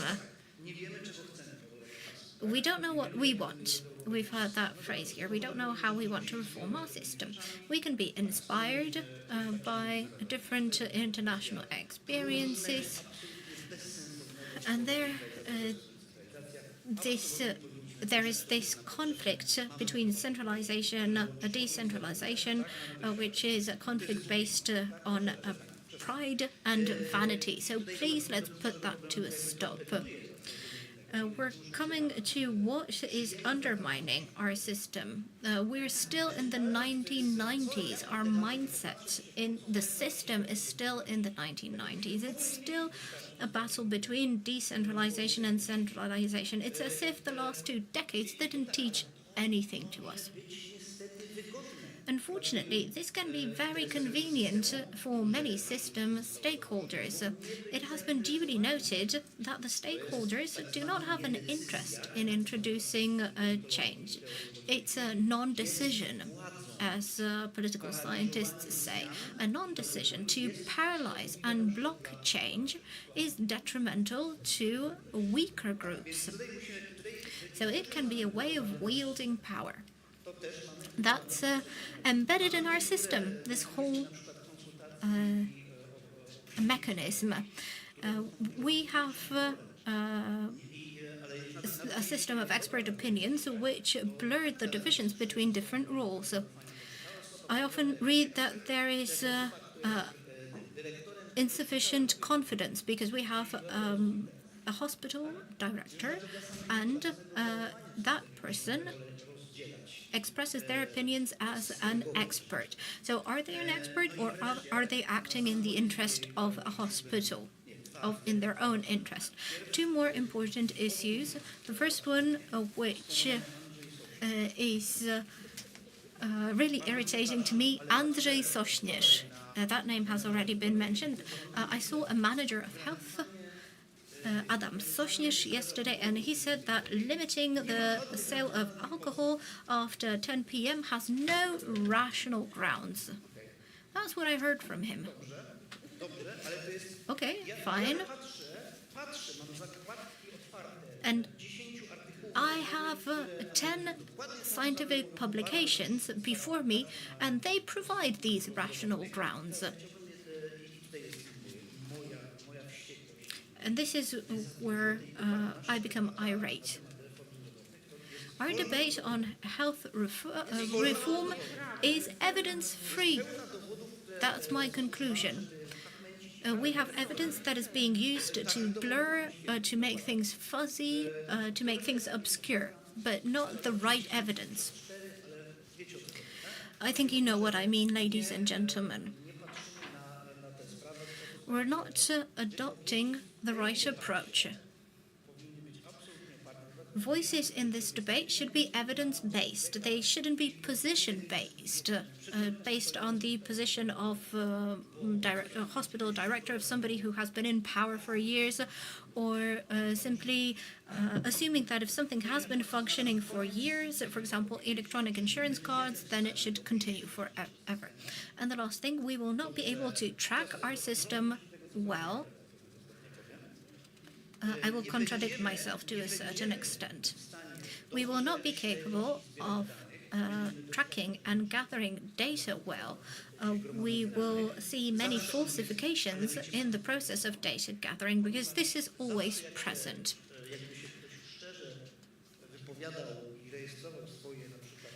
If one were frank and talk about their non-deliverables,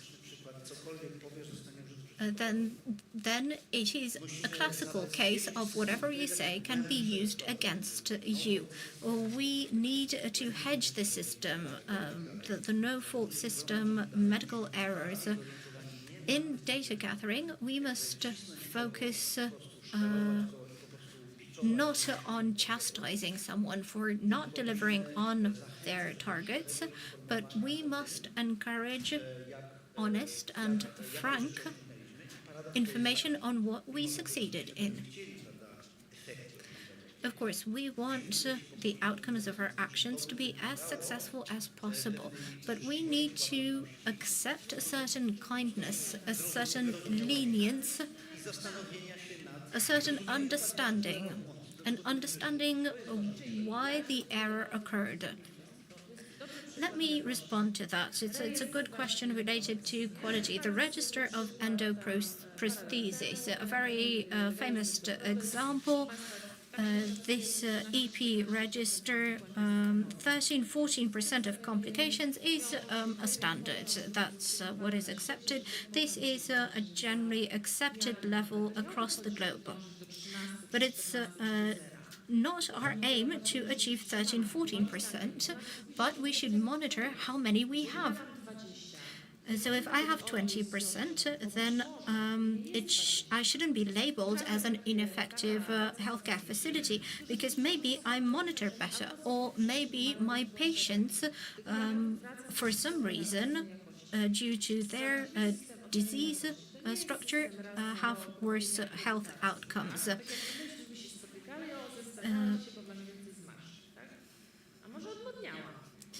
It's like assessing someone just on their appearance. For example, we meet someone and we say, "Oh, you're older because I see wrinkles," but maybe I actually look younger. So it's not about being better or worse. Complications arise for a reason. So maybe something is happening at the level of our service provider. Constant monitoring of one's own healthcare facility is what leads to such effects.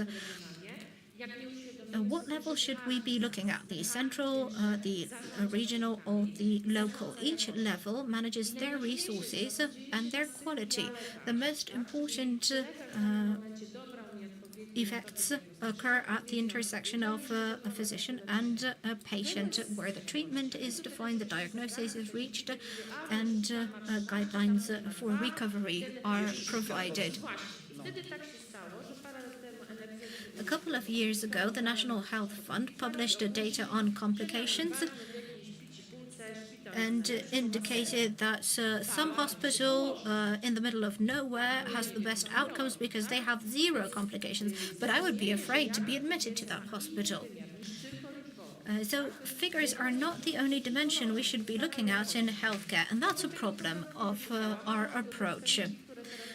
The indicators, the rates that have been published now, are not going to change anything. Just a quick addition from me. I would like to underline what I really wanted to say.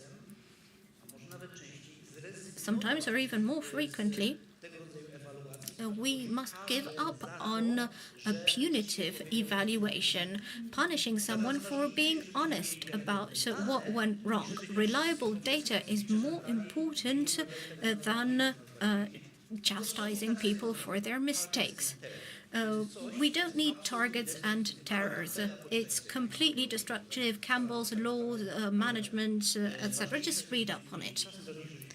Sometimes reliable data is more important, and it's more important to understand what happened. But also response times are important. If I don't report medical events as a healthcare facility, which operates at a medium or large scale, then this is proof that I don't register them. I don't register and I don't report them. As you were discussing this, that's the analogy that came to me, which Magda then shared.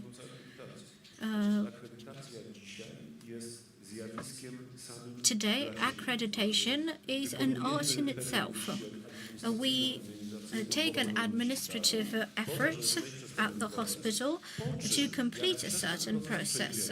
And once we do that, then we can forget about all the requirements until the next accreditation audit.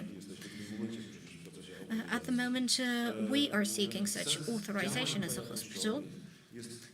While the purpose of quality-enhancing actions makes sense only when they become the DNA of a given healthcare facility.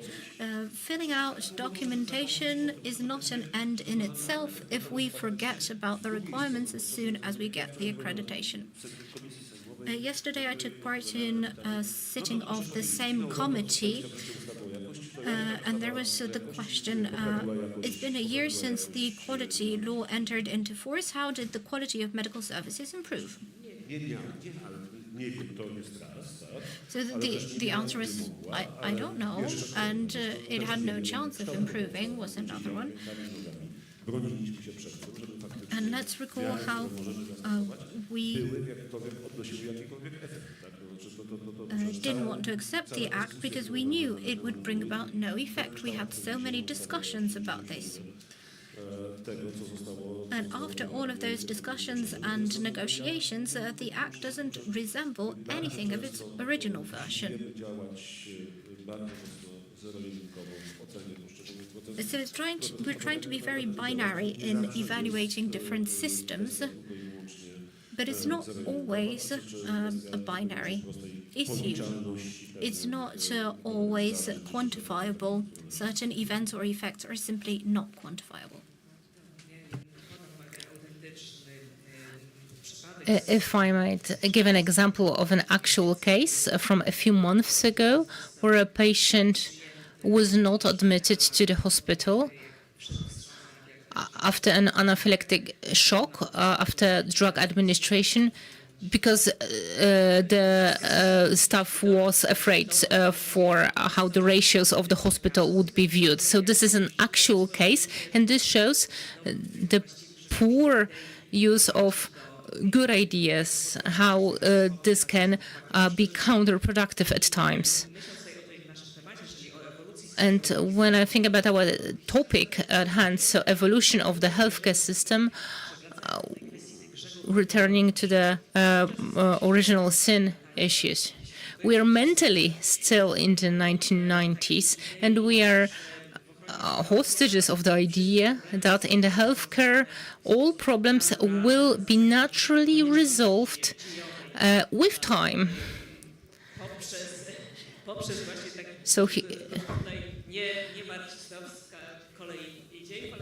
So the market, so to speak, replaced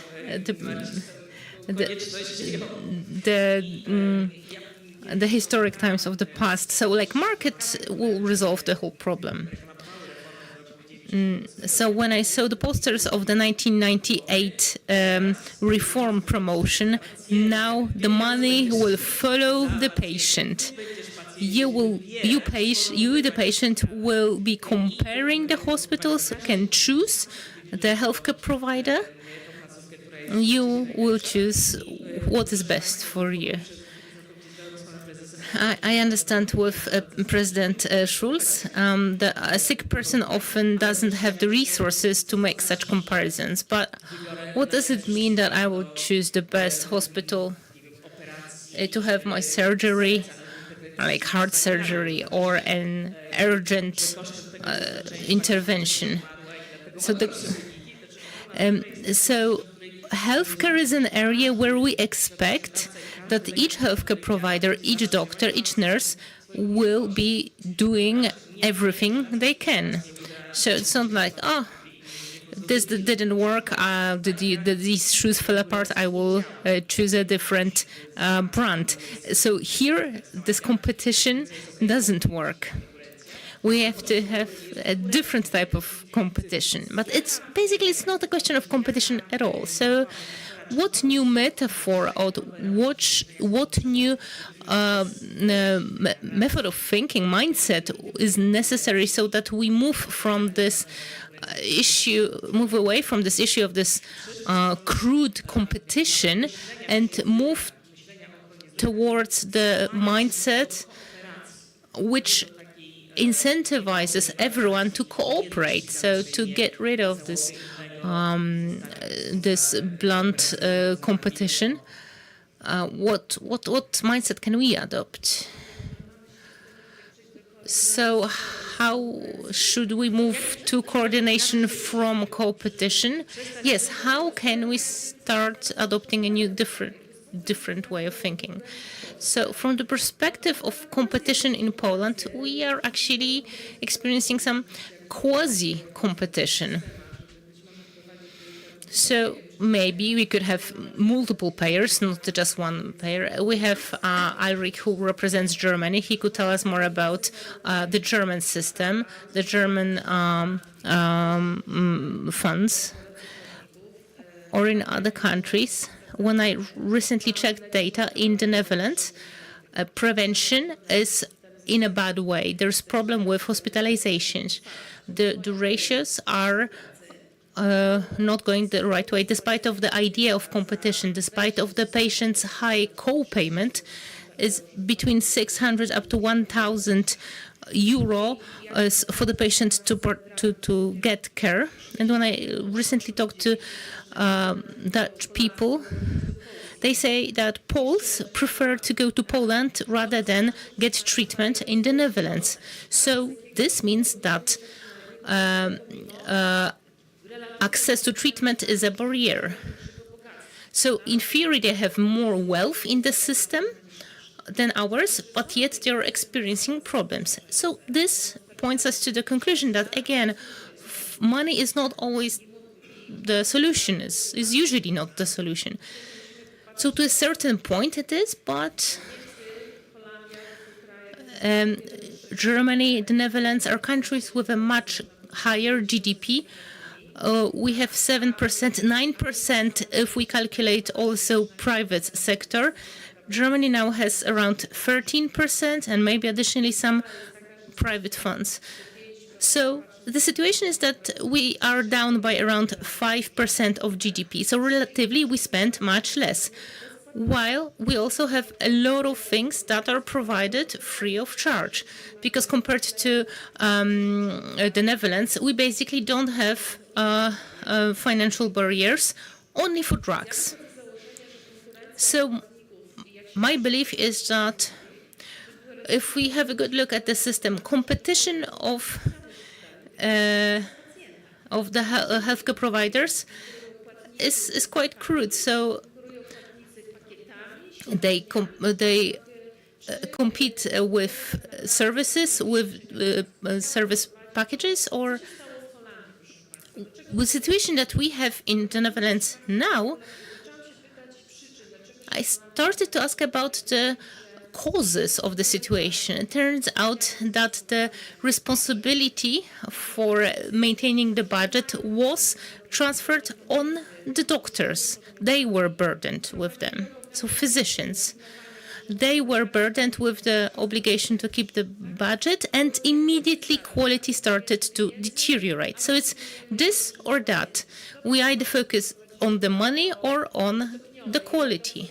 And gradually they have been observing for several years this interesting mechanism where we should start with talking about what cooperation is. Because in Poland we say that give me money and then I will combine primary care with secondary care. Everyone says about money, but the question appears, do we have other mechanisms which allow for integration other than monetary? I think we could have them in a situation where we could create mechanisms for cooperation, not just of primary care with secondary care, but also cooperation with hospitals. A new mechanism which would be difficult. It's like in the UK? Well, not necessarily. In the Netherlands, they introduced coordinators of chronic diseases in hospitals in cooperation with secondary care and with coordination with primary health care. But the mechanisms are starting to distort the system. In Poland, we already have elements of coordination in primary health care. Question whether they are sufficient. Well, it's just the beginning. Whether it's the target model, definitely not yet. Then we don't have any coordination elements at the level of secondary care. We have that in cancer care, in cardiology as well, but in all the other indications, it all depends on the patient, on where the patient lives. And we don't have a situation where the post-discharge care. A lot of countries introduced post-discharge principles for care. We have that only for patients who underwent a myocardial infarction. And if the patients follow that pathway, this allows for reaching benefits, reducing rehospitalizations and all that. So we are starting to have coordinators in certain areas, but for some reasons, maybe due to money or contracting issues, there are some barriers to expanding the idea of coordinators. So it's very difficult to find the links between, to find the cooperation between primary care, secondary care, and hospitals. So the inclusion and exclusion points, it's difficult to find them. So coordinated care is starting to be efficient, it starts to work, but whether it gives us the right effects and moves us forward, we will be able to say that if we have coordinated care combining primary care and secondary care with hospital care, because now they are separate entities. There are no talks between these types of healthcare provision. They are separate silos. It's what we've already talked about. Cataract used to be a problem, so we put emphasis on the cataract. We solved that issue. Now the waiting times are very short, and it's a well-solved situation. Solving problems with cardiological care, we've solved that the patient is very well taken care of, and the care is coordinated also in cooperation with primary health care. But then again, we don't measure what's happening. And now the issue of measuring and determining, only basing on the data that we have in the system, how a given patient in a given health condition is treated and whether the treatment is adequate or not. But all this is a very time-consuming, difficult process to implement this. And in Poland, our expectation is that if there's a problem, we need a quick solution, a quick fix, and the problem should disappear. We don't have the patience to wait for longer perspective. The elections also set the rhythm for how long something can be implemented. So we focus on revolutions and not on evolution. We want to introduce things and changes immediately, and we want rapid effects. In Poland, fortunately, this discussion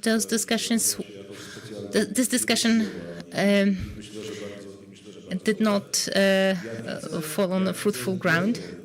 I see one moment where competition, so disregarded whether we should have more payers. I see one situation where multiple payers could be beneficial in Poland, because otherwise I agree with what was said today, that competition from this level is not easy to. It's not easy to say what the competition is about and what added value it provides us with. But multiple entities which are payers could lead to a situation, not cost cutting, no, this won't happen. But we can maybe rationalize the basis. We can direct the funds to those entities, those healthcare providers who have the best results. So replacing one disease with another might be a strong statement, but we want to address a different problem by a solution which can give rise to yet other subsequent problems. So we talked about the original sin. 550 hospitals in the hospital network, around 400 bodies which are owners, creators of those hospitals, universities, ministries, local government organizations. How are we to coordinate that with such a different ownership structure? So, and a rational discussion about the structure of healthcare, not just hospital care, and such discussion at the regional level is made difficult because of the, in line with the 1998 reform. If there was no hospital in a county, then there would be no rationalization for this administrative unit for the county. While I have a lot of respect for the late Professor Kulesza, this part of the administrative reform did not bring us good results, especially since we assumed that the counties, the powiats, will make sense if they have between 100 and 150 patients. Right now,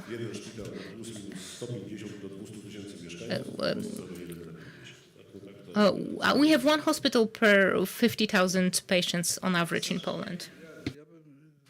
Professor, over to you. I must sadly say I don't feel competent to answer. Let me go back to the centralization-decentralization problem for a short moment. It's no wonder that people keep discussing this.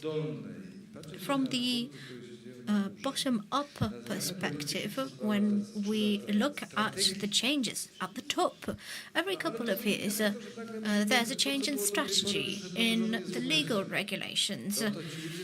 It's baffling. The people at the bottom don't want to be subject to these winds of change. They want to create their own policies. That's an argument in favor of decentralization.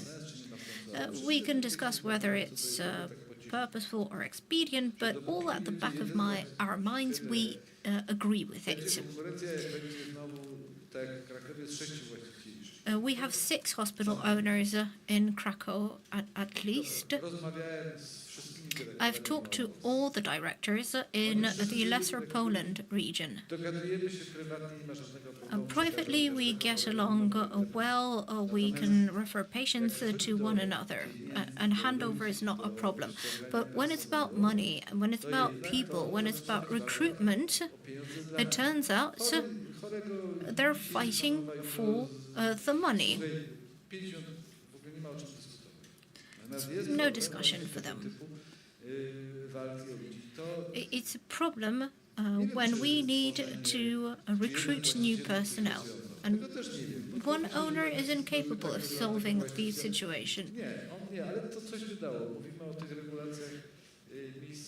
And we're talking about local regulations. We said that the market will balance everything out, competition will improve the situation. It turns out that is not the case, that expectations are increasing.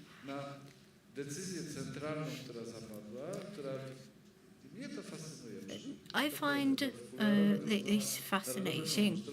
The National Health Fund admitted that the OSW is free from any pressures. And then I was informed that they are aware of how corrupt the situation is. So if you know that this system is gobbling you up, why aren't you doing anything with this?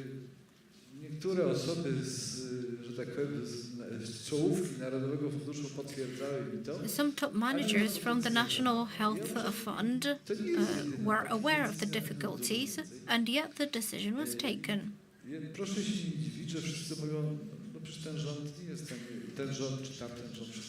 Small wonder that it doesn't make a difference to who is in power, which government is in power.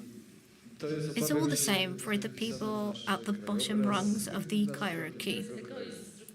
That's the structural egoism that we were talking about. They're looking only towards their own interests.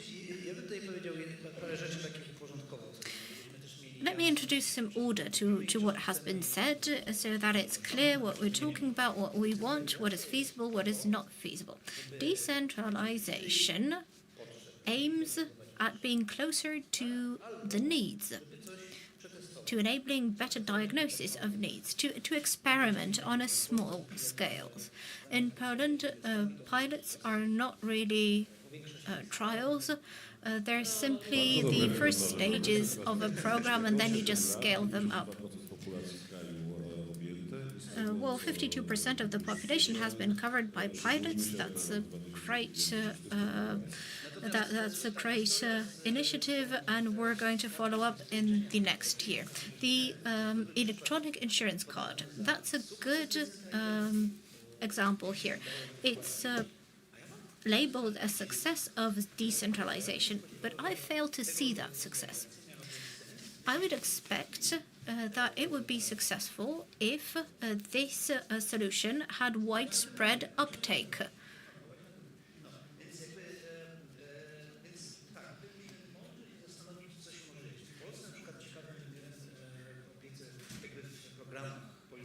In Polish healthcare programs,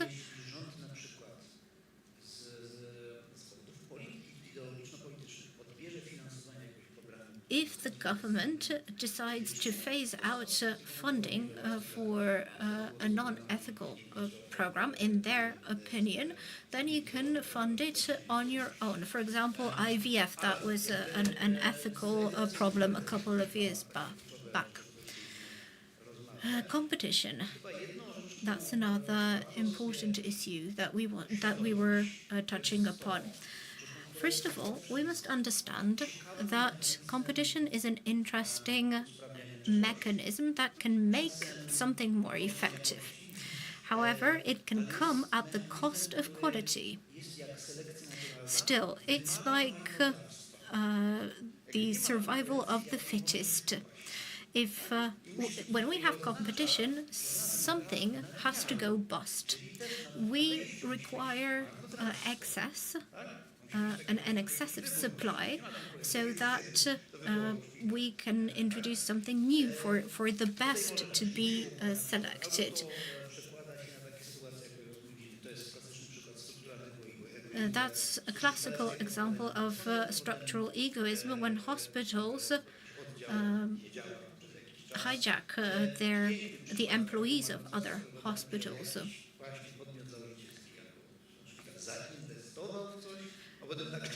So a hospital invested in their staff, and then somebody pulled the carpet from underneath them because they paid the staff more and they decided to switch employers.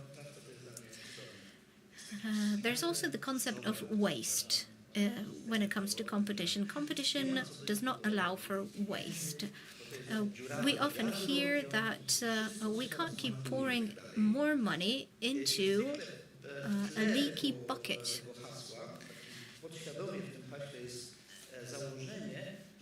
There's an underlying assumption to this slogan, that it's the public administration, it's bureaucracy that is the leaky bit, while competition, business, will regulate better.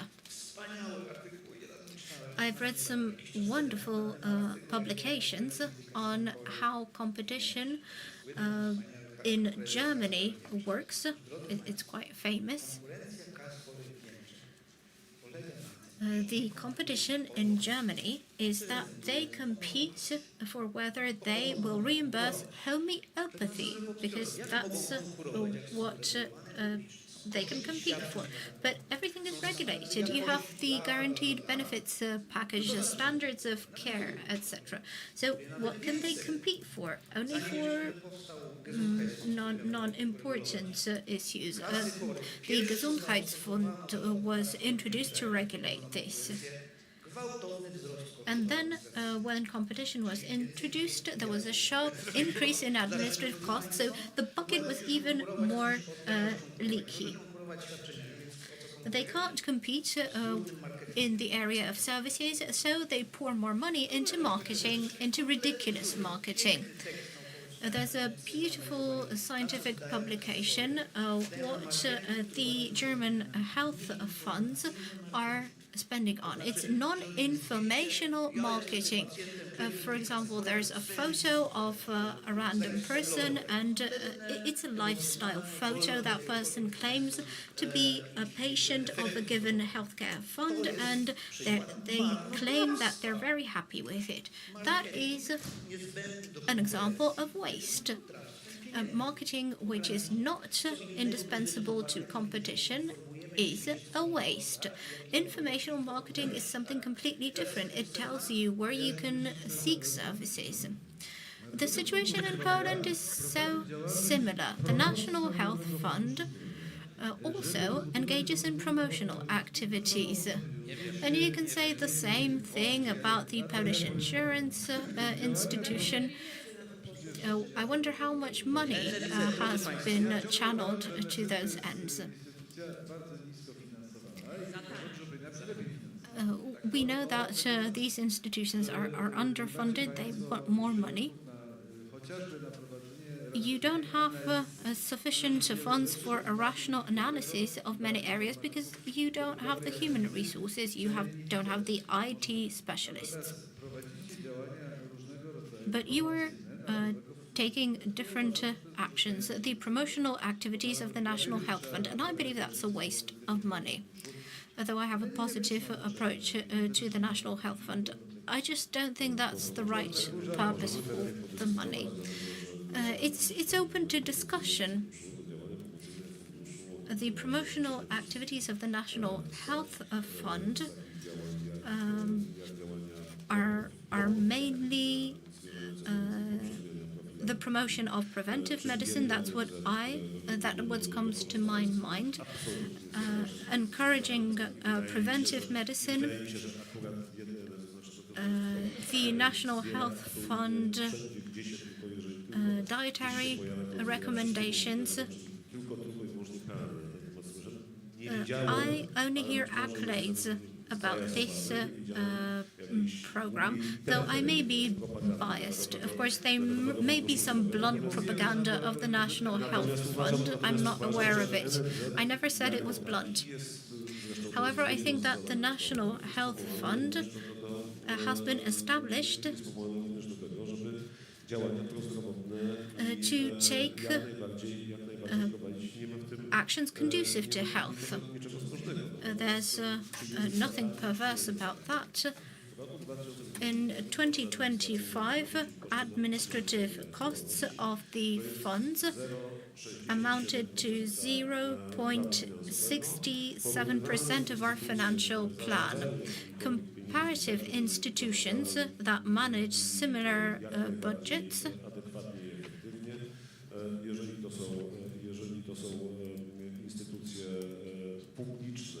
of course require such budgets. They spend about 2%, half private institutions, which are semi-competitive. Then the minimum level on administrative costs is 5%. I already told Dr. Libura that the open pension funds would eat up that portion of the budget. And we encouraged, at that time, patients were encouraged to change their insurance funds as often as possible to increase the rates.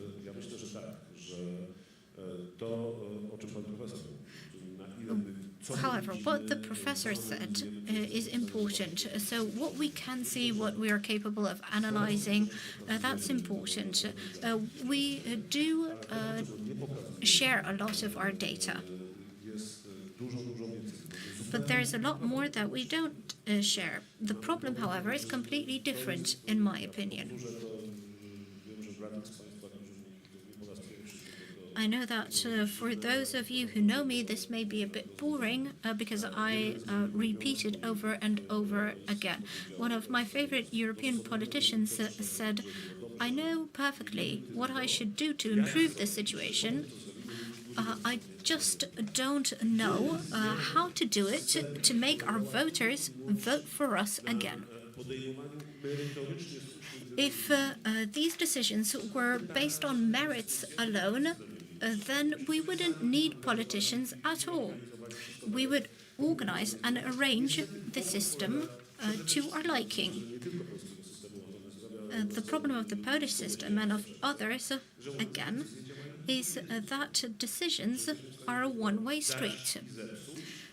We can only give and spoil, but not take and repair.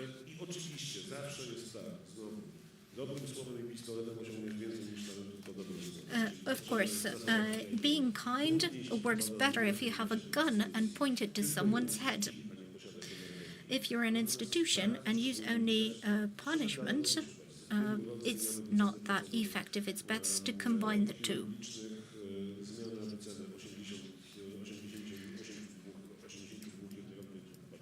We've seen changes of valuation for 82 groups of patients, an increase by 1 million for surgical services, and the system almost capsized due to this excessive valuation.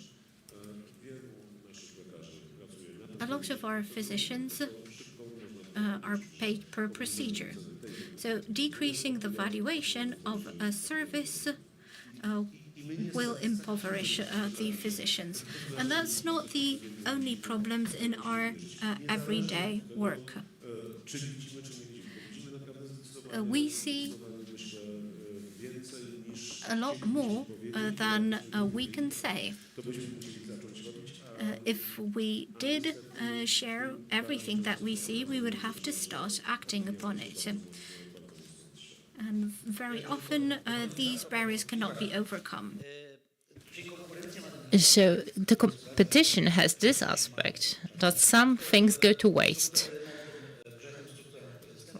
For example, a structural sin of the system is that there needs to be contracts which give rise to some burden, that sometimes suits are filed. So this focusing on the 1% of administrative costs, maybe that's insufficient funds to allow for efficient planning of organization and also to report on how the services are provided. And also regarding the German system, currently Germans are considering whether they should forbid financing of homeopathy, because this is ineffective and more expensive.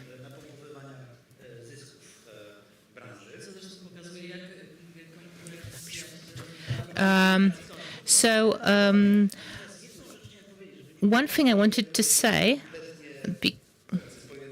it's not just I don't want to be too biased and one-sided. To preserve something which a lot of people value in competition, this is the competitive edge, which doesn't exclude cooperation. So we have, let's say, a market where we have two people selling things, and they said, well, I don't have this product, but the guy two stalls behind me has that product. So these elements of this friendly cooperation could be in there. So I don't have it. Just wait a moment. He buys the product at the competitions and sells it for twice the price. So this should be a healthy competition. We should show to one another how things can be done better. There are some ranking lists, but that way we learn from one another how things can be done in a better way. And this is an approximation of the truth. That's what people would like to see competition looking like. But yes, we have two mechanisms.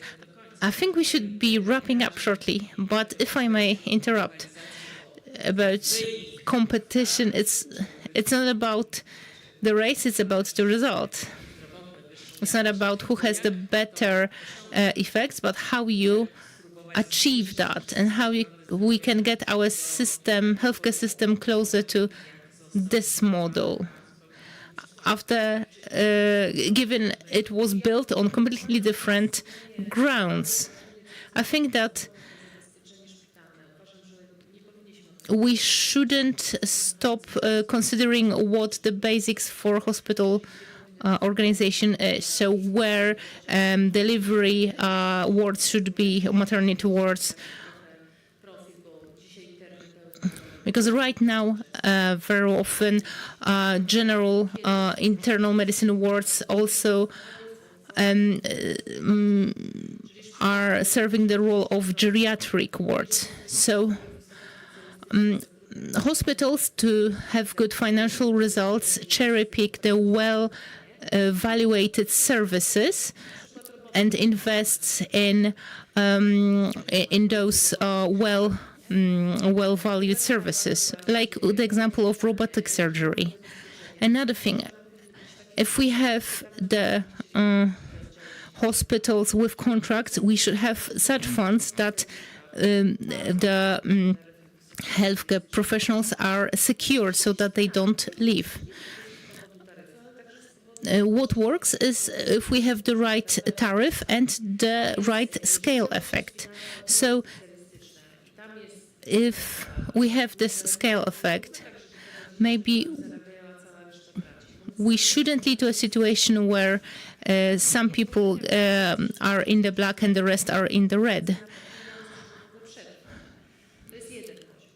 That's one level. Another level that's present is, unfortunately, that because the resources are not allocated correctly, hospitals are in debt because the National Health Fund does not have the sufficient funds. Before we regulate this, we are facing a situation which we saw 4 or 5 years ago, that we need to increase spending on healthcare because we know that we are going to hit a very rough patch.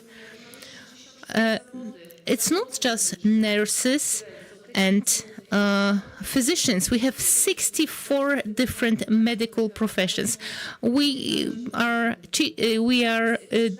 delusional to think that we've solved the problem, because it's not just about physicians and nurses.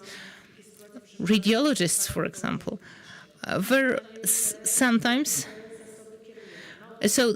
we've thrown so much money into doctors and nurses that sometimes they move from private care to public care. But we don't take into account, for example, a lot of money that are associated with rehabilitation. Shouldn't we be coordinating healthcare with rehabilitation? When my child gets various services like speech therapist and some other, there should be a coordination of the primary healthcare with other experts. We don't have that coordination. There should be not just horizontal, but also vertical coordination. The institutions, the social health areas do not talk to one another. I need to be my own coordinator, the coordinator of my child's health. There's no one external who coordinates it. So first, actors of the healthcare system should start talking to one another, and then we can talk about including dialogue also with social services and all that. Because right now we are fighting to lead to a situation where secondary care talks to primary care and all that. But let me show it to you in a reverse way. In accreditation requirements, we have a requirement that there needs to be a social care coordinator for hospital treatment, because after discharge, the patient should be taken care of. Otherwise, hospital readmissions are higher. At this stage, using the available services and the system's current capacities, we can be implementing mechanisms which help improve the situations. People often need to return back to the system because they don't know what options are available to them. Yes, indeed, but referring to what we said before, is that in the fact that something is included in accreditation might be a nice thing, but the problem is that as soon as the accreditation audit ends, it's back to normal and people no longer give it on. So we had to reach towards finding some solutions on proposals of how we can fix the situation. So competition, as understood in the past, was a mistake. We should focus on quality, on cooperation, and what mechanisms can we use to reach that. I think that we don't have this discussion right now, whether the market is a competitive one or not, whether we should have one payer or more, or competition between healthcare providers. This subject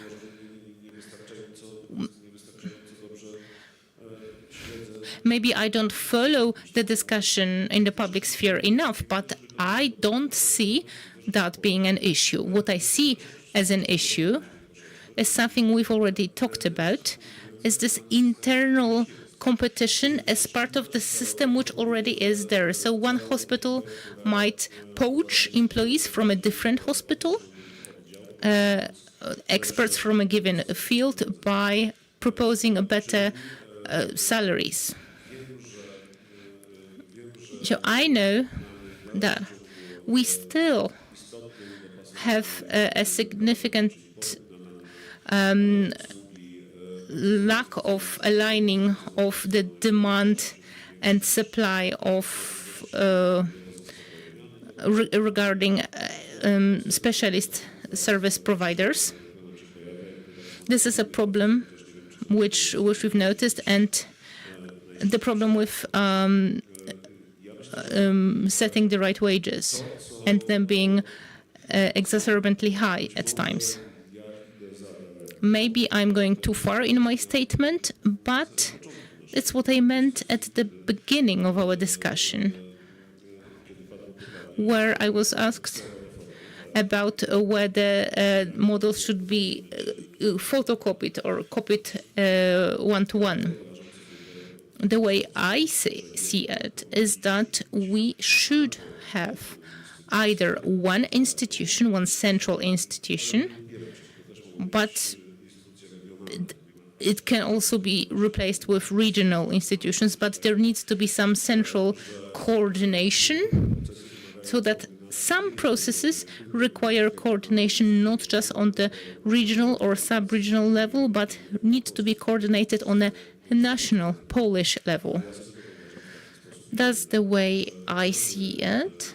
I see it that way, that we have an organizer of healthcare services who says what type of services should be bought from which place, and this is the obligation of the public governance, and this is what should be financed from public funds and will be financed from public funds, and this is the state's commitment to meet that obligation. Whether that will happen in the near future, if I were to guess, the chances are not high. Maybe some iterations or variations could be practiced as we carry out the consolidation processes, but currently when we talk about the system, it would be wrong of me not to mention something which is a fundamental issue. On the one hand, we have something which we talked about, so historic and current lack of taking responsibility for and dealing with on the healthcare system across different terms of office. So that we keep the course even after the elections and the change of power, people in power. And we should lead to this led to a lack of balance or equivalence in the system, which currently threatens its efficient existence. Because the solutions which were introduced more than 20 years ago, so the Act on Healthcare Services financed from public funds, which assumed that the National Health Fund is financed from health contributions and contributions to the social insurance institutions. This was added, so additional mechanisms were added on that, some of which led to a situation where we have a structural imbalance of the National Health Fund resources and its spendings. So if the National Health Fund is to provide undeteriorated level of access to healthcare, if NHF is to buy the same volume of services in a manner which keeps up with the demographic changes and other phenomena that we have been observing in the society, then without an incremental increase, a proportional increase of the funds sent to the National Health Fund, the National Health Fund cannot cope. It will not be able to cope, and it will be in the red. So new obligations were added to the National Health Fund, but this was not followed by more funds. So other sources of financing, not just funds from the contributions. So it used to be 9%, and now it's going to be 12% when it comes to the financing. This is an issue which needs to be addressed. This is something which we will be facing in this difficult situation where we should be doing the hard work of dealing with introducing organizational changes into the healthcare system.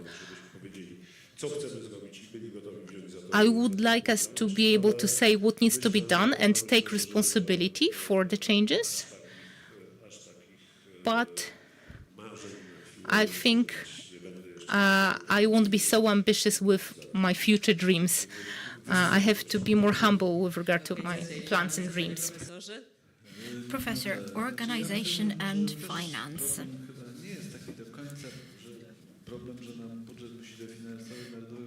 I don't think that the problem is that the NHF must add to our budget. It has imposed a lot of costs onto us, and now we have to finance them. The ministry provided a lot of funding, and now that competence has been shifted to the National Health Fund. There is a need for financing,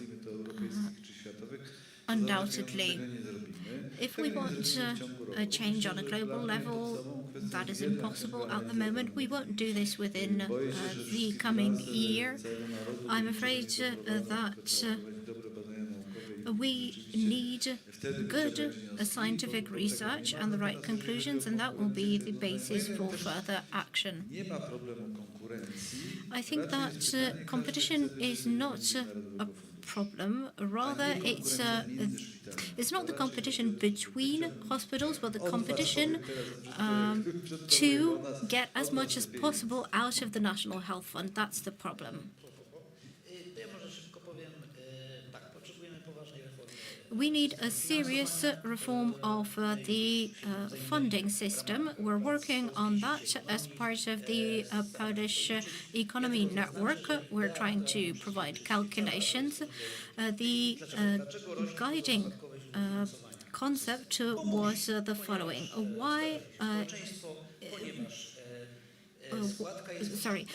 The contribution is increasing because we have an aging society, because it is a resultant of the activities that need to be performed. And it is not a burden on other sources of revenues, for example, capital revenues. What we have at the moment is outdated. The contribution has done its part. We need something new now. The idea is to construct a health tax, a health contribution that will self-balance in relation to risks. It will serve as a tax that will burden the anti-health part of the industry. That is our assumption, and now we're trying to work out the practical part.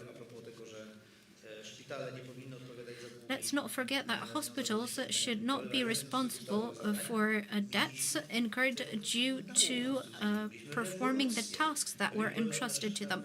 We had the decision of the Constitutional Court, a complete revolution.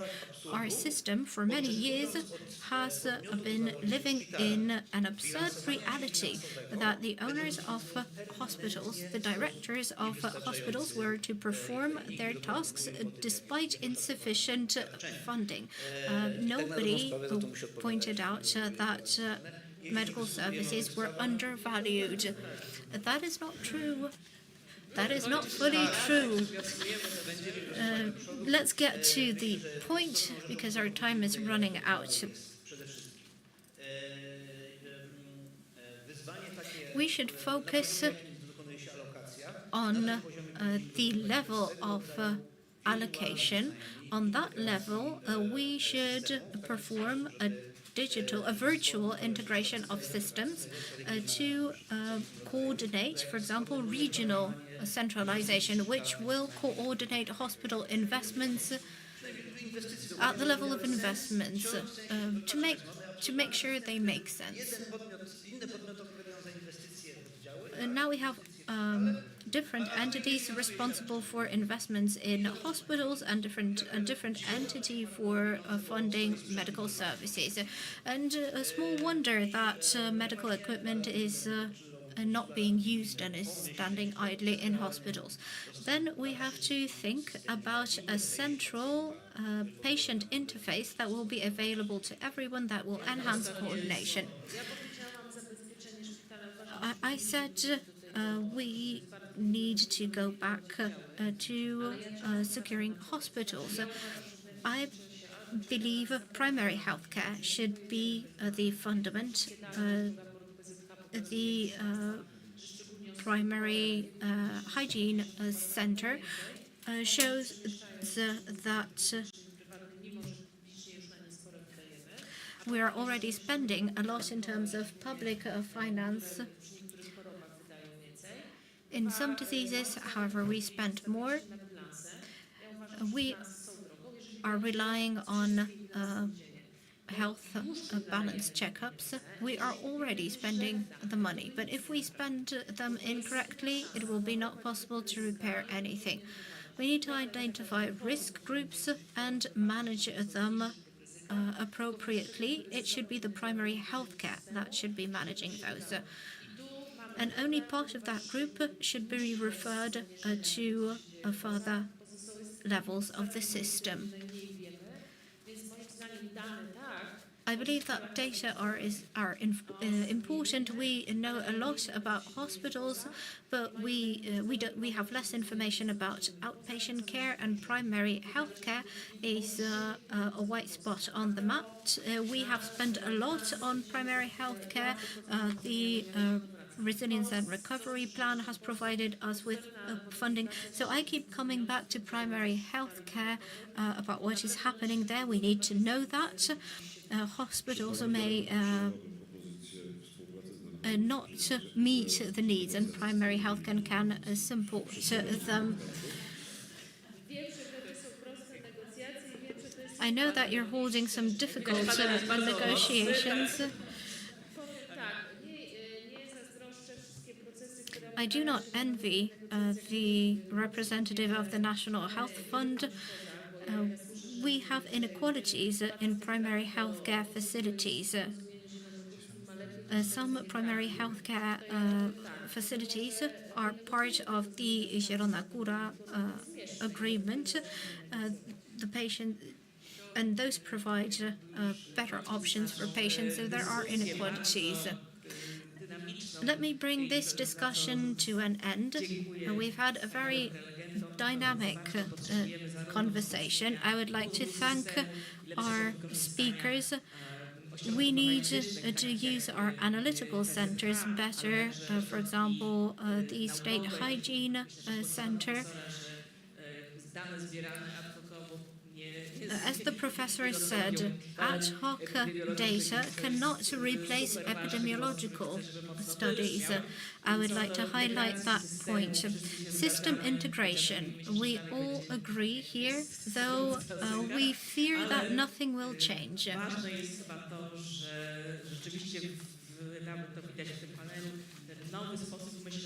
This new mindset about health has emerged from this panel. We should leave the 1990s in the past where they belong. We are slowly forging a new pathway. Thank you.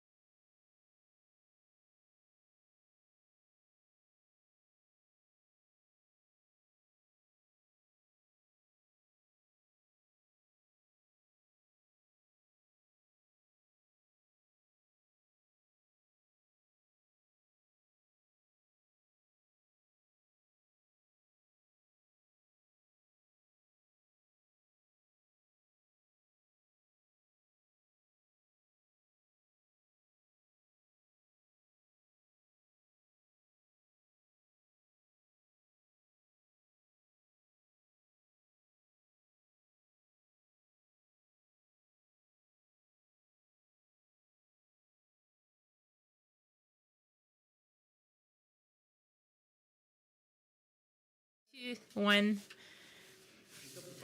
Hello, ladies and gentlemen. I would like to welcome you at our last session of the first day of the 20th edition of our symposium. This is an anniversary, also 20 years of the existence of the Polish HTA agency, and next year it will be the first anniversary of our common sessions with WHO. We have a very rich, full session with a lot of speakers. It will take 2 hours. Some of the speakers are online. Some of them are here in the studio. You, of course, will also be able to watch us on our YouTube channel. When I rewatched the previous films from our meetings, various types of meetings, the number of views was very impressive.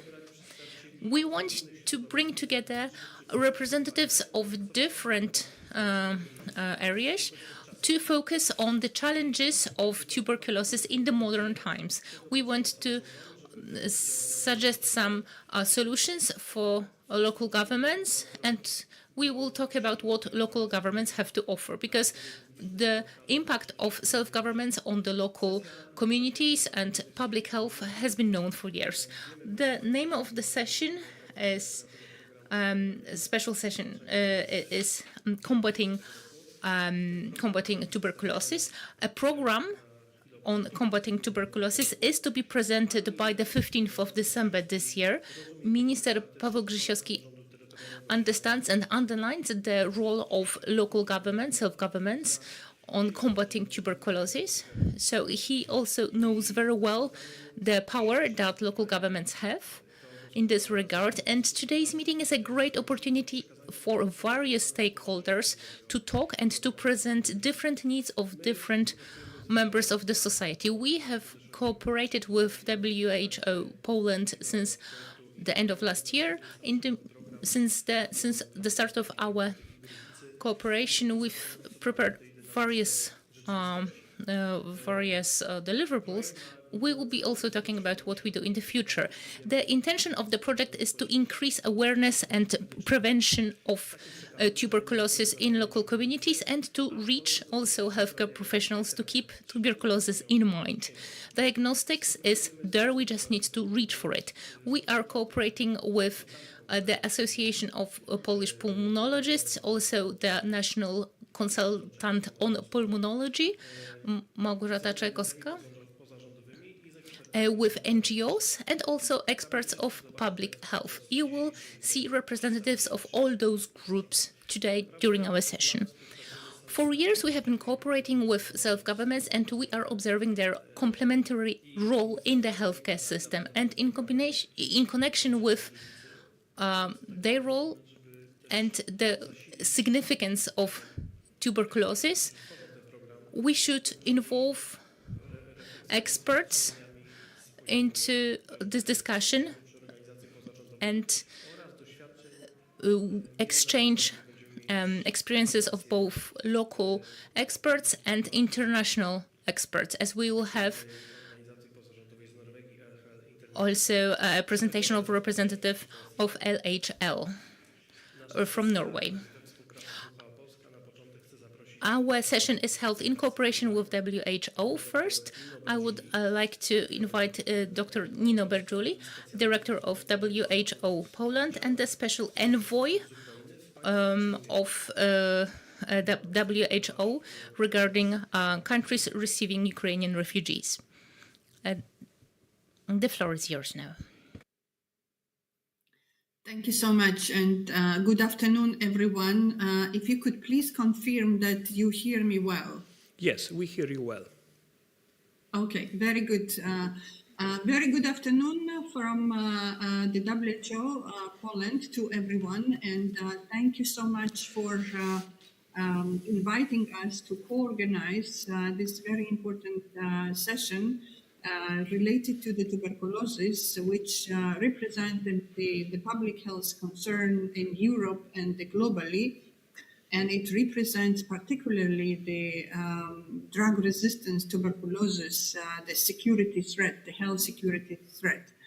But my presentation will be focusing on the new European program of work of WHO Europe, which is around the collective action agenda for the health in the European region, so-called the Health Compass, which has been developed together with the member states, with the countries, through the intensive dialogue with the member states representatives, which were nominated by the governments of all 53 member states of the WHO European region, as well as with the civil society organizations, academia, and we hope that this Health Compass, this new European program of work for the European region, will be officially adopted by all the member states at the WHO Europe governing body meeting in Copenhagen in just 2 weeks' time.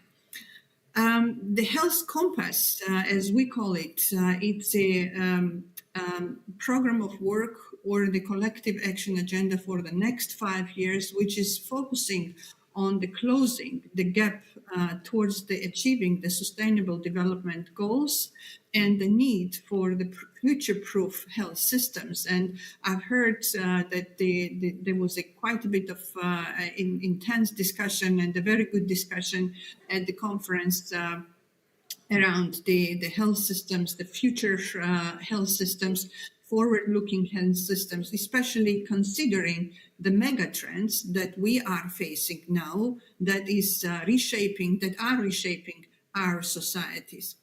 And this Health Compass that we developed together with all of you, together with the member states, is built on the core values of security, solidarity, sustainability, and the trust. And these values are key to facing the disruptions without losing the direction. And let me allow now to present these mega trends that I mentioned that are shaping our societies. European program of work or the Health Compass is focusing not just around the narrow health issues, but it is focusing on the mega trends because of the health of the populations in the region is being reshaped by these very powerful and interconnected issues, from the health security to the geopolitical instability, then the health security to the climate change and the related health impacts of the climate change, demographic shifts, as well as the rising rates of the chronic non-communicable diseases, as well as the technological developments that we observe. Let me start describing a bit the health security mega trend. And as you know, the health security, the number of the acute health emergencies significantly increased during the last decade, doubling the health emergencies that we observe in the European region, reported to the WHO Europe. Well, that includes, the conflicts, the disaster, the epidemics, and all the emerging threats, including also the communicable diseases. And we speak today about the tuberculosis in this session, and we see the re-emergence of the tuberculosis in those countries in the European Union, where we're on the path, towards, the eradication of, elimination of the tuberculosis. Antimicrobial resistance, that is persistent threat and the persistent risk that we also see. And we know that the health security is fundamental for the stability and the security. But how do we shift from the cycle of panic and neglect to systematically fortifying our systems and communities? And here, the European Program of Work, or the Health Compass that I mentioned, offers some 4 transformational shifts, recognizing the centrality of the health security for national stability and the safety. national plans for the health security can significantly benefit from the alignment with the overall national planning and financing, and the stronger preparedness, stronger coordination, and the protection for people in vulnerable and marginalized situations. Second transformational shift is the putting the communities at the core. And we know that the communities are at the on the front line in any emergencies, both as victims, but also as the first responders. By drawing on the behavioral insights, we can ensure more effective, more people-centered and culturally informed partnerships and community engagement, adding the value to the coordinated responses. And this has been demonstrated during the COVID-19 pandemic by many countries. Building the resilient health system against the health security risks and vulnerabilities. And this entails health systems being able to respond rapidly to the emergencies while continuing provision of the essential healthcare services. And WHO has been always promoting and advising advising on the dual track approach, dual track responses, including the reinforcing the infrastructures, establishing the plans and the procedures for contingency and the surge capacities, activating the regional solidarity mechanisms and shared mechanisms when it's needed. The third transformational shift is building the resilient health systems against the health security risks and vulnerabilities. And here we talk about the One Health approach, multiple hazards approach, which is identifying and assessing the risks and responding to the new threats, and developing and maintaining, developing and scaling up essential public health functions, such as communicable diseases control, especially tackling the inequities in the immunization coverage, antimicrobial resistance, and addressing the drug resistance tuberculosis threat that we observe. The next one is, you know well that the four major non-communicable diseases, cardiovascular diseases, cancer, diabetes, and the chronic respiratory diseases account for the 90% of deaths and 85% of years lived with disability. Every fifth man and every 10th woman in the European region is currently dying before their 70th birthday from the four major NCDs. And these deaths, we know that are largely avoidable. 60% of NCDs, chronic diseases, are preventable, and the 40% of them are treatable. But we need to have the transformational shifts to address the commercial determinants, social and the environmental determinants for the chronic diseases and mental health, and to deliver the services that are better in the context of the fast growing demand characterized by the multimorbidity. We know that estimated between the 19 and 33 million deaths occur every year from just four industries: tobacco, alcohol, food, and the fossil fuel. Earlier this year, WHO issued the report on the tobacco trends, which showed that by 2030, our region, the European region, is projected to have the highest rates globally, with the prevalence of over 23%. So it is really the time and urgently needed to have the transformational shift. We need investment in integrated multi-sectoral approaches and engagement of the multiple sectors. And WHO has been, it's not new, WHO has been advising and promoting this for a long time, but it requires the political commitment, sustainable funding, and the lasting mechanisms for cross-sectoral collaboration, and importantly, the social participation in the decision-making. Reducing the preventable and treatable mortality and morbidity. And we know how to do it. So we have the solutions sometimes, in front of us, but it is a matter of using them, and we we need to accelerate the implementation of the WHO quick buys, which provide high return on investment and significantly reduce the preventable and the avoidable deaths. Taking on the commercial determinants of health, we know as I mentioned already, the harming effect of the industries. But we lack, or there is a gap still in the health regulations and empowerment of the health professionals and the policymakers that are needed to address the commercial influence and the determinants of health. Mainstreaming mental health through integrated community-based approaches.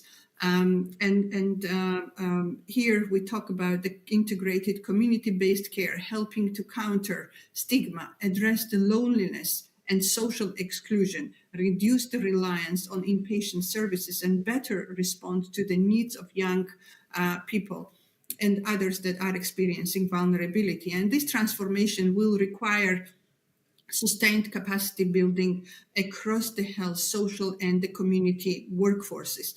And I want to emphasize here that Poland is at the pivotal moment of transformation of its mental health system towards the community-oriented, integrated mental health care. And this is the significant shift and the very ambitious shift to implement this at the national level. WHO, at the request of the Ministry of Health and the Team for Systemic Change, has very recently completed the assessment of the mental health system transformation, which identified the critical system level enablers and the bottlenecks that will shape the success of the national scale up of the mental health reform. The next mega trend, as I mentioned, is the demographic shift or the aging population. WHO European region is one of the regions with the highest share of older people in the world, and we will continue to see these increases over the next decades. We are hearing that the aging of population is putting or placing the pressure on the health systems, and there is a need to rethink how the health systems function. But we also need to rethink how we are investing in aging healthy, because population aging in itself does not place the pressure on the health system. But what we did not succeed in is aging healthy. Many people are aging unhealthy and spend long periods towards the end of their life in the poor health and with the disability that, of course, strain the health systems. But we need to do better in terms of the aging healthy. And aging healthy, will not be possible if we don't shift the financing also towards more preventive measures. with many countries in the Europe and in the EU spending very little, 2.5, 2.9% on the prevention or the preventive care out of the health expenditures. This is significantly low. This is very low, and we need to balance, curative and the preventive care spending. What transformational shifts are needed that were identified through these consultations that I mentioned when we were developing this European program of work, or the collective actions? Again, is preventing diseases, promoting well-being through all stages of life, starting very early, starting from the early childhood. We need to better shape our environments for aging in good health and transforming the care ecosystem for the dignity and independence of our older population. And the next megatrend is the climate change and health. We know that in Europe, Europe is the fastest warming region on the globe. Heat waves only killed over 100,000 people in 2022-2023 alone, and these are set to rise. We know that there is the changing in the epidemiology of the vector-borne diseases with mental health impacts of the climate change, and more the air pollution, which kills 569,000 people, and it is a direct attribution to the air pollution. Shifts that we need to make in this regards is adapting the climate change and increasing the resilience of communities, building the climate resilient, low carbon health system. And here the health system can really lead by example, and fostering the climate action for better health across the sectors. We have the technological revolution. We are living in the technological era, which provides incredible opportunities, but it also comes with the risk. 83% of countries in the European region, according to the data that were submitted to the WHO, reporting having a national digital health strategy, but access to the digital innovation still remains uneven. We know that the technologies could close the access gaps to improve system productivity, reduce the fragmentation, and empower self-management. But we need to have the better use.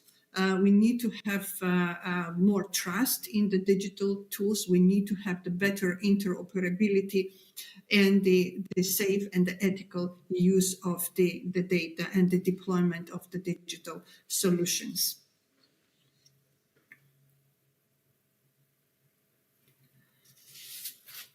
And finally, we talk about the addressing all these mega trends requires the health systems for the future. We have the growing demand, we have the constrained resources, and the challenges of serving the aging population with rising levels of the multi-morbidity. We need to have the systems, the health systems that are future-proof. And this can only be achieved shifting the delivery towards the community-based integrated models of care, building a skilled and motivated and well-distributed health workforce and a care workforce, smart and sustainable financing, health financing, safe, effective, and financially sustainable access to the medicines, and as well as the deployment of the digital solutions and the technological solutions. And the cross-cutting platform for the future-proof health system is the fit-for-purpose primary health care, which is the only sustainable path for the system to meet the challenges and the mega trends that are shaping our societies. And for this, of course, we need to have the strengthened leadership for primary health care, investment in the primary health care systems, and the investment in the primary health care workforce. We need to empower individuals to shape their health outcomes through co-creation, through trusted relationships, and the care continuity. And finally, how the WHO and the WHO Europe can support countries in this collective agenda for action and tackling these megatrends. WHO Europe's role is the convener, catalyst, and the connector. And we aim together with you, in partnership with you, to amplify the leadership and build a European net of action, champions of health, well-being, and the equity across sectors. You know that the WHO is the only intergovernmental health authority with a mandate to develop the global health norms and standards. And we at WHO Europe aim to serve as a trusted source of the evidence-based guidelines, as well as the context-specific policy advice and the tailored technical support to the member states. And of course, collectively, only collectively, through the partnership with academia, with the scientific institutions, with the member states, with the professionals, we aim to address the declining trust in the science and the declining trust in the health authorities, which is exacerbated by the misinformation and the disinformation. This is the biggest threat biggest security threat that we are facing, and only through the collective action we will be able to tackle it. And of course, the deepening and expanding the networks of youth, the NGOs, the civil society actors to elevate the social participation and embed them systematically in our work and in our initiatives. Thank you so much for listening, and I look forward to very engaging discussion this session. Thank you very much. Nino, thank you very much for your presentation. We are a community which is working based on evidence in medicine, so we work to increase the trust to science. So we hope that all of us can be successful in this area. Przepraszam, proszę Państwa, bardzo dziękuję. Przechodzimy od ogółu. Ladies and gentlemen, thank you. Let's move from the general to the granular. Our next guest is Tatiana Makarewicz, Public Health Support Officer at WHO Poland. We cooperate with Tatiana on an operating level, and I'll tell you about that later. I invite you to her presentation, Challenges and Successes of Healthcare Systems in the Era of Mass Migration. Tatiana, the floor is yours. Thank you. I will speak in Polish.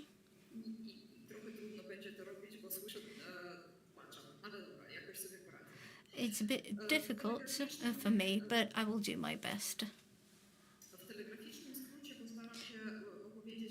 I will attempt to summarize these challenges and successes for you in a nutshell. But first of all, why are we discussing this in the first place? In recent year, according to the UNHCR report, almost 130 million persons were subject to forcible displacement.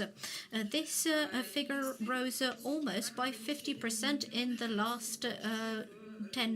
last 5 years. Over 20 million are refugees in Europe. Where do these refugees and displaced persons come from? These are also migrants, economic migrants. A lot fled Ukraine after the outbreak of the armed conflict. But we also have a lot of legal migrants. In 2024, foreigners constituted almost 7% of Poland's total labor force.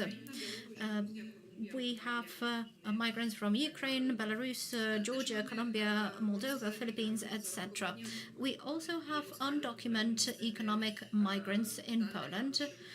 Unfortunately, data on this group differs or is non-existent. We also have foreign students, over 100,000 in Poland.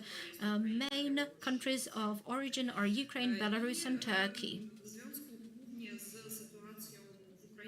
Owing to the situation in Ukraine, the war which is being waged at the moment, the WHO office and the Polish regional office at the beginning of 2025 published a report on the study titled Impacts of Large-Scale Displacement from Ukraine on Health Systems in Refugee Hosting Countries in the WHO European region, Challenges and Opportunities for Transformative Actions and Policies.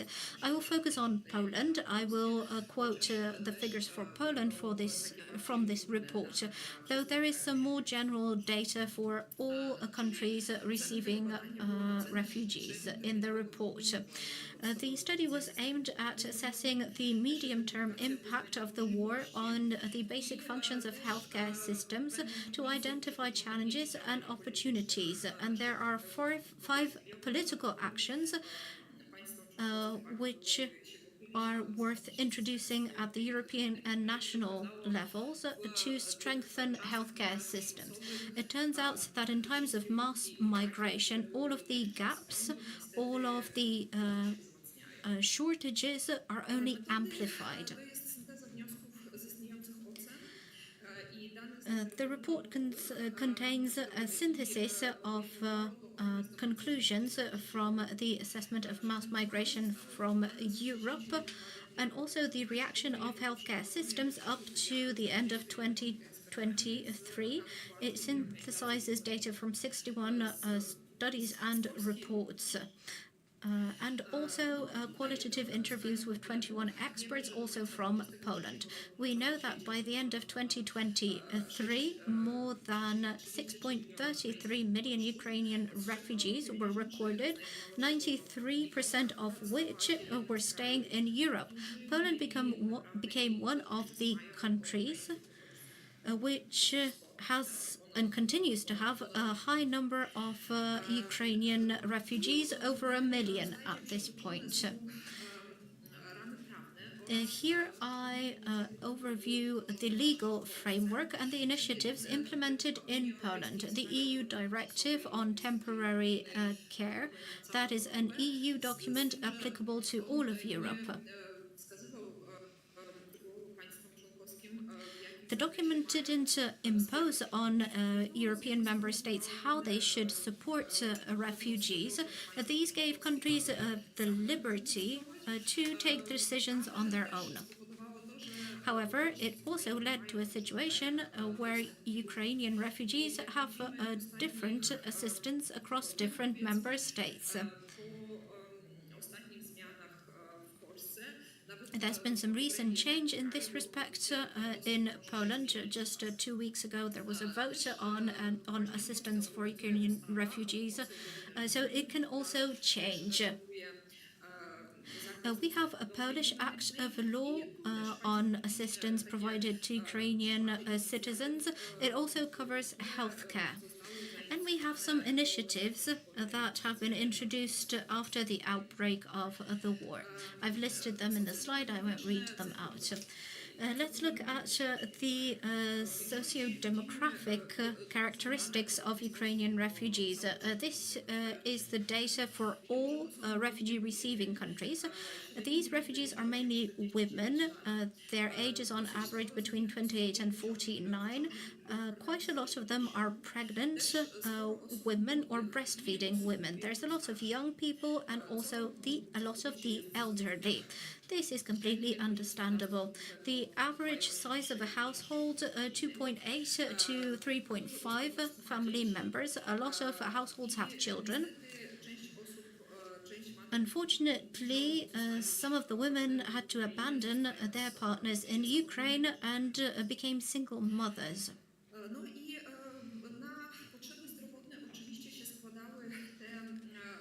The health needs now. These stemmed from health conditions from before the war and those triggered by displacement and the war. Multi-morbidity in the elderly is an understandable problem. The elderly have many diseases at the same time. A high burden of non-communicable diseases, for example, hypertension and diabetes. We also see a lot of HIV/AIDS and TB, especially drug-resistant TB.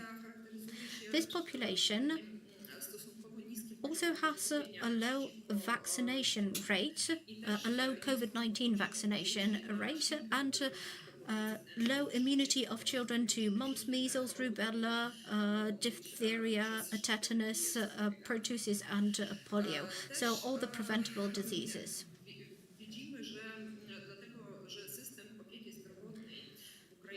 As the Ukrainian healthcare system has also fallen victim to the war, we see that the refugees had specific fears. For example, oncological patients or HIV patients worried about the continuity of their treatment, whether it would not be interrupted by fleeing Ukraine. These are understandable difficulties. We also have trauma, mental trauma among the problems. We can see that at least 10% had problems with daily functioning. Persistent threat of sexual abuse, falling prey to human smugglers, to human trafficking is also a real risk. In this slide, you can see the health needs that have been listed, those reported by Ukrainian refugees when we surveyed households. And here is another slide on these. I know I'm going very fast, but we're running out of time. Data on access to healthcare. 26% required healthcare, 21% received access to healthcare, 92% received access in Poland. Relatively few had to seek healthcare beyond Poland's borders. Access to tertiary services was not that easy, especially in areas with high populations of displaced persons. In those regions, the system was under greater pressure. The data from the Ministry of Health show that in 2022 and 2023, almost 1 million Ukrainian patients used healthcare services financed from public funds. We can see which services they used at which levels, and we can see that 26% received hospital treatment, and hospital treatment constituted 70% of all reimbursement costs. Total treatment costs is about 390 euros per refugee. Barriers to access, which are most frequently reported by refugees, the ones in red are applicable to Poland. Now the impact on the healthcare system.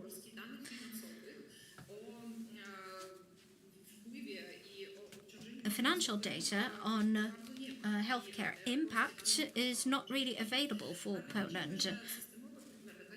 We see that there are systemic problems, healthcare professional shortages, and these problems have become even more exacerbated.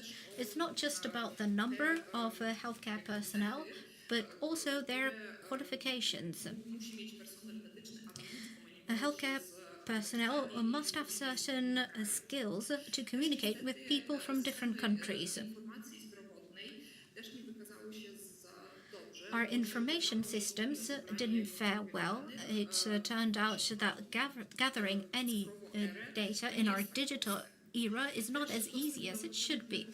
Access to needed drugs and medical technology, I'm also thinking about TB here, which will be covered during this session, is sometimes very difficult. Detailed data on expenditure and financing healthcare were not discussed in detail. And the last point, key areas of transformation activities which are covered by the report. We must provide access to primary healthcare, comprehensive healthcare and specialist services. Most importantly, these models of healthcare must be designed to take into account the mobility of displaced persons and must take into account the barriers I've already listed. Supporting cross-border and continued care is another important area. Using digital technologies, we need to use them to gather data. The data are indispensable to design appropriate systems. Collective support for countries which respond to the needs of displaced persons. Some countries need that support, and bridging the gaps in healthcare information systems. That was my last slide. Thank you so much. Thank you for your attention.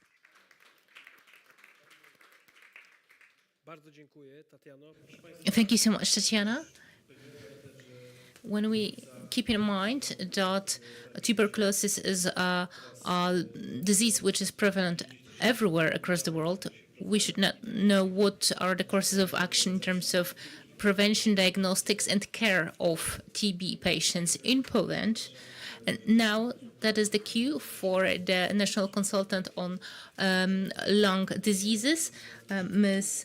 Małgorzata Czajkowska-Malinowska. She is also online with us because at the same time she had to participate in a conference in the Institute of Tuberculosis in Warsaw.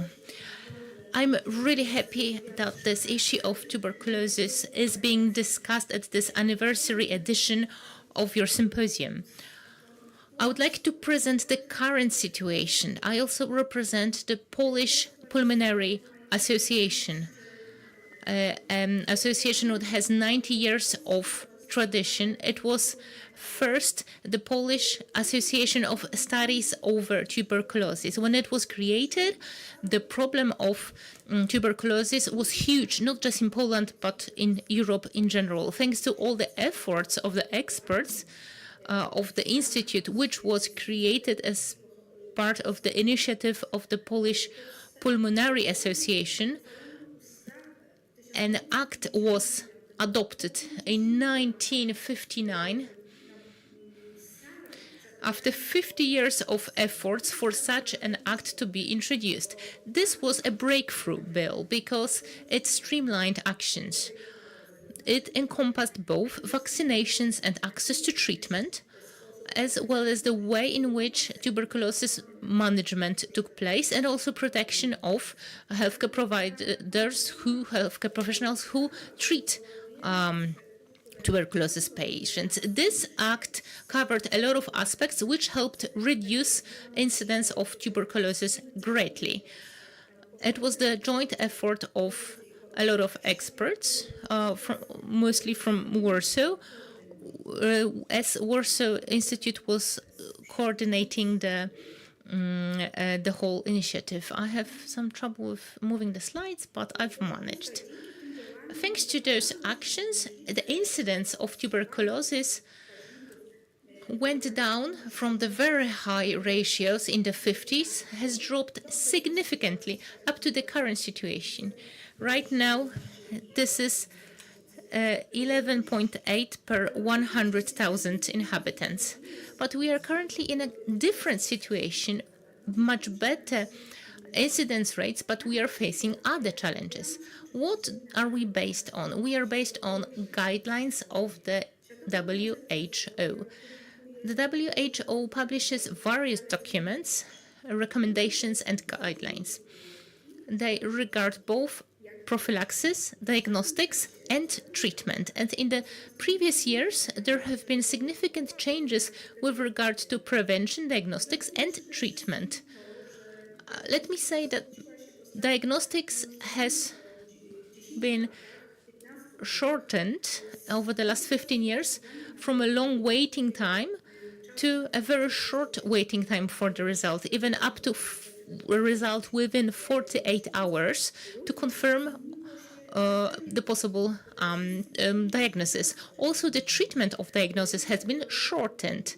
The multi-drug resistant tuberculosis, which in the past was treated for 18 months and the patient had to be hospitalized, thanks to the pilot program, which is being implemented in cooperation of the Ministry of Health, the WHO, and is being coordinated by the Warsaw Institute of Tuberculosis. That period was reduced from 18 months to 6 months, and at some point the patient could be moved from hospital care to outpatient care. So this was a very successful example.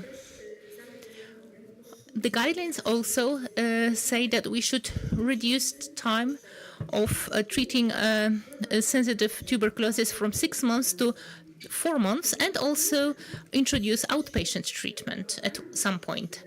Because the objective of managing and treating the tuberculosis, it is possible thanks to continuous treatment. Treatment discontinuation results in resistance to the tuberculi, and therefore it is so important that there is oversight over the taking of the drugs by the patients. In the pilot program, it was possible thanks to video oversight. The guidelines also discuss improving diagnostics. In Poland, this diagnostics system for TB is good, and it is being and then prevention. We've talked about vaccinations. It was a huge accomplishment in the 60s in Poland. Obviously, those vaccinations remain pertinent, but prevention also boils down to prevention in people who are already infected. And the new guidelines can shorten the treatment from 3 months to 1 month. So those changes have been introduced. And the Polish Lung Disease Association issues guidelines of its own. And currently we are developing guidelines. And we are also basing on the WHO guidelines, but we are adopting them to our Polish environment, our Polish setting. So this will apply also to sensitive tuberculosis and prevention of TB. We also had a common review carried out at the beginning of 2024 in February, which covered both prevention of TB and care of TB patients. This document was developed by the WHO in cooperation with Polish experts, and that document presents our current situation and presents recommendations,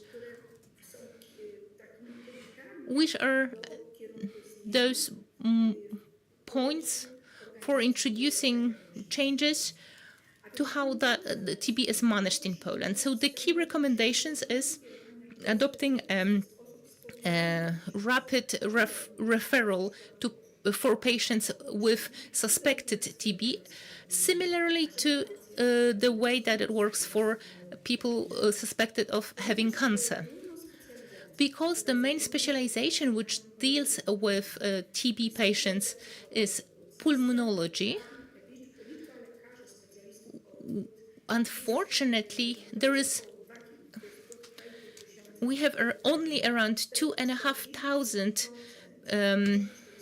doctors, of which 45% are retirement. So 45% are not in retirement age. So there is a shortage of experts. This specialization will not have the right capacity. There will not be a sufficient number of experts. If a lot of the experts will simply retire soon. So definitely, pulmonologists should be listed as doctors who should be developed. So the specialization should be treated as a priority. Other key recommendations is ensuring access to free of charge prophylaxis, diagnostics and treatment and care of TB regardless of whether someone is insured or not.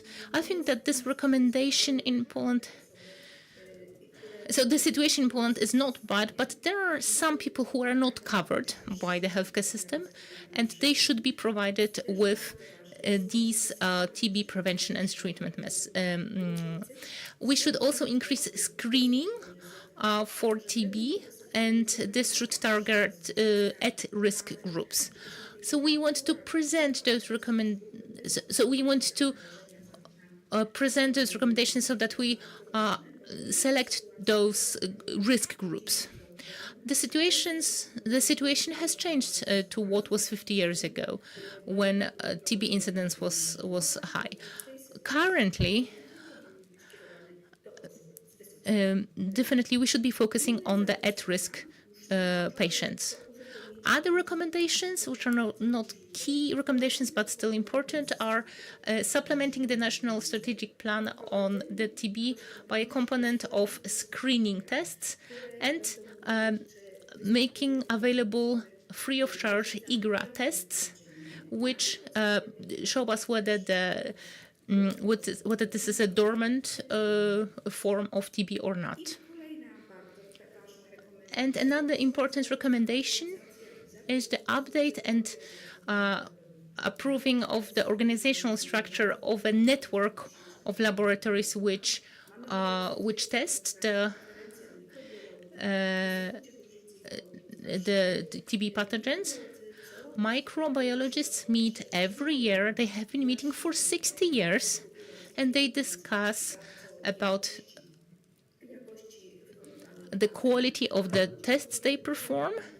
What should be ensured is that all those tests should be, all the laboratories who carry out the tests should be oversaw by the reference laboratory.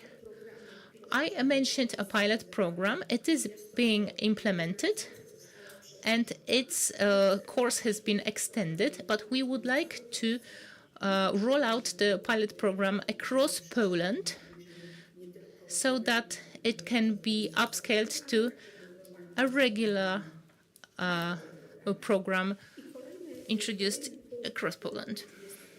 Another recommendation is introducing integrated electronic system of reporting TB cases. This is important. The Institute for Tuberculosis prepares every year a bulletin which includes epidemiological data from across Poland and has reliable, robust data. We want everyone to use robust data on TB, which are available on the website of the Polish, of the Institute of, on the TB Institute in Warsaw. A strong part of our activity is also continued training and treatment of doctors and nurses regarding TB. And here an important document, which was mentioned by Mr. Tomasz Prycel.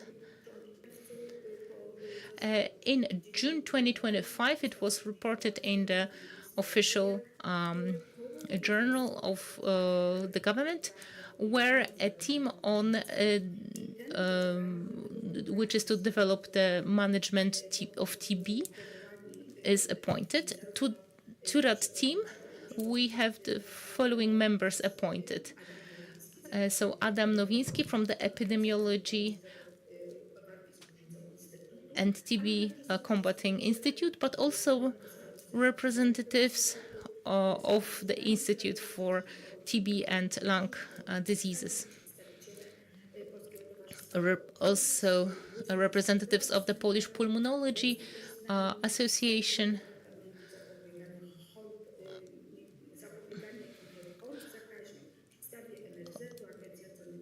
also representatives of the AUTMIT, of the National Health Fund, of pulmonology hospitals in Poland. So we have a good representation of various stakeholders who deal with the issue of TB.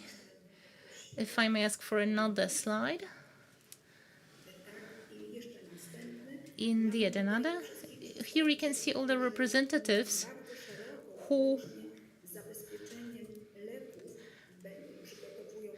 are preparing this draft of the program.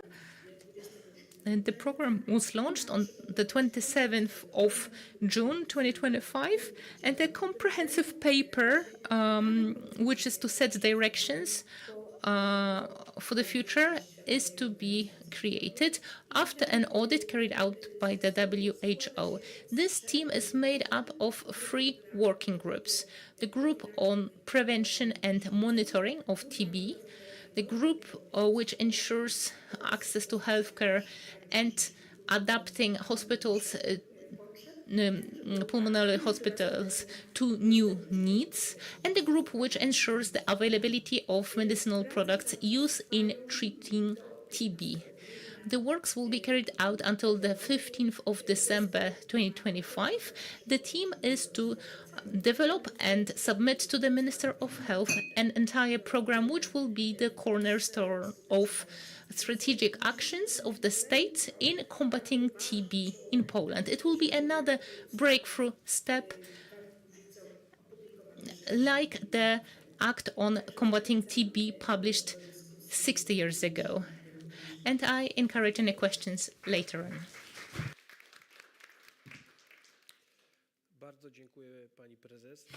Thank you, Madam President. we will have another team, a member of the team that Professor Czajkowska-Malinowska talked about, Paweł Grzesiowski of the Chief Sanitary Inspectorate.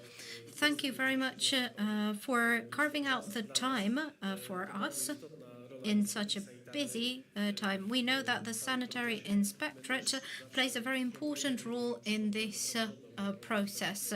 We always remind local governments of the important role of the Sanitary Inspectorate. All stakeholders should make use of the resources of the Sanitary Inspectorate to promote prevention. Thank you for your presentation on the Sanitary Inspectorate's role in building resilience to TB. Thank you very much for the invitation and for the opportunity to join you remotely to discuss this interesting topic. I know my time is very limited. Let me jump to the important bits. The role of the Sanitary Inspectorate starts after each and every Polish citizen is born. We exercise oversight over BCG vaccinations. As you can see in the slide, the average among all 18 generations is 94.5%. Let's look at the previous year. That's over 95.5% of kids vaccinated against TB. That's an important piece of information. We know that is an important part of primary prevention, and it cannot be neglected in a country as Poland, where we have incidents of about 10 cases per 100,000, though we know that is probably underestimated. Let me draw your attention to the 4% of unvaccinated children. That's about 25,000 children were born last year. The 4% that are unvaccinated did not receive vaccination for medical reasons. In some cases, the parents did not consent.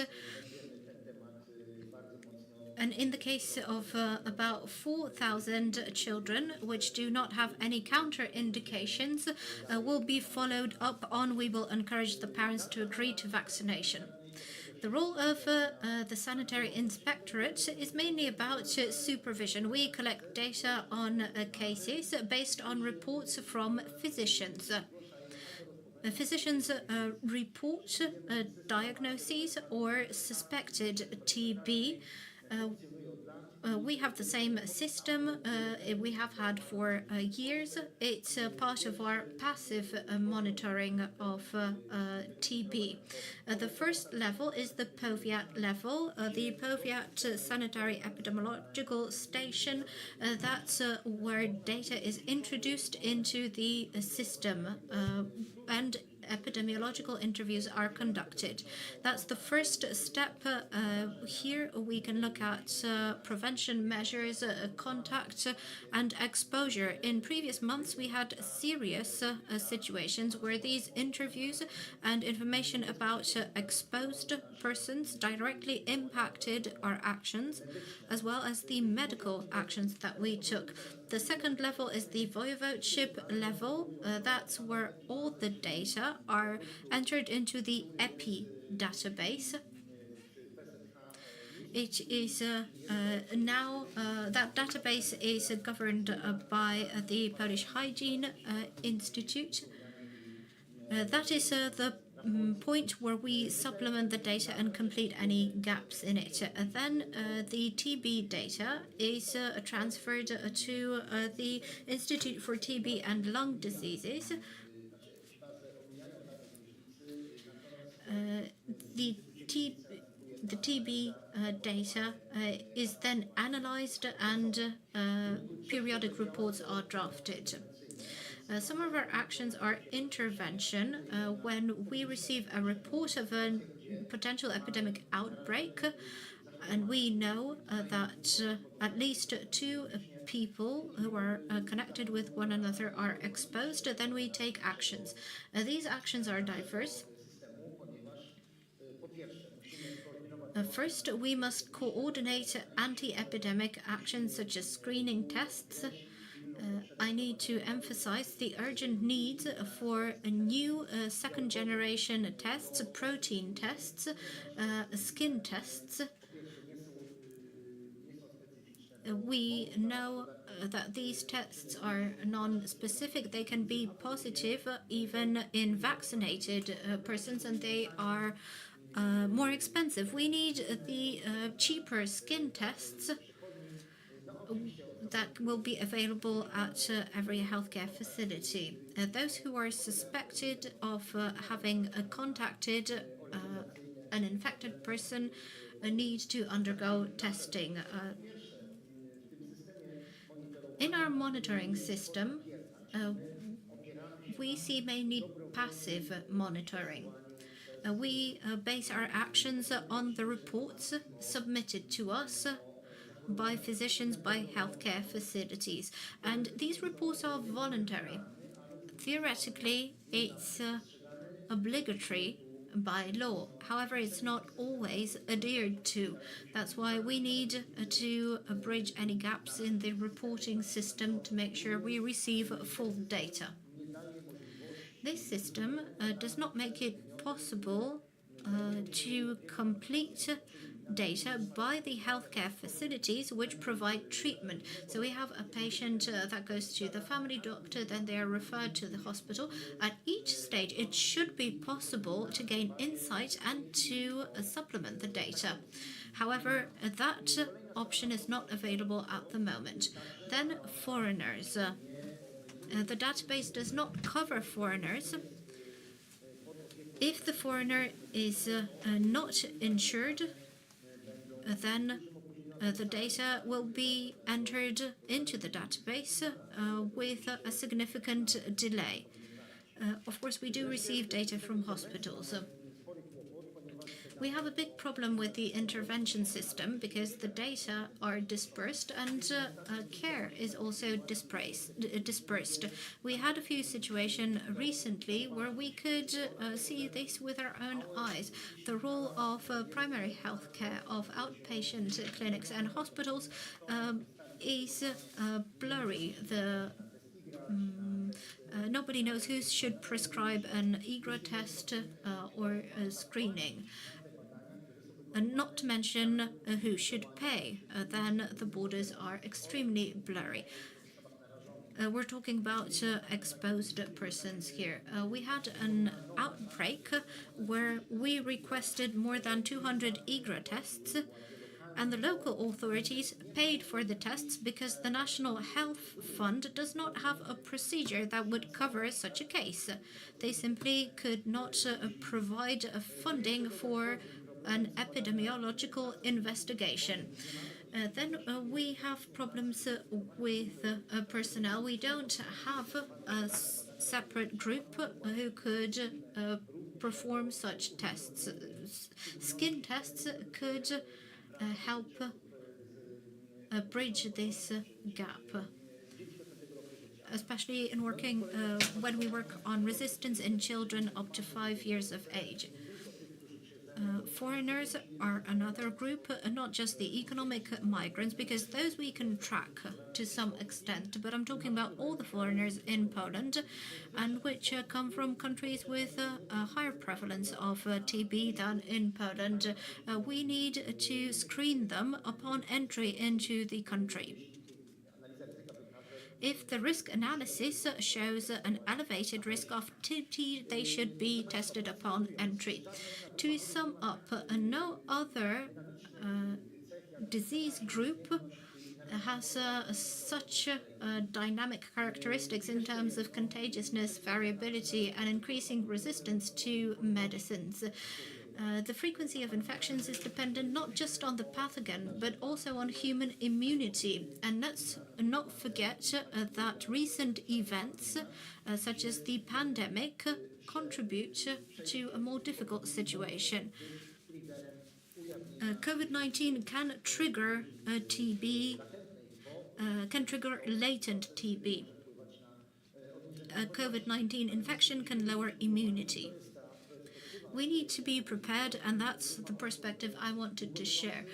We have a larger group of people who live longer, who have comorbidities, who have a temporary or a chronic immunosuppression, and they are the vulnerable group. TB can become activated in the latent form in this group. We must therefore be ready and prepared for such patients. Their number is highly likely to increase. And it's not just Polish citizens, but also the group risks coming from beyond our borders. Thank you very much.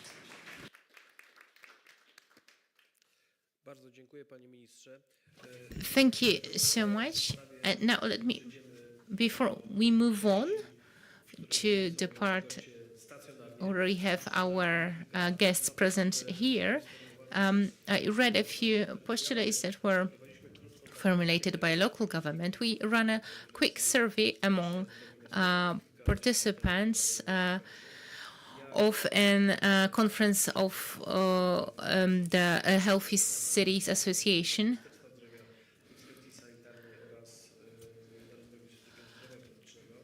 And we asked about what can be done by various institutions with regard to TB prevention. Let me just quote them. Greater advertisement in social media and during mass events, that's one. To develop short guides or animations that would provide information on how to get a doctor's appointment, particularly for people who are not Polish speakers or have some communication problems. To prepare a well-communicated films about prevention of TB, to carry out training sessions for healthcare professionals so that they keep TB in mind, that they know that it's there, to carry out information campaigns at schools and in workplaces, make available statistical and epidemiological data and ready-made materials for various groups like employers, refugees, at schools for senior citizens, and so on. Some of the partners of our symposium is the Voice of the Senior Citizen journal. We can advertise also there. Another aspect is introducing national requirements on prevention and diagnostics in migrants and other groups of people. Also carrying out information campaigns in many different media, including social media. They should be repetitive in different channels. Many of the aspects of what was said regard health, public health. We have with us the consultant on public health. Mr. Balwicki is an expert with whom I've had the pleasure of cooperating as part of various projects. I'm really grateful that you found the chance to visit us. How can we support prevention of TB in social health, public health projects? I really wanted to be here. I'm so happy that I can reach you at the 20th anniversary of your first symposium, and I want to congratulate you on this great anniversary. It is an important conference which makes us more aware of the fact that evidence should always be the cornerstone of health policy. I won't be telling you too much about prevention itself because I'm not an expert in this area, but I will be sharing my knowledge on public health and effective interventions, and I think that this could be maybe used in the development of a new TB combating plan. We could use some elements which in various interventions are being implemented, whether related to vaccinations or screening tests. I think many common elements could be identified.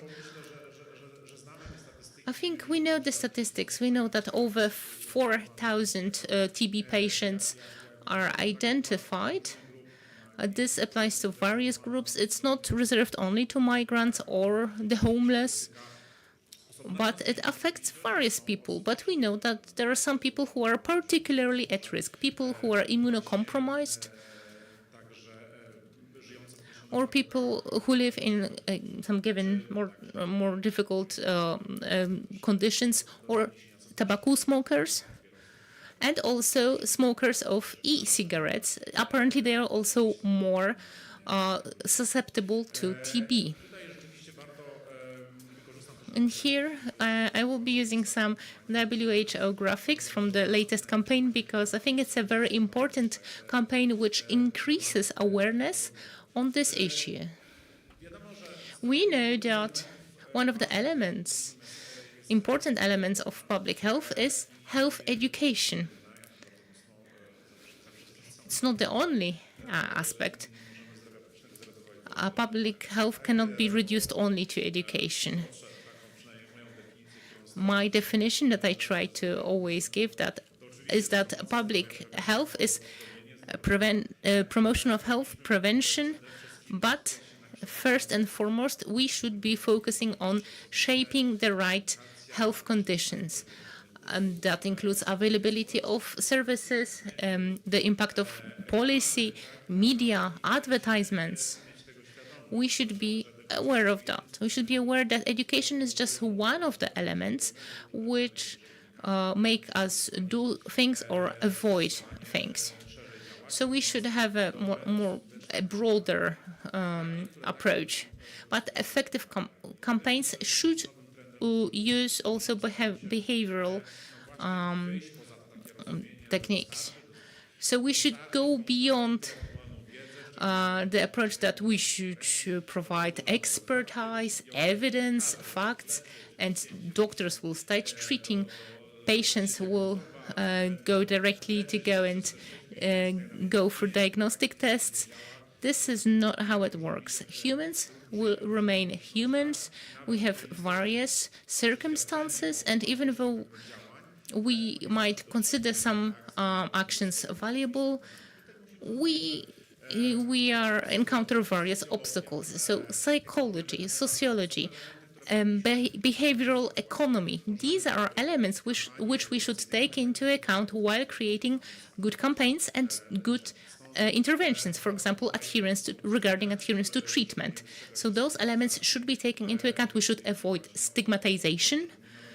We talked about at-risk groups, either migrants or people in a homelessness crisis. For example, in Gdańsk, we cooperate with the Society of St. Albert. This is an association which has a lot of TB patients under its care.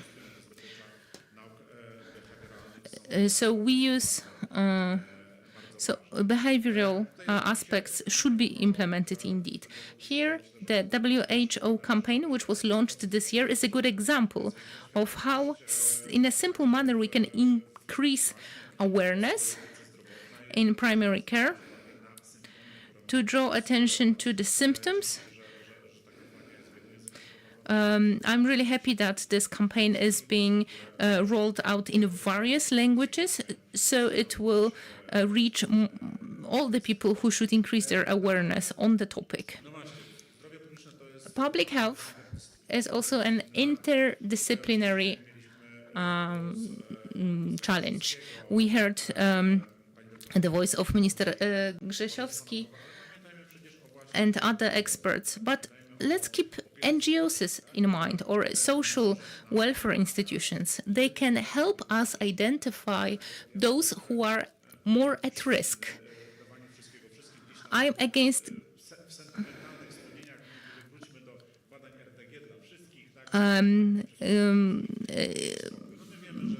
treating everyone the same, adopting the same interventions to everyone regardless of the conditions.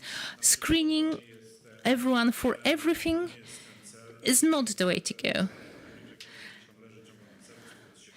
I will tell you something that has been a burden to me. Since May, we had the screening for hypercholesteremia, familial hypercholesteremia in 6-year-olds. If we look at the Outmeans report on this topic, it was against including such young patients, and yet all 6-year-olds at their health balance check undergo also this test. So we should be targeting our interventions more accurately.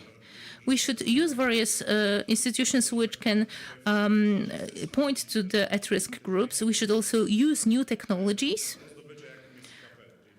For example, the internet patient account is a big achievement. That way we can also collect data on our patients, and we can stratify our patients and the risk of developing various conditions, and use this as a tool for implementing targeted interventions for at-risk groups. We should be innovative. We should be using new tools. We should identify those groups where our interventions will be the most effective.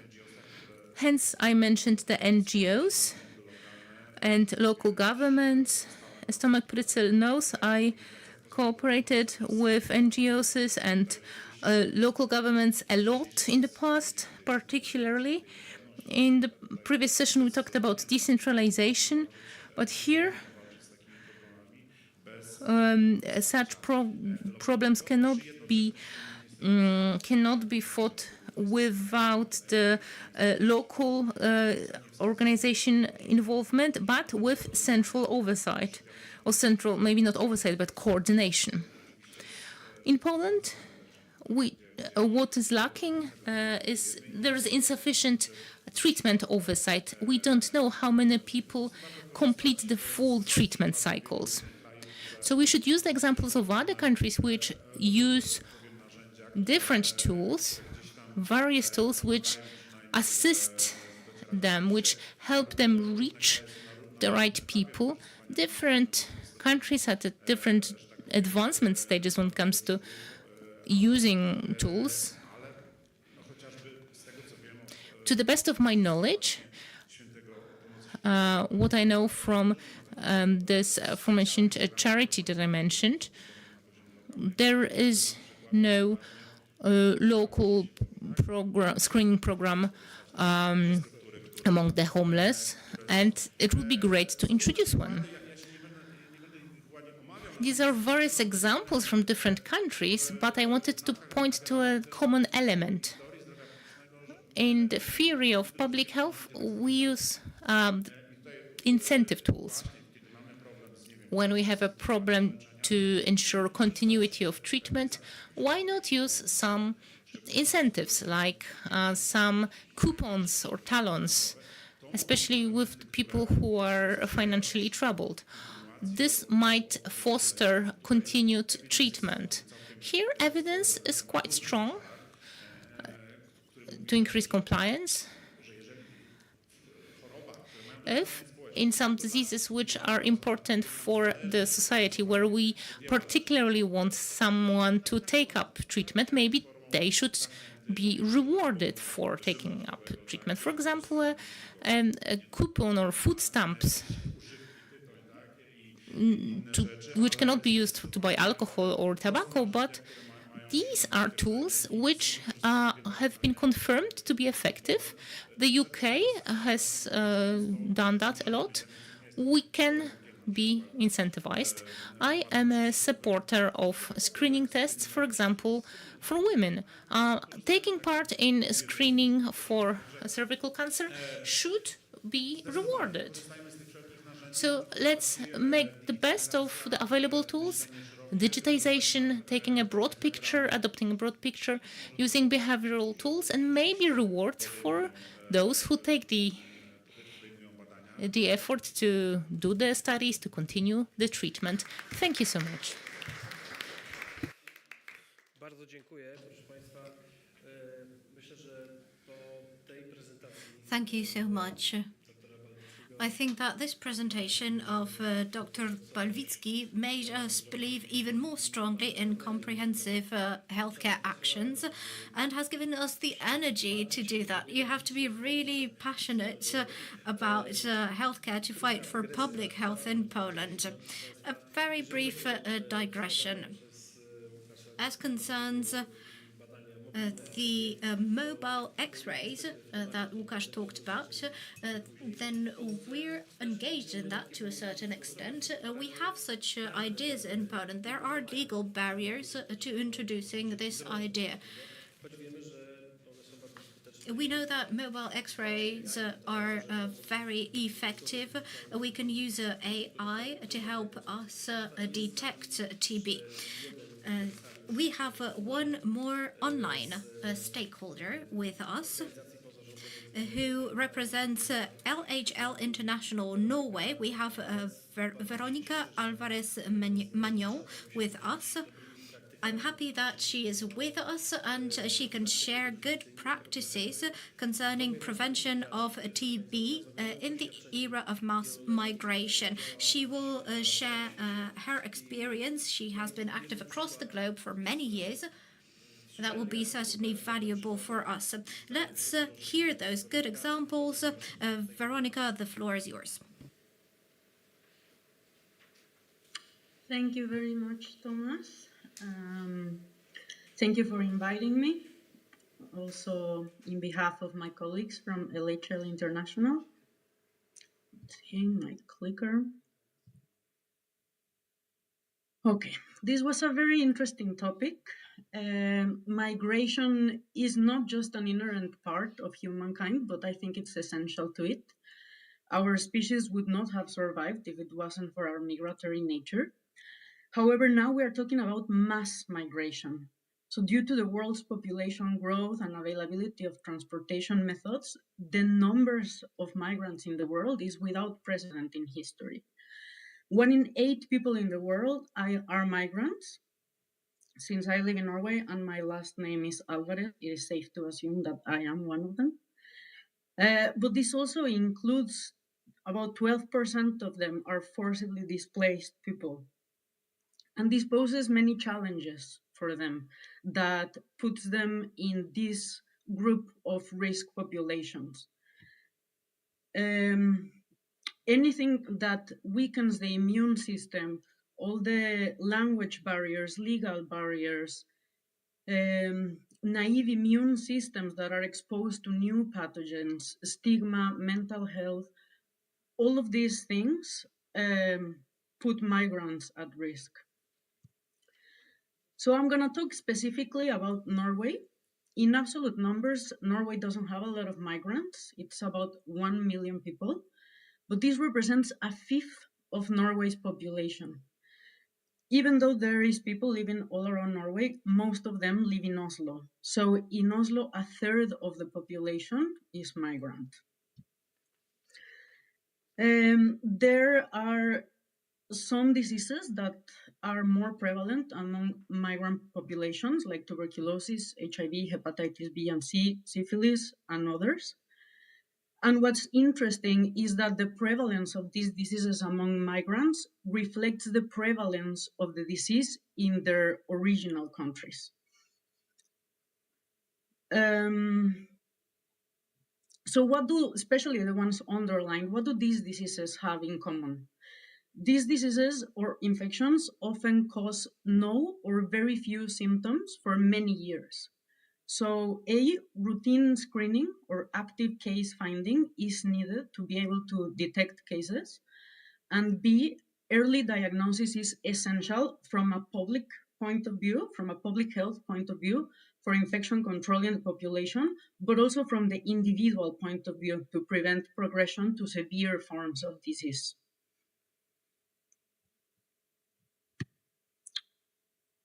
So, going a bit more specifically into tuberculosis now. As tuberculosis and living standards or living conditions are closely related. So, as living standards improve in a country, TB incidence falls. And then it falls into the most vulnerable populations of that country. So it's a bit like, tell me what tuberculosis is, and I will tell you which are the neglected populations in a country. Norway, like technically Poland, are low incidence countries for tuberculosis, which means less than 10 per 100,000, even though I agree, I think Poland underestimates the number of tuberculosis cases. But in Norway, most of the cases we find of tuberculosis are in Norway, 90% of them. I will talk a bit about that. And the reason are what's in this diagram. So there is poverty, poor housing conditions that promote infection, mental health disorders and substance abuse, stigma, racism, gender inequalities, comorbidities, and many types of health barriers. So this is the tuberculosis notification. So that slide is wrong. It's not screening, it's tuberculosis notification in Norway. As you can see, the number of cases in the Norwegian-born population has been steadily declining over the years. And over 90% of the people that have tuberculosis in Norway today are foreign-born. I now realize that this is not my last updated presentation, but I will do my best. So there are many things, in my opinion, that Norway does right. They have a 95% success rate for drug-sensitive tuberculosis among Norwegian-borns, and 84% success for people born outside of Norway, and a 75% success rate for drug-resistant tuberculosis. And the speaker before me said something that is extremely important, which is targeted interventions more accurately in the population that we know gets affected. So by law, Norwegian legislation stipulates that all refugees and asylum seekers be screened for tuberculosis within 14 days of arrival, regardless of the country of origin, and all migrants, including work migrants from high burden countries, which is more than 40 per 100,000, who will stay more than 3 months in Norway, also have to do mandatory screening.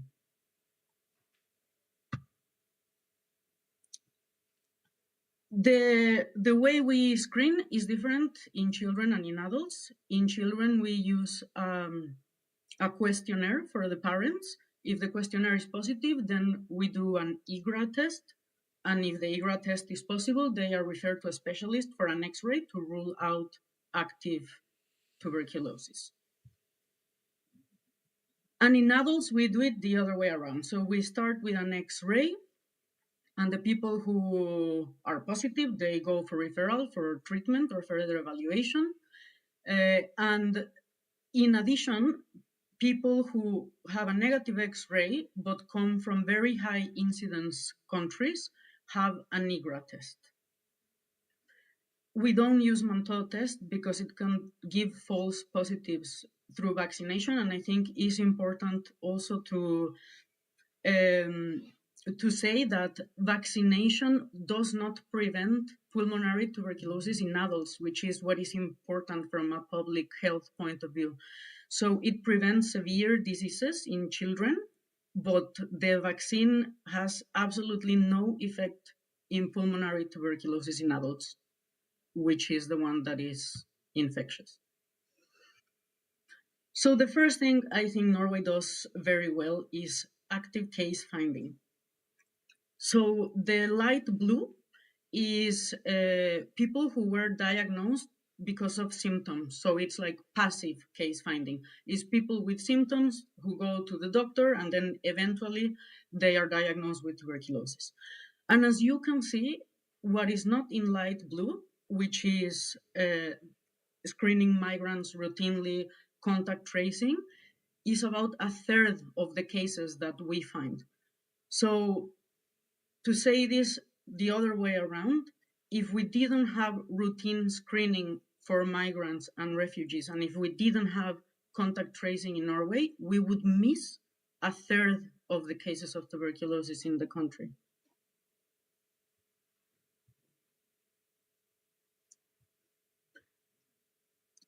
So this graph shows in 2022 the case notification rates for Ukrainians in different host countries. And the reason why Norway has the most cases notified per 100,000 than the other European countries is not because Ukrainians that come to Norway coincidentally have more TB, but because Norway screens all refugees and all asylum seekers. So, yeah. And of course, this has to be maintained.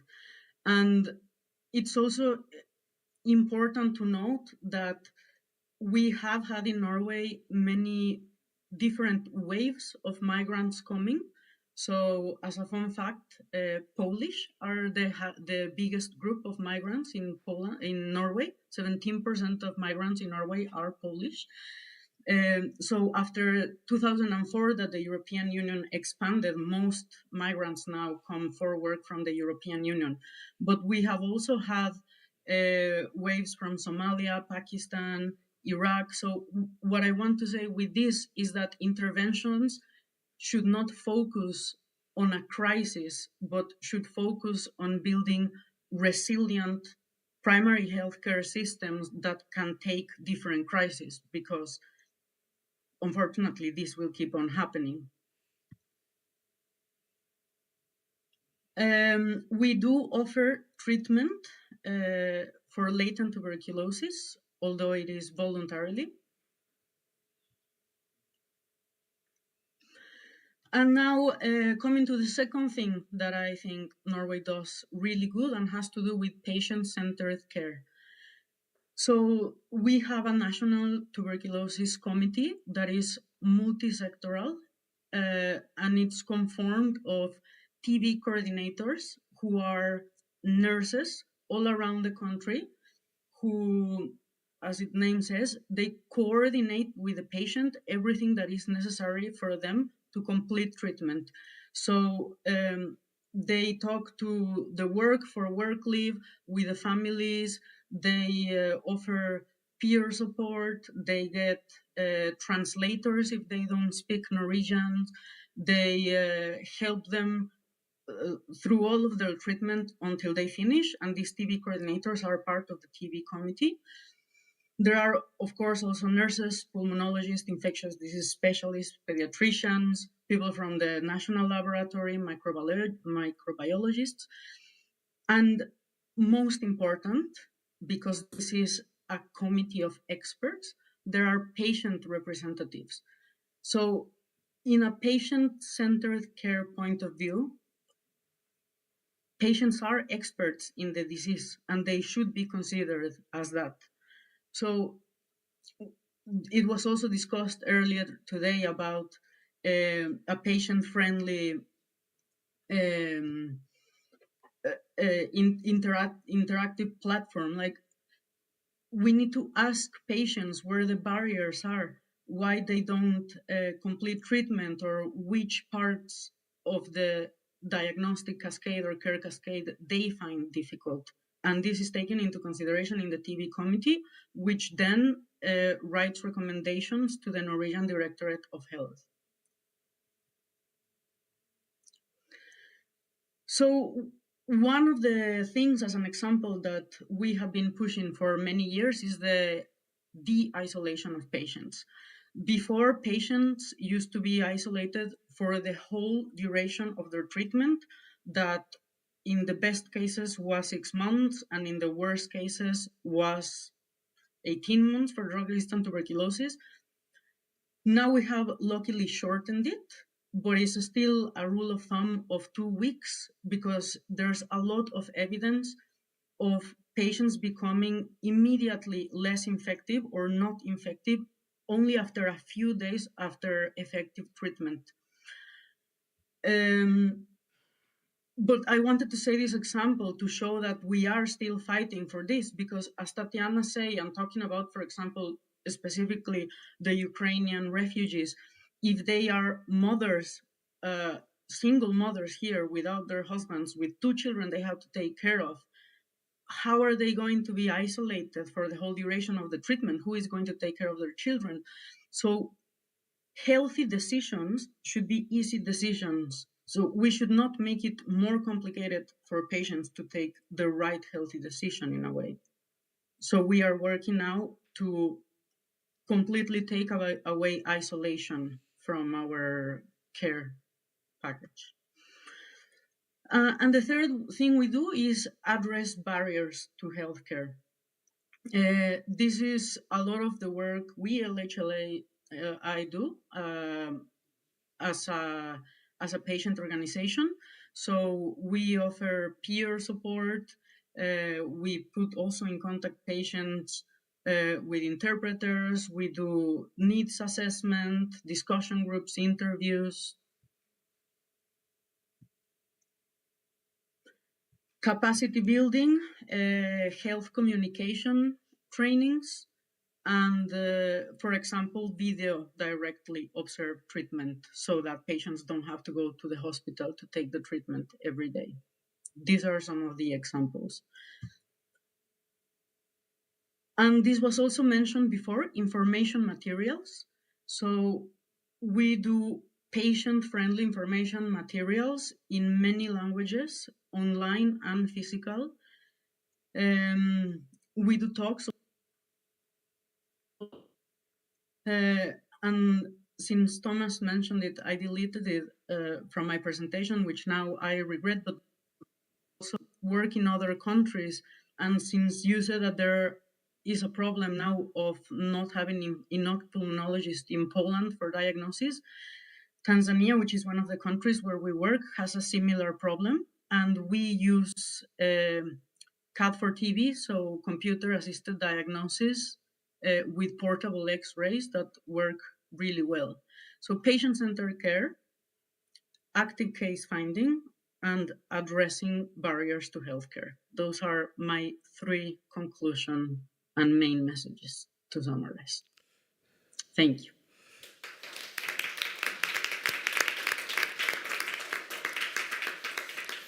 Veronica, thank you very much for your input. I have just one question because of the shortage of the time. What other diseases are screened in Norway? Just few examples. So this entry testing. Aha. No dobra. Słuchajcie, to jeżeli Weronika, can you hear me? I can hear you now, sorry. Okay, what other diseases do you screen in Norway?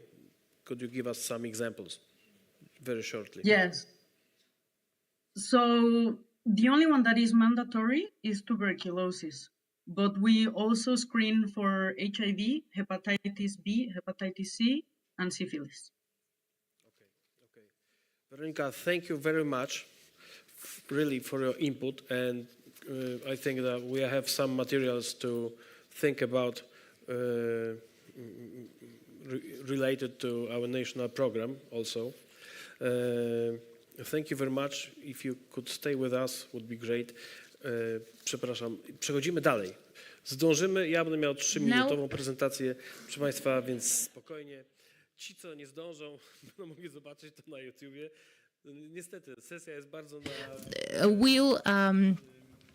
I simply keep it short, especially my presentation will be up to 3 minutes. This was a very packed session. Next time we will maybe organize a separate conference for such a session.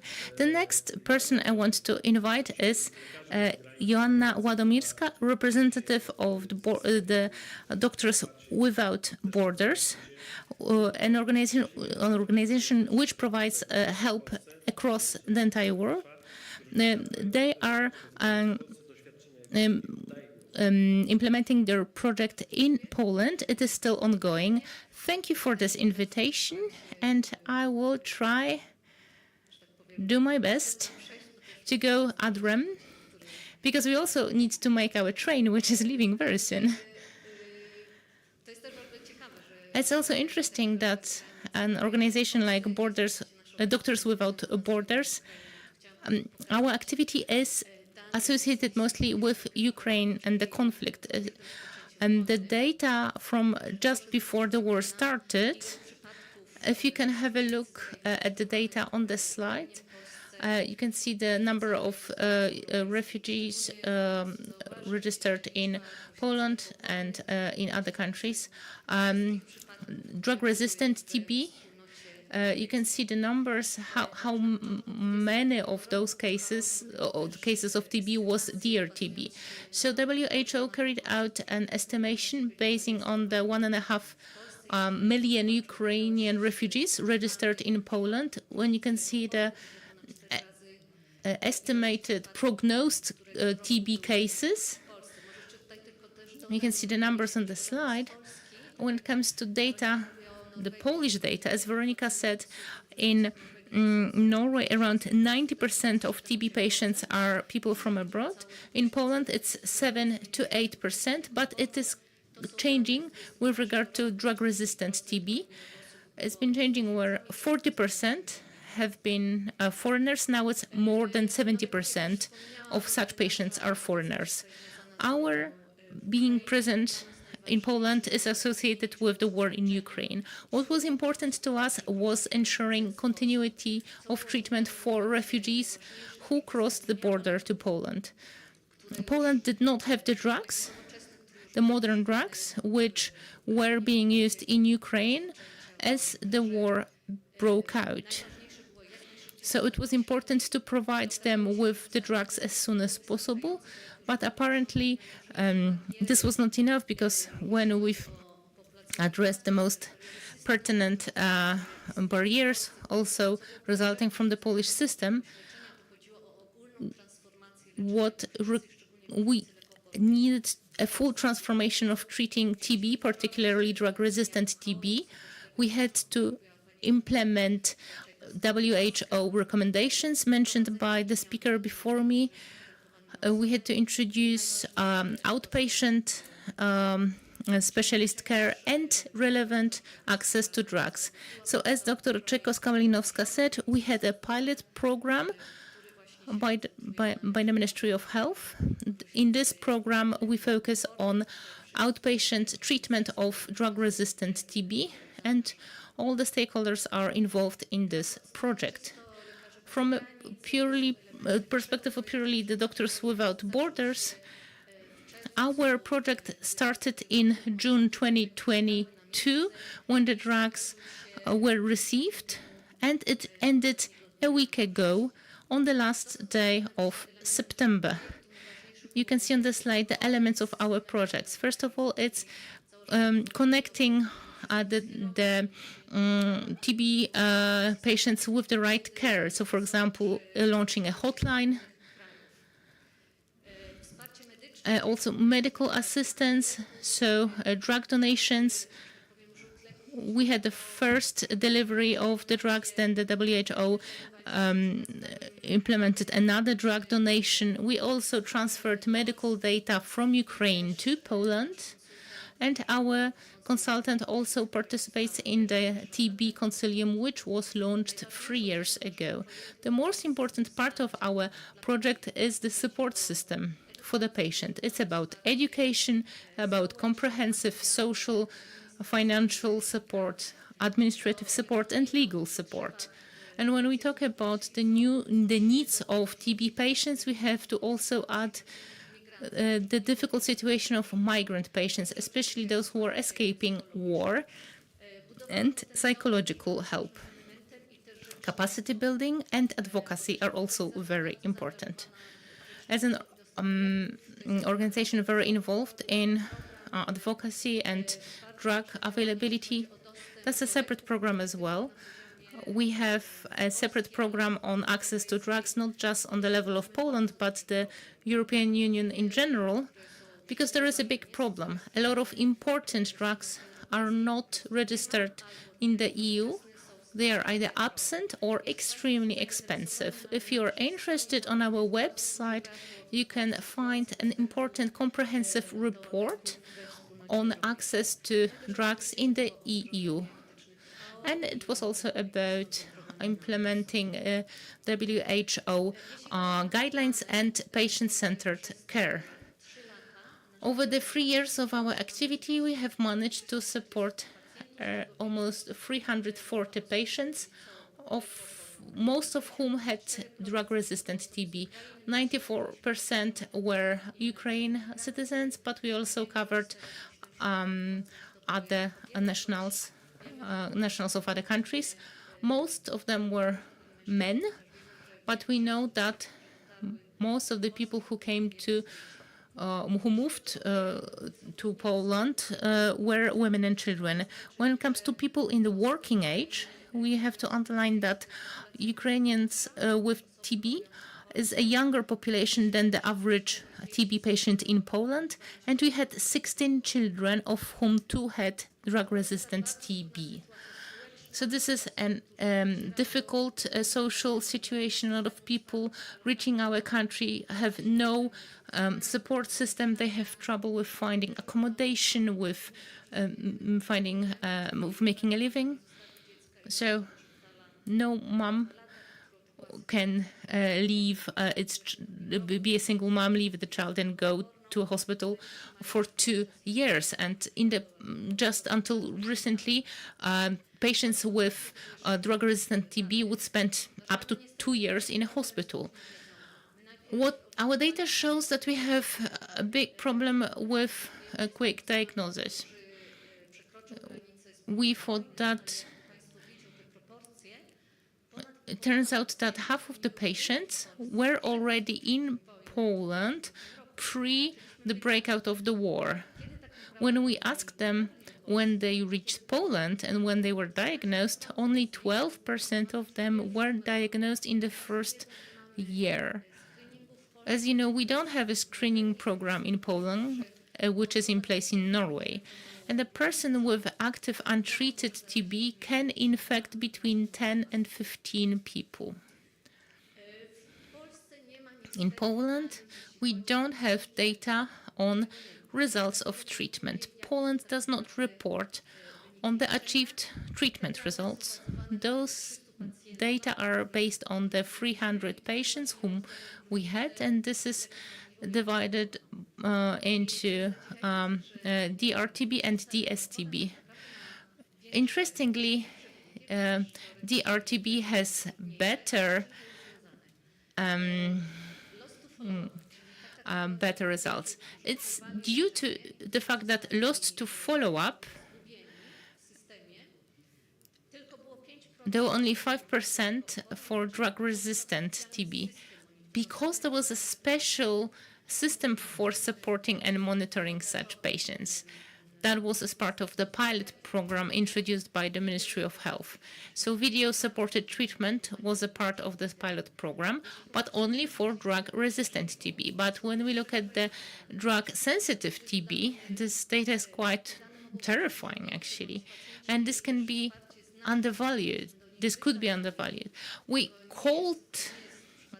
would call the patients, check up on them, and this is not standard for Polish patients.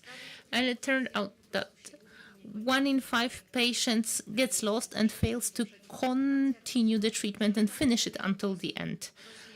So when a patient stops treatment, he develops resistance to drugs. We also had a lot of transfer-up patients whom we've connected to a system, because we're talking about mobile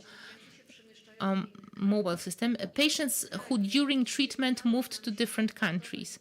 These are the countries where we managed to reach the hospital where the patient received care, and we ensured continuity of treatment. The furthest that our patients reached from Poland, that's Seattle and to Java in Indonesia. The achievements of the project, of course, these are all the patients who received support. That's an achievement. The fact that we were able to make ourselves flexible for their mobile needs. The fact that thanks to donations, we had very quick access to drugs, also introducing reimbursement of the drugs, and that the prices of the drugs dropped. Implementing outpatient care for drug-resistant TB, the fact that BPALM is covered also as recommended by the national guidelines. Something that is particularly important in TB is what's happening now. So the creation of a task force which is defining and designing the program for combating TB in Poland. Some reflections. The world is changing, so we need to adjust ourselves to the current epidemiological situation. We need to be bold in defining the barriers and challenges. TB should be a priority for the healthcare system. There should be involvement on the central, regional, and local level. And the national strategy for combating TB is very important and requires an interministerial and interdisciplinary approach. We need to identify the non-diagnosed people and provide them with effective treatment. We have to focus attention of people with not just drug resistant, but also drug sensitive TB and prevention. We should have access to all necessary drugs and central management. Implementation of guidelines of WHO with regard to prevention, diagnosis, and treatment. Let's keep in mind that we're not talking about a disease, but we're talking about a person, and hence the care model should be in the center and should be an active protagonist. The significance of this social and mental support and engaging civic society or organizations. The question is, who will fill the gap when we live? So TB is an infectious disease. Its treatment should be perceived from the perspective of both the public health, but also individual patients who deserve the highest standards. So no, not just adults, but also pediatric patients, which were not covered by the pilot program. They are the most challenging patients, and also the resistance profiles or immune profiles, which need to be adjusted to individual needs. Over the 10 years, we've been observing a revolution in TB management. We have new diagnostic tools and new tools, but we need political involvement and the right system to use those tools correctly.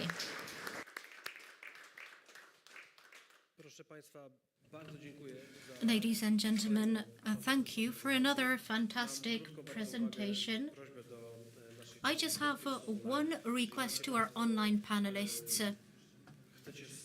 If you would like to comment our session, then please let our tech team know.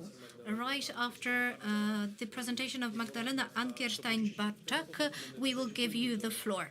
And so I can segue to handing over to the president of the Foundation for Social Education, another great NGO which is implementing great real projects. And let me hand over to them so that they can catch their train. Thank you. Ladies and gentlemen, thank you so much for the opportunity to participate in such a great event, and I'm happy to share our experience in covering TB. The Foundation for Social Education has been established in 2002. We're quite an old NGO. First, we focused on HIV, HCV, and STIs. TB was always present in a connection with HIV, but we've strengthened that area of our activity. You heard about LHA International, and it contacted me. I was recommended to them in Europe because LHL was looking for someone in Poland that was focusing on TB, and they asked me if I can help them find a TB organization in Poland. We didn't search for long because we don't have a Polish organization focused solely on TB. For obvious reasons, LHL, as they see Polish people with TB in Norway, and the Ministry of Health in Norway decided to support activities in Poland to support TB prevention. And so our organization, the Foundation for Social Education, expanded our scope of activities by adding TB. We've been working with infectious disease physicians for years. We're also active in scientific research. We work on an evidence-based approach. So we were looking for expert support, and cooperation with LHL then expanded to include cooperation with WHO and Doctors Without Borders, for which I'm very grateful. Our actions were guided by the fact that we're the only organization that implements a special project, Mobile Damage Reduction Service. We started off in Warsaw in 2017. We cooperate with Precursor Foundation for Social Policy and receive funding from the National Center for Prevention of Addictions. We also help those with addictions. We have a camper which we rent. We conduct tests, but we also collect used syringes or sharps. In that way, we help those who are addicted to psychoactive substances. Starting from 2002, we see a sharp increase in migrants. It's not just people from Ukraine. Quite to the contrary, at the beginning, Ukrainians were not that numerous. We had a lot of Georgians, Belarusians, all of CEE and Asians, which are coming to Europe, not necessarily legally. A lot of them are addicted to psychoactive substances. A lot of them are homeless. So we knew that we should take on the issue of TB, as we already have persons who could be vulnerable to the disease. This is our vehicle. Mainly we toured Warsaw, but we also had campaigns in other locations. We visited festivals or events. We can adjust to working in the field as well, and we perform HIV, HCS, and QS from peripheral blood. We perform fast text. We have a nurse or a paramedic who travels with us and supports us. We have a driver and a community liaison coordinator who helps us contact the most vulnerable. We work with people living in the streets. That's why we need a mobile means of working. TB started off with a project that we initiated last year together with LHL International, funded by the Norwegian Ministry of Health. We started looking for support across Poland. We contacted experts. We cooperate with the Małopolska Hospital for Lung Diseases. We embarked on educational activities on our platforms. First, we were trained in 2024 by Veronika and Berta from LHL International. The point was to ensure that our team knew what they were talking about so that we have the right knowledge. We had a TB training and a communication training so that we would know how to pass on information about TB. We have another training which will take place in November. It's a training for medical professionals, and there are still you can still apply.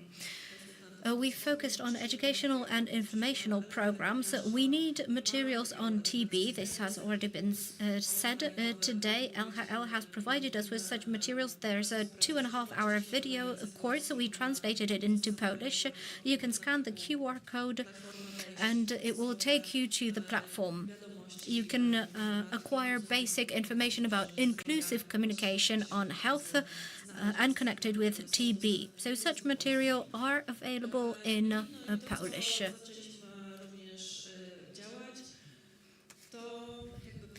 One more thing we started to do is to act on a TB screening. I was very naive at the beginning. I thought that if we have HIV, HCV, syphilis testing, if we're cooperating with physician, medical professionals, then what should the problem be with TB? I was very surprised to find out that it's a thorny road. But we did take up this issue. We cooperated with WHO on this, and we were entrusted with the WHO project. It was quite turbulent. It was entrusted to us at the beginning of the year. That was when Trump was very active, so we had to return the funding. But the WHO really wanted us to implement the project. We received the funding through cooperation with Japan. We received the funding to perform actions among migrants in Poland. We had the idea that we needed to reach a group accommodation facility. We selected 2 voivodeships to coordinate diagnostics with treatment. So we selected Mazovia and Lesser Poland. The idea was to take our camper and to travel there to perform voluntary HIV, HCV, syphilis, TB tests. WHO purchased 2 portable X-rays supported by AI, and the idea was for us to use them. We talked to Director Grzesik, who declared he was ready to support us as soon as he received permission to use the equipment. It turned out to be difficult. The Polish law does not cover portable X-rays. We have an outdated X-ray law. To use the portable X-ray, the team has to visit and inspect whether the X-ray meets outdated requirements. So radiation, if no one is radiation levels, if no one is present close to the X-ray. So the director, although they had the portable X-rays, it took months to enable using those portable X-rays in hospital at patient beds. The formal permission was acquired, but that does not mean we can take the portable X-ray out of the hospital. Any location where we want to use the portable X-ray requires repeating the whole procedure. So we're dealing with this problem now. Those who know me for my activities in HIV diagnostics know I'm very obstinate and very determined. Nothing can put me off. So we're waiting for things to unfold, but we will find a solution. So we have our camper, our bus. There are special buses in Poland which have portable bone X-rays. We reached out to such an organization in Poland, and it turned out it was possible. So we are already in the midst of performing these procedures. We've already worked out a procedure of our own for this. Portable X-rays are a very modern technology. Some time ago, we talked to the Ministry of Health with one of the directors who said it's pointless that we will have mobile physicians providing preventive health care. However, Veronica and others said that we need to reach our target populations. There's no other way of reaching migrants. We need to reach out to them. In Warsaw, it's the only way of reaching out to psychoactive substance abusers. Communicable diseases are what migrants fear most. They fear being stigmatized, they fear deportation, they fear losing their job and being excluded from society. That's what we are coping with. We have PCR tests as well that we perform as a foundation. We got a gift from WHO. It's an expert. Though we do that in a non-mobile way. We started off in all of this year. We have 4 centers that we visited already. We performed tests in one accommodation facility in Warsaw. We have 2 such facilities covered in Krakow. So we've tested about 100 persons for HCV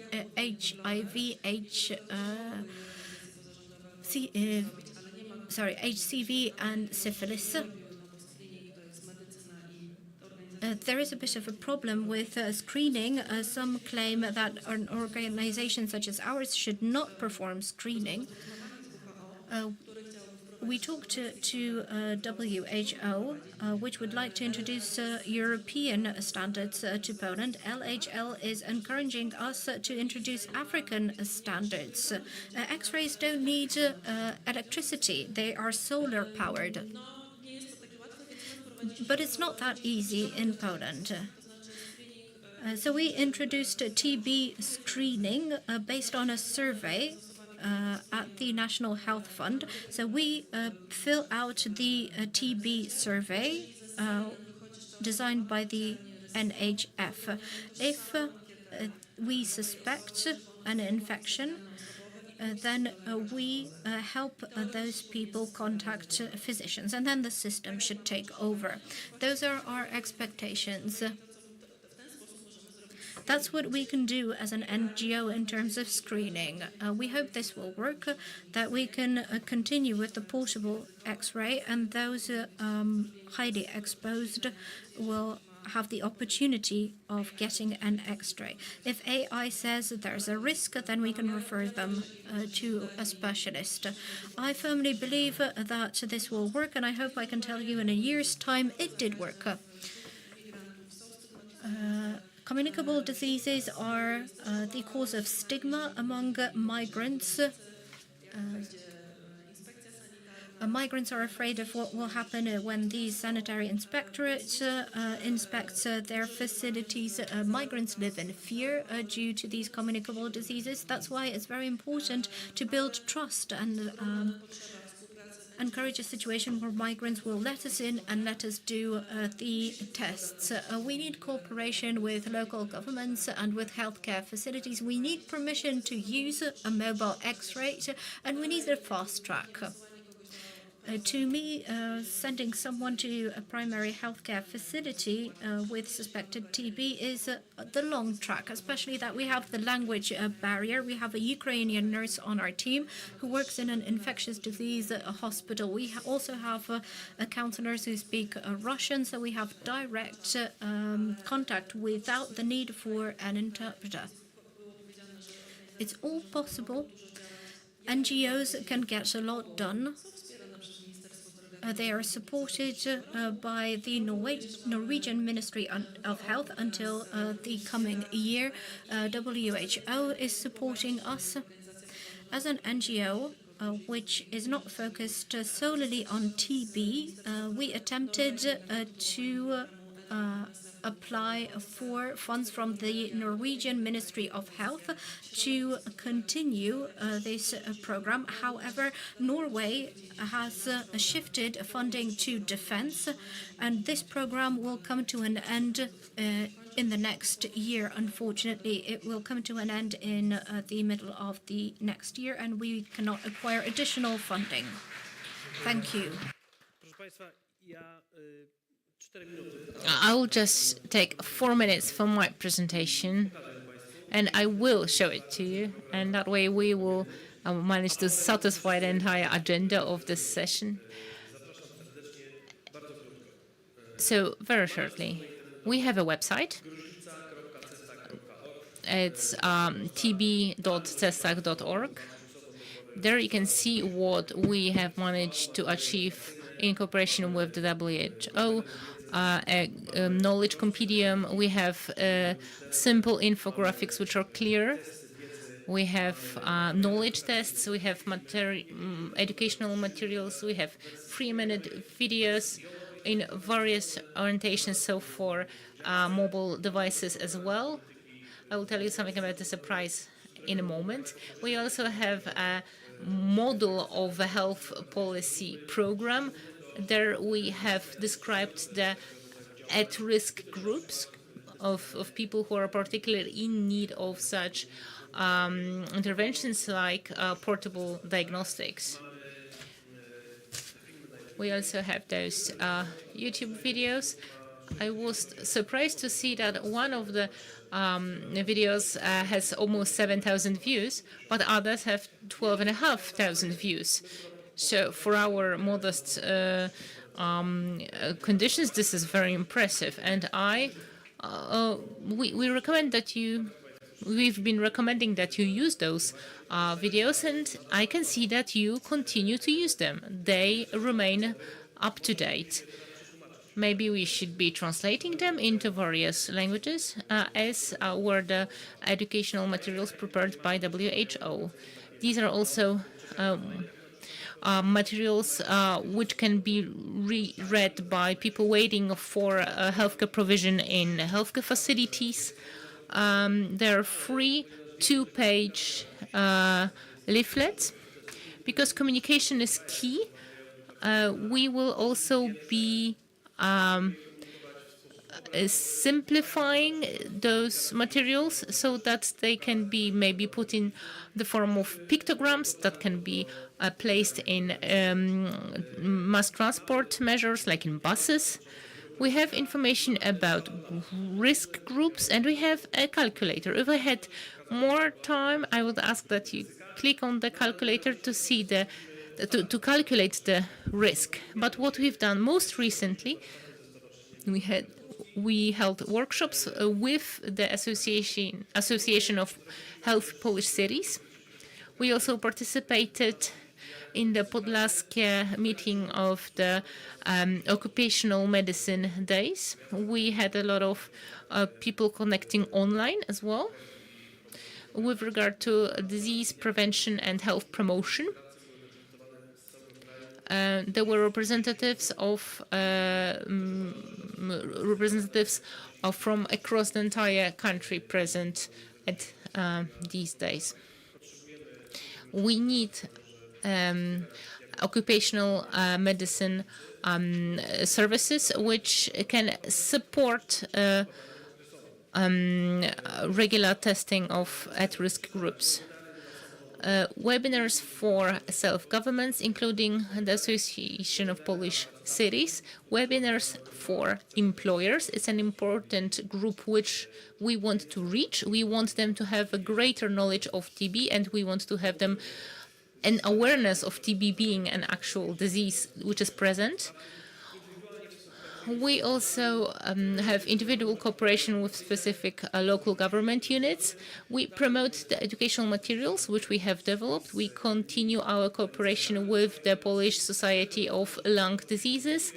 And we also have those posters created by the WHO in various languages, and we also will be promoting them. Thank you so much for your attention. Ladies and gentlemen, 4 minutes, 10 seconds, I've done it. Any questions?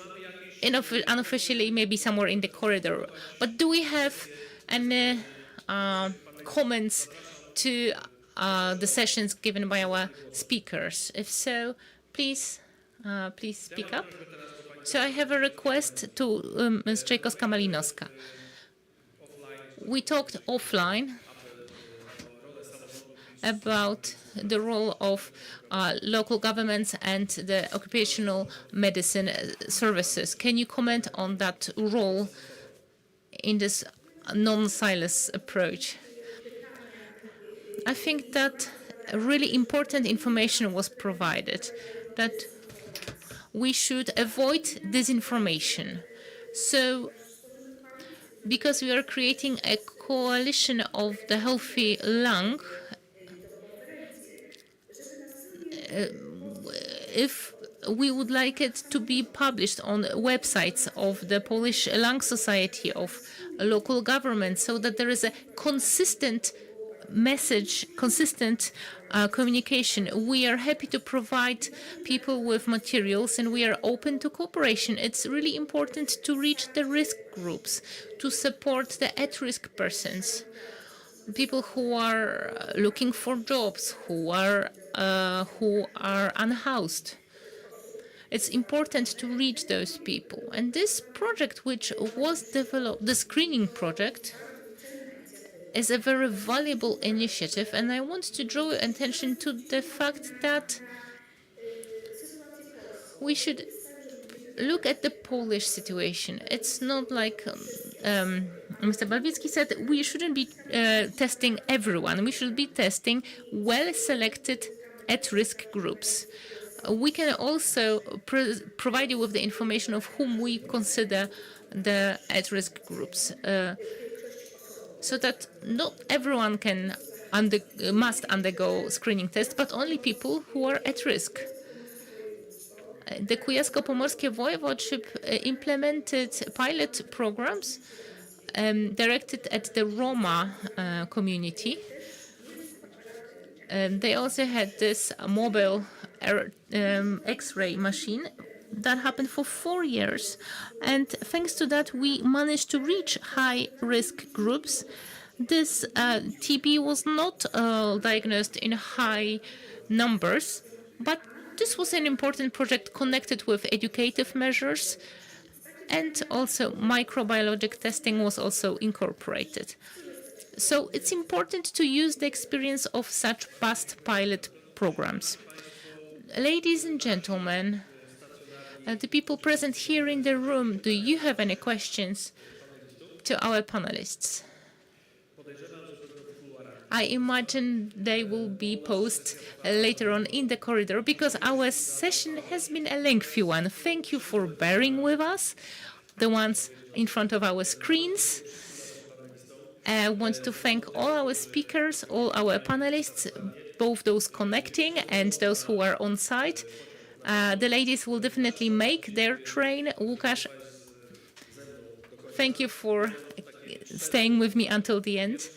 4 takeaways. First of all, we as a society see the role of occupational medicine services and of pharmacists, and we consider their role to be important. We want to combine those different environments and show that they can create a synergy effect. What was said by Mr. Minister about periodic controls, tests of employees, that's important. Furthermore, we will be promoting materials created by our various institutions. We just today I talked to the chief of the National Scientific Institute. We will be promoting their materials. Also, with reference to the actions taken by the Foundation for Social Education, we will also be sharing their materials and their accomplishments. And I invite you for tomorrow. We will be starting with a session regarding the HTA agency. Thank you for being here today with us, and I invite you for the next part of the symposium tomorrow.